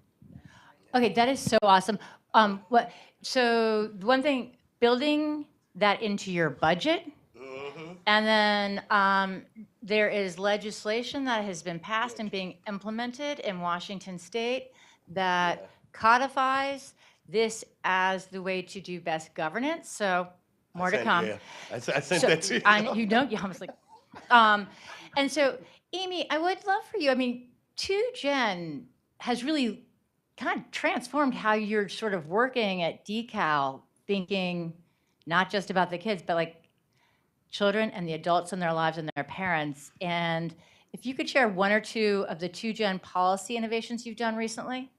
Sure. So again, when we decided to transform our subsidy system, we wanted to be the best subsidy system in the nation. And that means for families no longer to need us, to improve their economic mobility and their family well-being. And the one specific way we began was to partner with our Technical College System of Georgia, which is our community system, our community college system. Because in Georgia, our TCSG is very accessible, it's very affordable, it's free in most cases because of our HOPE grant funded by Georgia Lottery. And there's a 98% job placement rate. But they serve non-traditional students. 1 in 4 of them are student parents. And one of the main barriers to completing that degree is access to childcare. And so it just made perfect sense to build a partnership with our technical college system because their students need our childcare subsidy, and our families might want to go to TCSG because that might be their path toward economic mobility. And so we began this partnership with TCSG several years ago, building a relationship with our staff and our teams, building awareness of the issues and how we can help each other for our families to be successful together. We shared resources, we shared training, and because of all that and the learning from these past few years, we've changed our policy in our subsidy program. Originally, we only allowed for a parent to get a credential or a diploma. And that's just the way it always was, right? And just through our learning, we've very gradually and strategically changed our policy. We now, of course, allow an associate's degree. We now allow a bachelor's degree to be an accessible activity, an improved activity. But most recently, and what I'm really proud of, and the numbers are pretty amazing, we do fund with a priority group methodology for our subsidy program because we have a finite amount of money, and we use an equitable approach through our priority groups. We have 13 priority groups. So in addition to the income requirement, the activity requirement that all subsidy programs have, we have 13 priority groups, meaning we're trying to serve those that need it the most. So, for example, a family that's experienced domestic violence, or they have a child with a disability, or they're in foster care, and we just added a student parent priority group. And that was, we were a little hesitant because we had a finite amount of money because we just didn't know what the demand was. The demand is there. Over 17% of our applications are for student parents. And so I'm excited that they are taking advantage of it. Our Technical College System of Georgia is very excited, and they share this opportunity with student parents, and I hope that we can start tracking their success and their results. And I'm really excited about that. I've been wanting to do that for years, and I'm glad we were able to finally make that happen. And then secondly, really at the state level, I'm also the co-chair of the Georgia Children's Cabinet, and that's all state agencies that deal with children. So behavioral health, Medicaid, child welfare, Department of Education, and we also have community partners, nonprofits, advocacy groups that are part of the Children's Cabinet. And because I have an audience of a children's cabinet and I can kind of, show them my priorities, which is 2Gen, we created a 2Gen Leadership Academy. It's a 9-month leadership program where middle managers from state agencies go through a very rigorous leadership academy with day-long learning sessions. Built in conjunction with our university system, we worked very, very closely with the team here in Ascend to really build a really incredible leadership academy to learn what 2Gen is, learn how to build relationships within your community at the state level. And we will have our first graduating class in June where they will end with capstone projects. And so we hope we'll even learn more about how we incorporate our other state agencies, because again, I'm the decal, I'm the OCC, I'm not the HHS, I just have the CCF dollars. I don't have the TANF and the Medicaid and the SNAP and the WIC. We want those folks on board with our 2Gen strategy in Georgia. And so that's one way that I hope to accomplish that in Georgia. So awesome. So Justin, I'm going to add on for you. So as you think about, we talked about being inside, outside. You have not been sort of public sector. This is, you jumped in with total passion and you did a lot of disrupting. And I'm going to channel Randall from the earlier session where he asked one of the most behaviorally challenging questions for leaders in terms of also what do you stop doing when something is not working for those it's intended to serve. And so from your standpoint, just love to hear what have been the most meaningful, significant shifts. And if you can name in those shifts maybe what stopped happening or you stopped funding or did differently. Okay, so I will work my way to that other piece, right? So ultimately, when I shared the culture that we're trying to build, the second piece was outcomes driven. And so to me, if we have programs that aren't achieving outcomes, first we should stop those. But second, when we are focused on outcomes, we should never begin programs that aren't expected to achieve those outcomes. Right. So that's really from a cultural perspective, we're trying to shift the agency. One of the really, you've mentioned inside out. And so, yeah, I came from the private sector. I was in the senior living space for 11 years before I took over the agency in 2019. And when we talk about disruption, of course, I had, while we, of course, would never wish for a pandemic, I had a really wonderful disruption to follow, right? Like, so we had our mission built and we were ready with outcomes and we started changing things as we could. One of the things that has been really impactful, and I think will sort of extend beyond or I hope will extend beyond my time, is the rebuilding of the distribution model for human services. That is the biggest opportunity we have, is to build a model that is much more proximate to the people that we serve.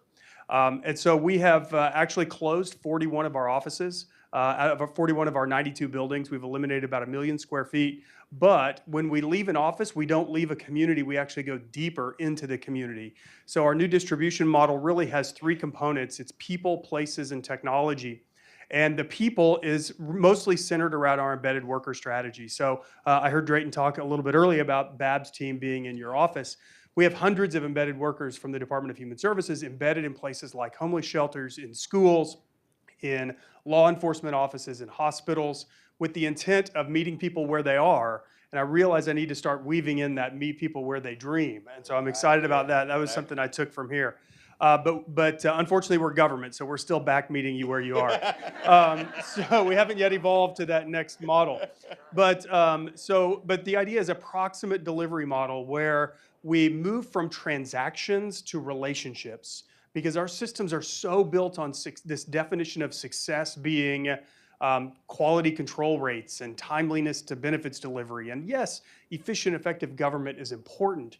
However, it's not the definition of success for the people we serve. The definition of success centers around upward mobility and reduced reliance on systems and being able to support your family and living with purpose and those sorts of things.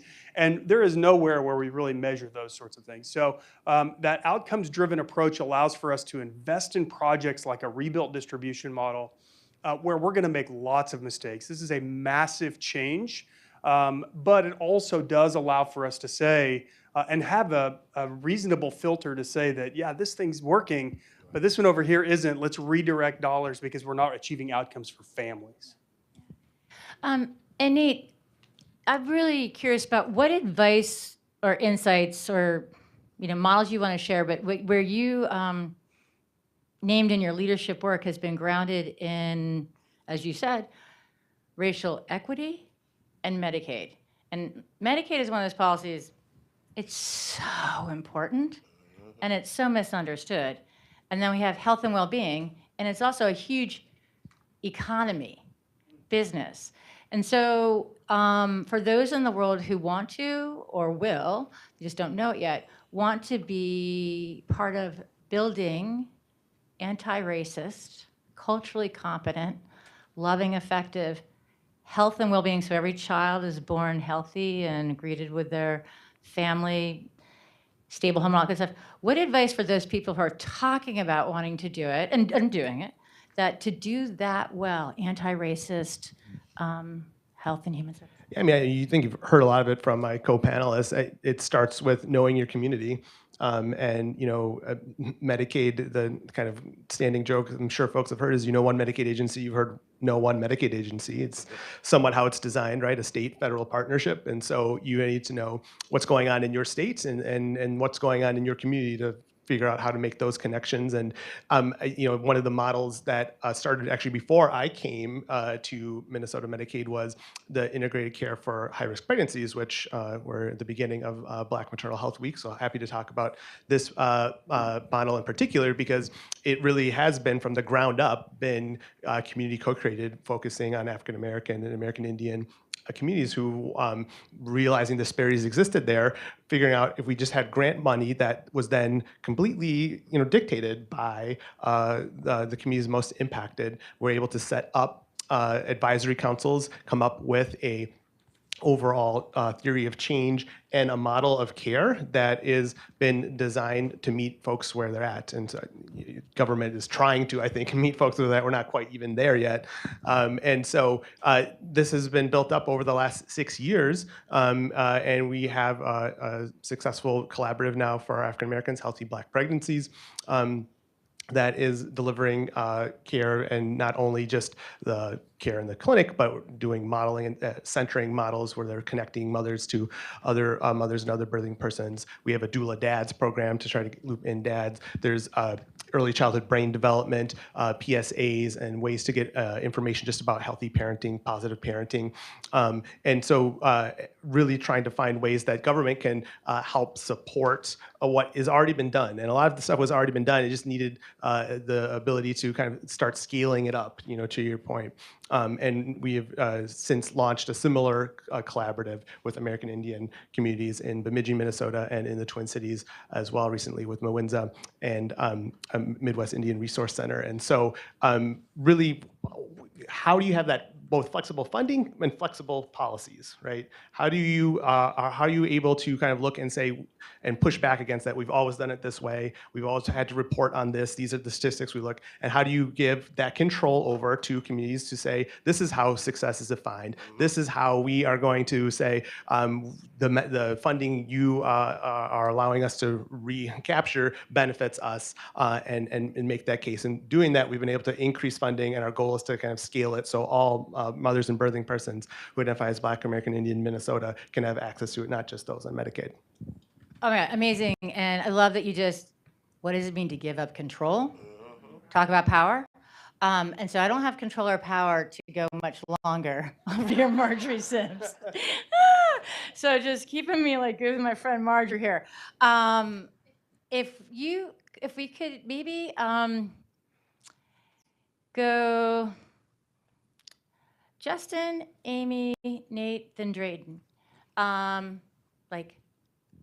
Your concise but compelling call to action or your greatest dream when you think about intergenerational family prosperity and the place from where you sit. In 1 minute and 30 seconds, my greatest dream. 60 seconds. I'm sorry, 60 seconds. So what immediately comes to mind for me is immediate access to the best resources. I wasn't super prepared for that question, but as you were asking, it was we have a community or an individual or a family that needs something, that they have it. That's the goal. And honestly, we're a long ways from that. And I think I'm preaching to the choir here. But I think it does start with rebuilding that culture towards being centered in the person and the community that we're trying to serve, and then creating outcomes that are really focused on serving them. And I think a short-term dream for me would be something that I'm here frequently talking about, is the creation of a national outcomes committee for the SNAP program, because I see lots of government shooting dollars and programs out to the community, but it doesn't have a lot of direction to it. And I think if we could come together and create a common definition of success in these programs, then it's true. I think it was Assistant Secretary Contreras said that we have 50 laboratories across our country that can navigate their own personalities and their own needs, but we're shooting at the same thing that we all agree towards. And so that's a long-term and a short-term dream state. So 2 dreams. One is to change the culture of state government in Georgia so that we're all using a 2-gen approach daily. Don't even have to think about it. It's just part of what we do. I'm trying really hard, but I only control the subsidy policy. But I'm really trying with some other pulpits that I have access to. And then second, and my staff that are here are probably going to laugh, but my goal for them is to have the best subsidy system in the nation. And that means you no longer need us as a family, because we're providing support to you that you need, that you decide you want, to make you successful as a family. And so I think using this 2-gen approach, and specifically right now with our focus on working with student parents to have access to childcare, finish that degree, and become economically successful, is one step towards that dream. Yeah, I think I often reflect on a lot of the programs I see out there and the efforts that are, I think, well-intentioned, but are they actually helping folks dismantle systems of oppression and systemic racism, or are they just helping people navigate them, right? And how much money I see spent on just helping people navigate a broken system that could be spent on actually challenging that system. And so I think my dream is that we, figure out what needs to change. And I think a lot of it is the incentives. We haven't talked too much politics here, but there's political determinants of health, right? And so what in the systems need to be changed so that the incentives are rewarding folks who listen to community. They're rewarding folks who are community-led and co-creating. And I think that system will get us to where we say our shared goals are, but we continue to kind of miss the mark. So I'm gonna give something and this is gonna be good, so I'm gonna shout out one thing. Community Advisory Board for the Health Policy Center at the Urban Institute, right? It's funded by the Robert Johnson Foundation in collaboration with Community Catalyst. Reason why I bring this up is because it's the first time that researchers from Urban Institute was in a room with people with lived experience. And it blew their mind because they had to give us their research and we deciphered it. And we were saying, what are you doing? What questions? Why are you asking that question? That has nothing to do with what we're really going through. And to the earlier committee, that's what it's about. That's what it's about. And I'm happy that Ascend was even focusing on the research part of it, because when I saw the faces of a lot of the researchers and said, you guys have blown us up, like I would have never thought about asking that question. Of course, you're not going through it. Then the second part I'll bring is, me as an executive director of my foundation, we started buying property. And we started doing the work. But I messed a lot of people's heads up, and even the consultants that come in because we don't say we build affordable housing, we build housing that's affordable. So what we did is we started to have the panel with lived experience, and I'm sitting across from a guy I'm paying a lot of money to counsel us on how to build this housing. And he's being struck by all of these people that have lived in projects and housing for all their time and consulting him. So my goal would be that no matter what, your board, your committee, every aspect, that you have people with lived experience there. And as you get out of it, which I'm hoping to get out of my experience of it, that I open the door for the next person to come through with that lived experience and show them how to sit and be in that space. I sit as an elected official on my school board, and I say this. I sit as somebody coming through poverty and homelessness. So many of the children that I affected being on the board that I did not know that I affected, because I was able to tell my story, affected how our school district in Central Kitsap runs. So you want to talk about equity, we see it because I'm the only Black on my school board, but the lens I come with goes deeper than that. Poverty, homelessness. So our McKinney Vento children, I've had a lot of those parents and children come up to me and said, man, I didn't know I can be there being in poverty. So making sure that we're at that table and really listening to us. Amen. Please join me in thanking Justin, Nate, Drayton, and Amy, and your leadership in Oklahoma, Minnesota, Washington State, and Georgia are examples for all of us and all the people and families that you work with. Thank you so much. You guys can stay or go. And so to folks in the room and also still joining online with us, please know we've been rolling all day with impact, inspiration, how to change the world. If you have questions or any ideas that you want to do as a follow-up specifically to the trust and transformation inside and outside of state government, also at the federal level or local level and tribal, feel free, email in or Sligo, someone will tell you who's better than me on technology about, but email your questions, and all of the speakers are delighted to respond in a thoughtful way as follow-up. So we are going to end in somewhat where we started. And I wanted to, we have both, first, I want to end again with gratitude. Gratitude. Gratitude for the inspiration that was poured into all of us over the past 2 days. Gratitude for the calls to action, the commitment to follow up, the kind of dedication that's in this room. So grateful.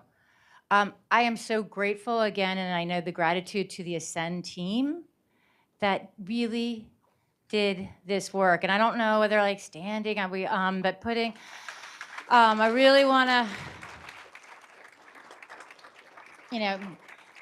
stand, you all, it's just, the Ascenders really make this happen. And I don't, we have like all the photo shots to bring, but I also, you never like to just really do any call outs, but I have to because I'm also me. I want to, on our team, Adam Parker, who is our convening extraordinaire, who has been working with the whole comms team and all the program staff and everybody. Just thank you, Adam. Also, Sarah Haight. We all know she and Soraya Tose and others are the heart and soul of the network and really the 2Gen practice. And I'm sorry, but there's literally nobody probably more important to me and probably to the field than the phenomenal and extraordinary Marjorie Renee Sims.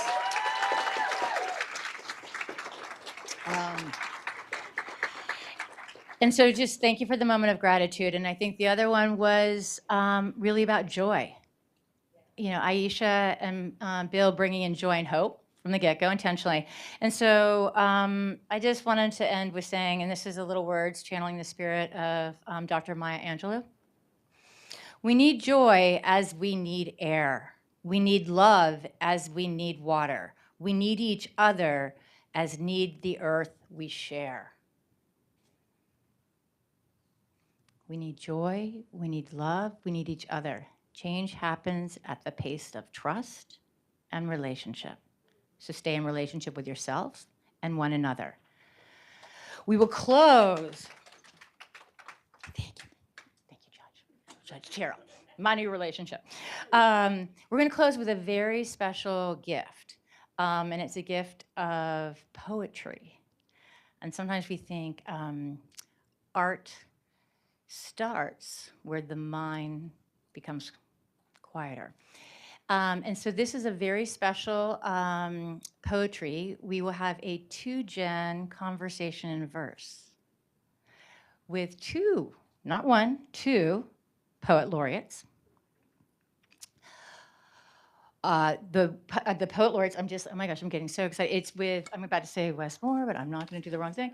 Sorry, because Wes, I was about to make you a governor, which would be also very exciting.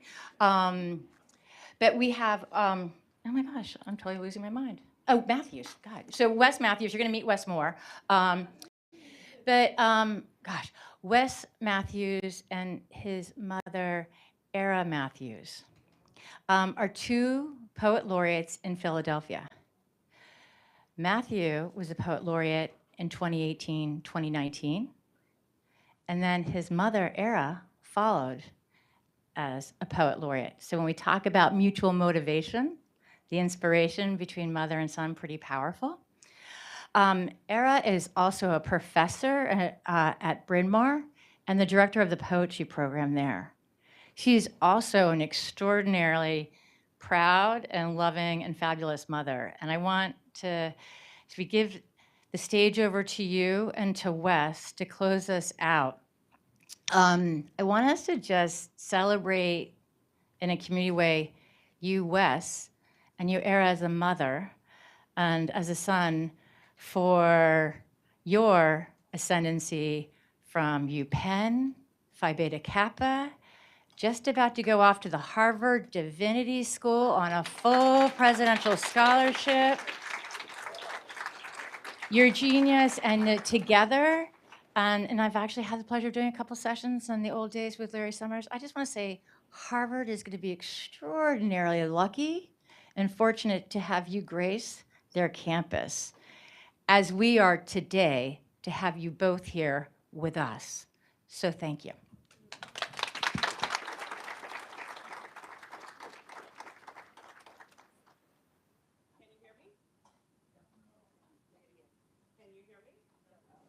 Checking. Check. Mine is on.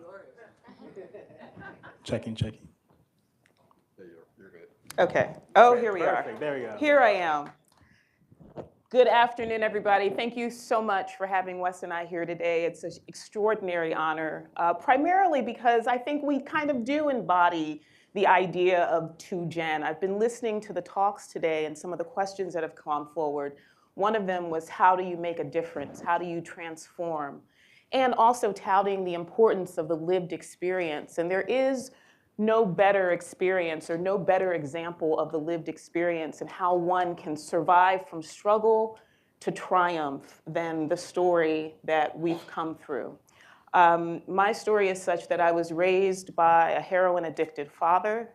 My mother went on to become a single mother at some point, but he grew into his heroin addiction after being discharged from the Vietnam War. And so when he was over in Vietnam, he developed a raging drug habit.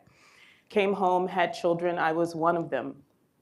And I saw the terrors of drugs and families, what it can actually do, how it tears you apart, it tears people apart, and how it changes the actual personality of the person who's using. It's an actual sickness. And so one of the things that I never had in my house was books. We didn't really have books in our house. We went outside, it was the 70s, we went outside, we played. We thought that that was all there was to do. I didn't know about reading, I didn't know about literature, I didn't know about the classics. And then one day when I was probably a young mother with Wes, he was maybe a year old or so, I started picking up literature. I studied economics in college.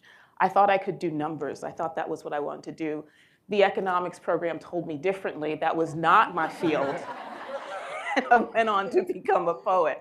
But I didn't learn about poetry until later, when I was a full-grown adult.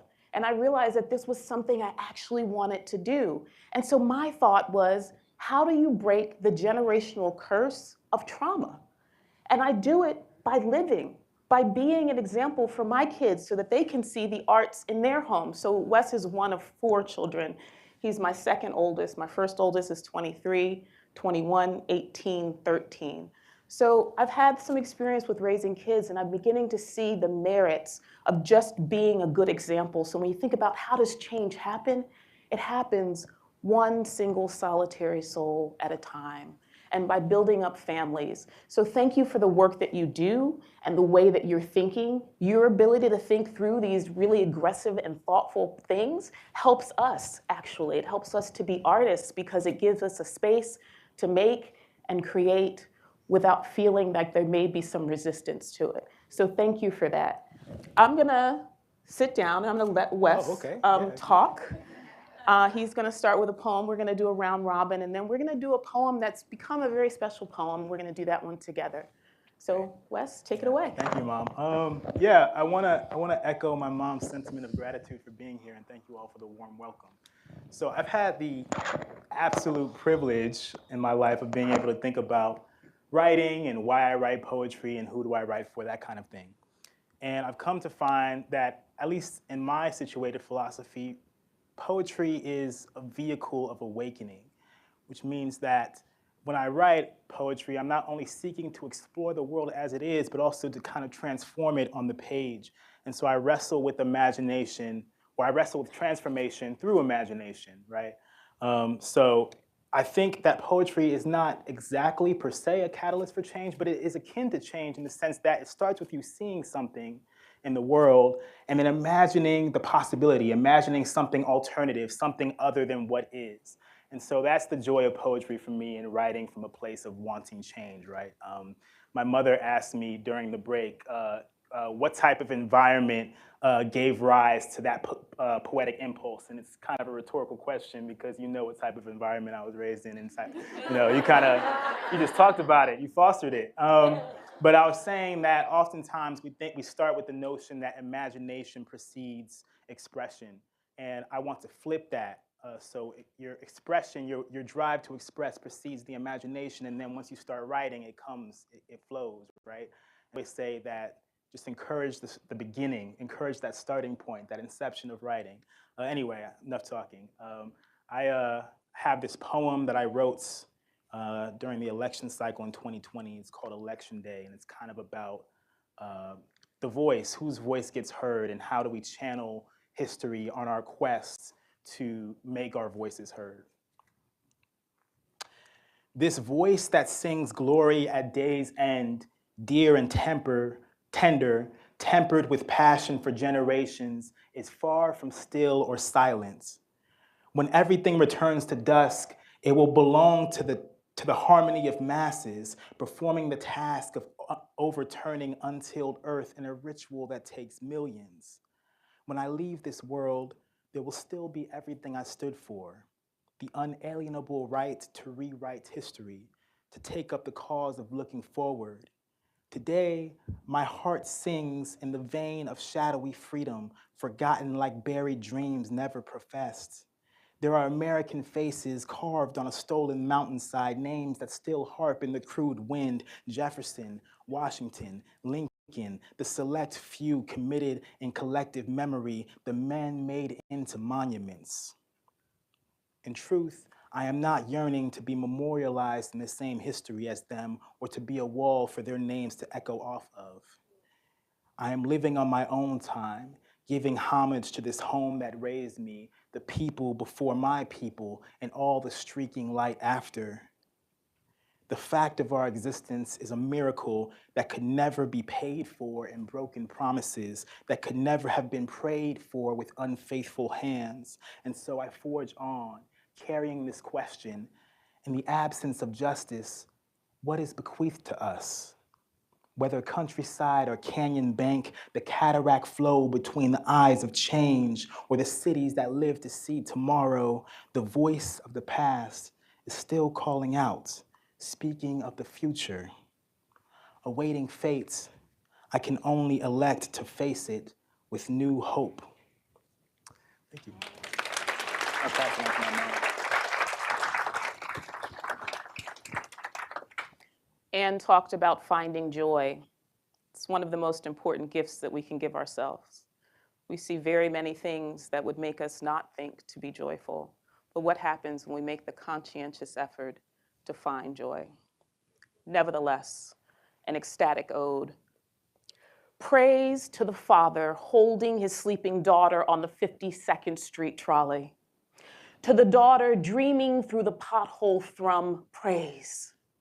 To the diabetic with shorn feet and sugarcane blood, to those anxious nerves through the left hip and lower spine, to those flying axons on their route, praise. To the red-headed Rasta and his ganja-laced t-shirt, to the Vietnam vet at Cass Corridor holding a sign, to the sign which reads, not homeless, just struggling, praise. To the barbers calming the fatherless in their chairs, to the mothers trying not to overhear this soothing praise. To raised skylines in ruins, to whatever replaces the horizon. To the lost toddler who refused to speak to strangers, to the strangers who would not let him be lost. Praise. To sisters in love with whoever won't love them, to others in love with whoever won't bother, praise. To the lovers who left lessons, those lovers who left scars, to the memory of topography smooth to touch, praise. To boys who make beeswax fingernails, to little girls who wear fatigues and eye black, praise. To those often overlooked, but chronic overlooking, praise. To Miss Toto, Bambi Banks, Pearl Harbor, to bombs that never landed, to satellites that could not be coaxed to Earth, to bodily grail that won't hold a lie, praise. To beauty that doesn't suffer rules. To dollar store chic and sleek vintage tins, to loose wave or tight curl, to wanting to be, to being, praise. To love's revival, to incising shame's jugular, to the unrecalled, misjudged, and half-remembered praise. To the hard-won win against Kronos, to the stone wrapped in swaddling, the eaglets nesting latibule, barren sirens rearing urchin, the eye uncrossed, uncrowed praise.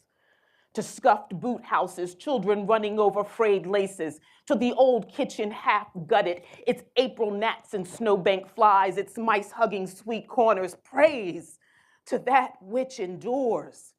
To old doors, layers of paint, years of storm-beating solid oak, to the gable roof that is a ceiling, that coffered ceiling that is also a floor, praise.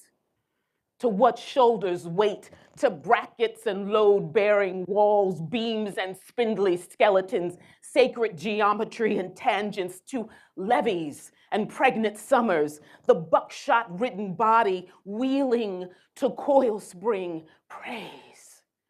To the ground unfastening to the thorny or fertile soil, to each seraph's flutter wind and every earthworm's bristle entwined in a waltz of welcome praise. To the body relenting to dust, the spirit yielding assent, praise. To all who rejoice in becoming, amen. To all who transform in return.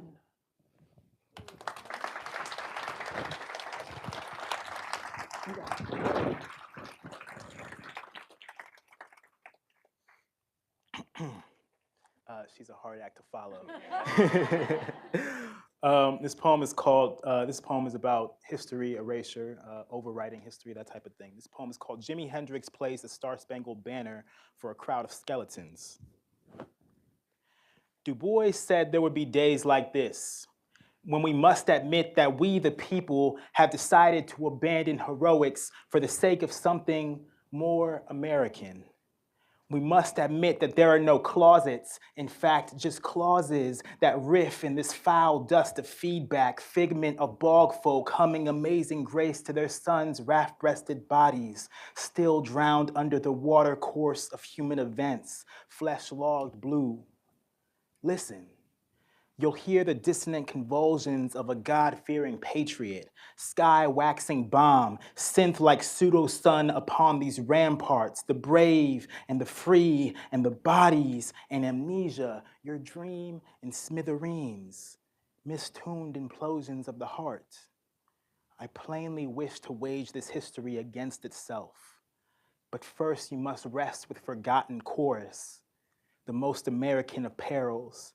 I give you this chasm of frequency that you must sing to, beginning with the signature of your choosing and ending with a nation of proudly distorted bodies below the blush lip of balefire.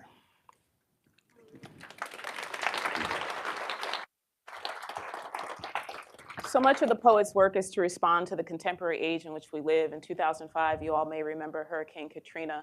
Wes won't remember as well, but because he was 4 years old, and I remember him coming up to me when I was sitting around a kitchen table crying because I was listening to an NPR special that was talking about the elders refusing to leave their homes, right? And asked me, what are you doing? And I said, well, I'm thinking, and I'm wondering why. This poem is called Wisdom. My daddy built this house, 1917. Callous gloved hands, sweat soft in dirt, dug foundation deep. Said he wanted me and mama to live in a castle, 100 rooms shy, never did finish.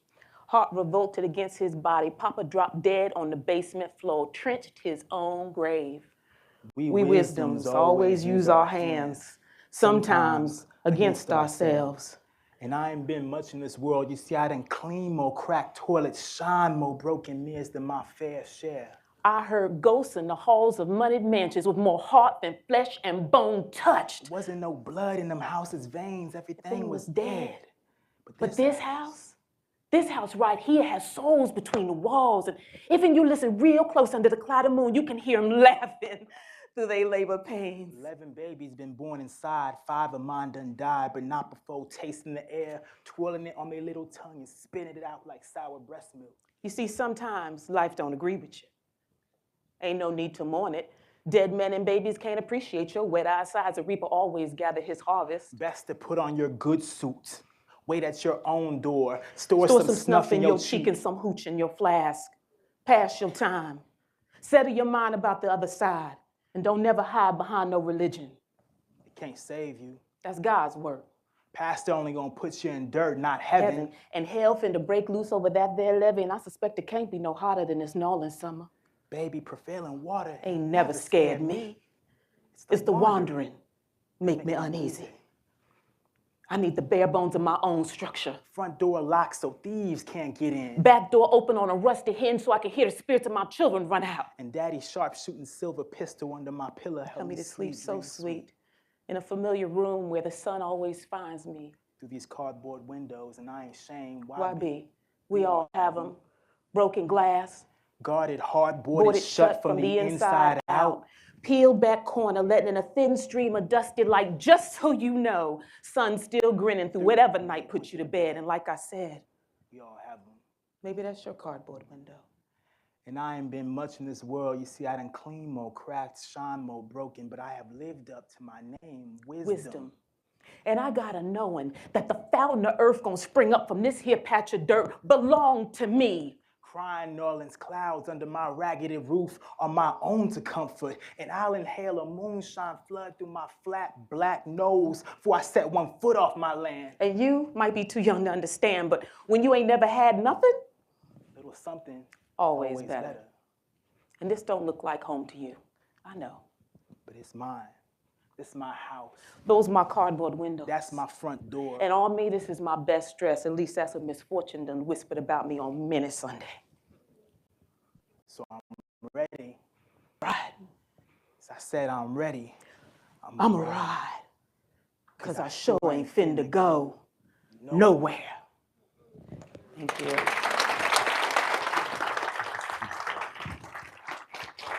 Oh my goodness. Thank you.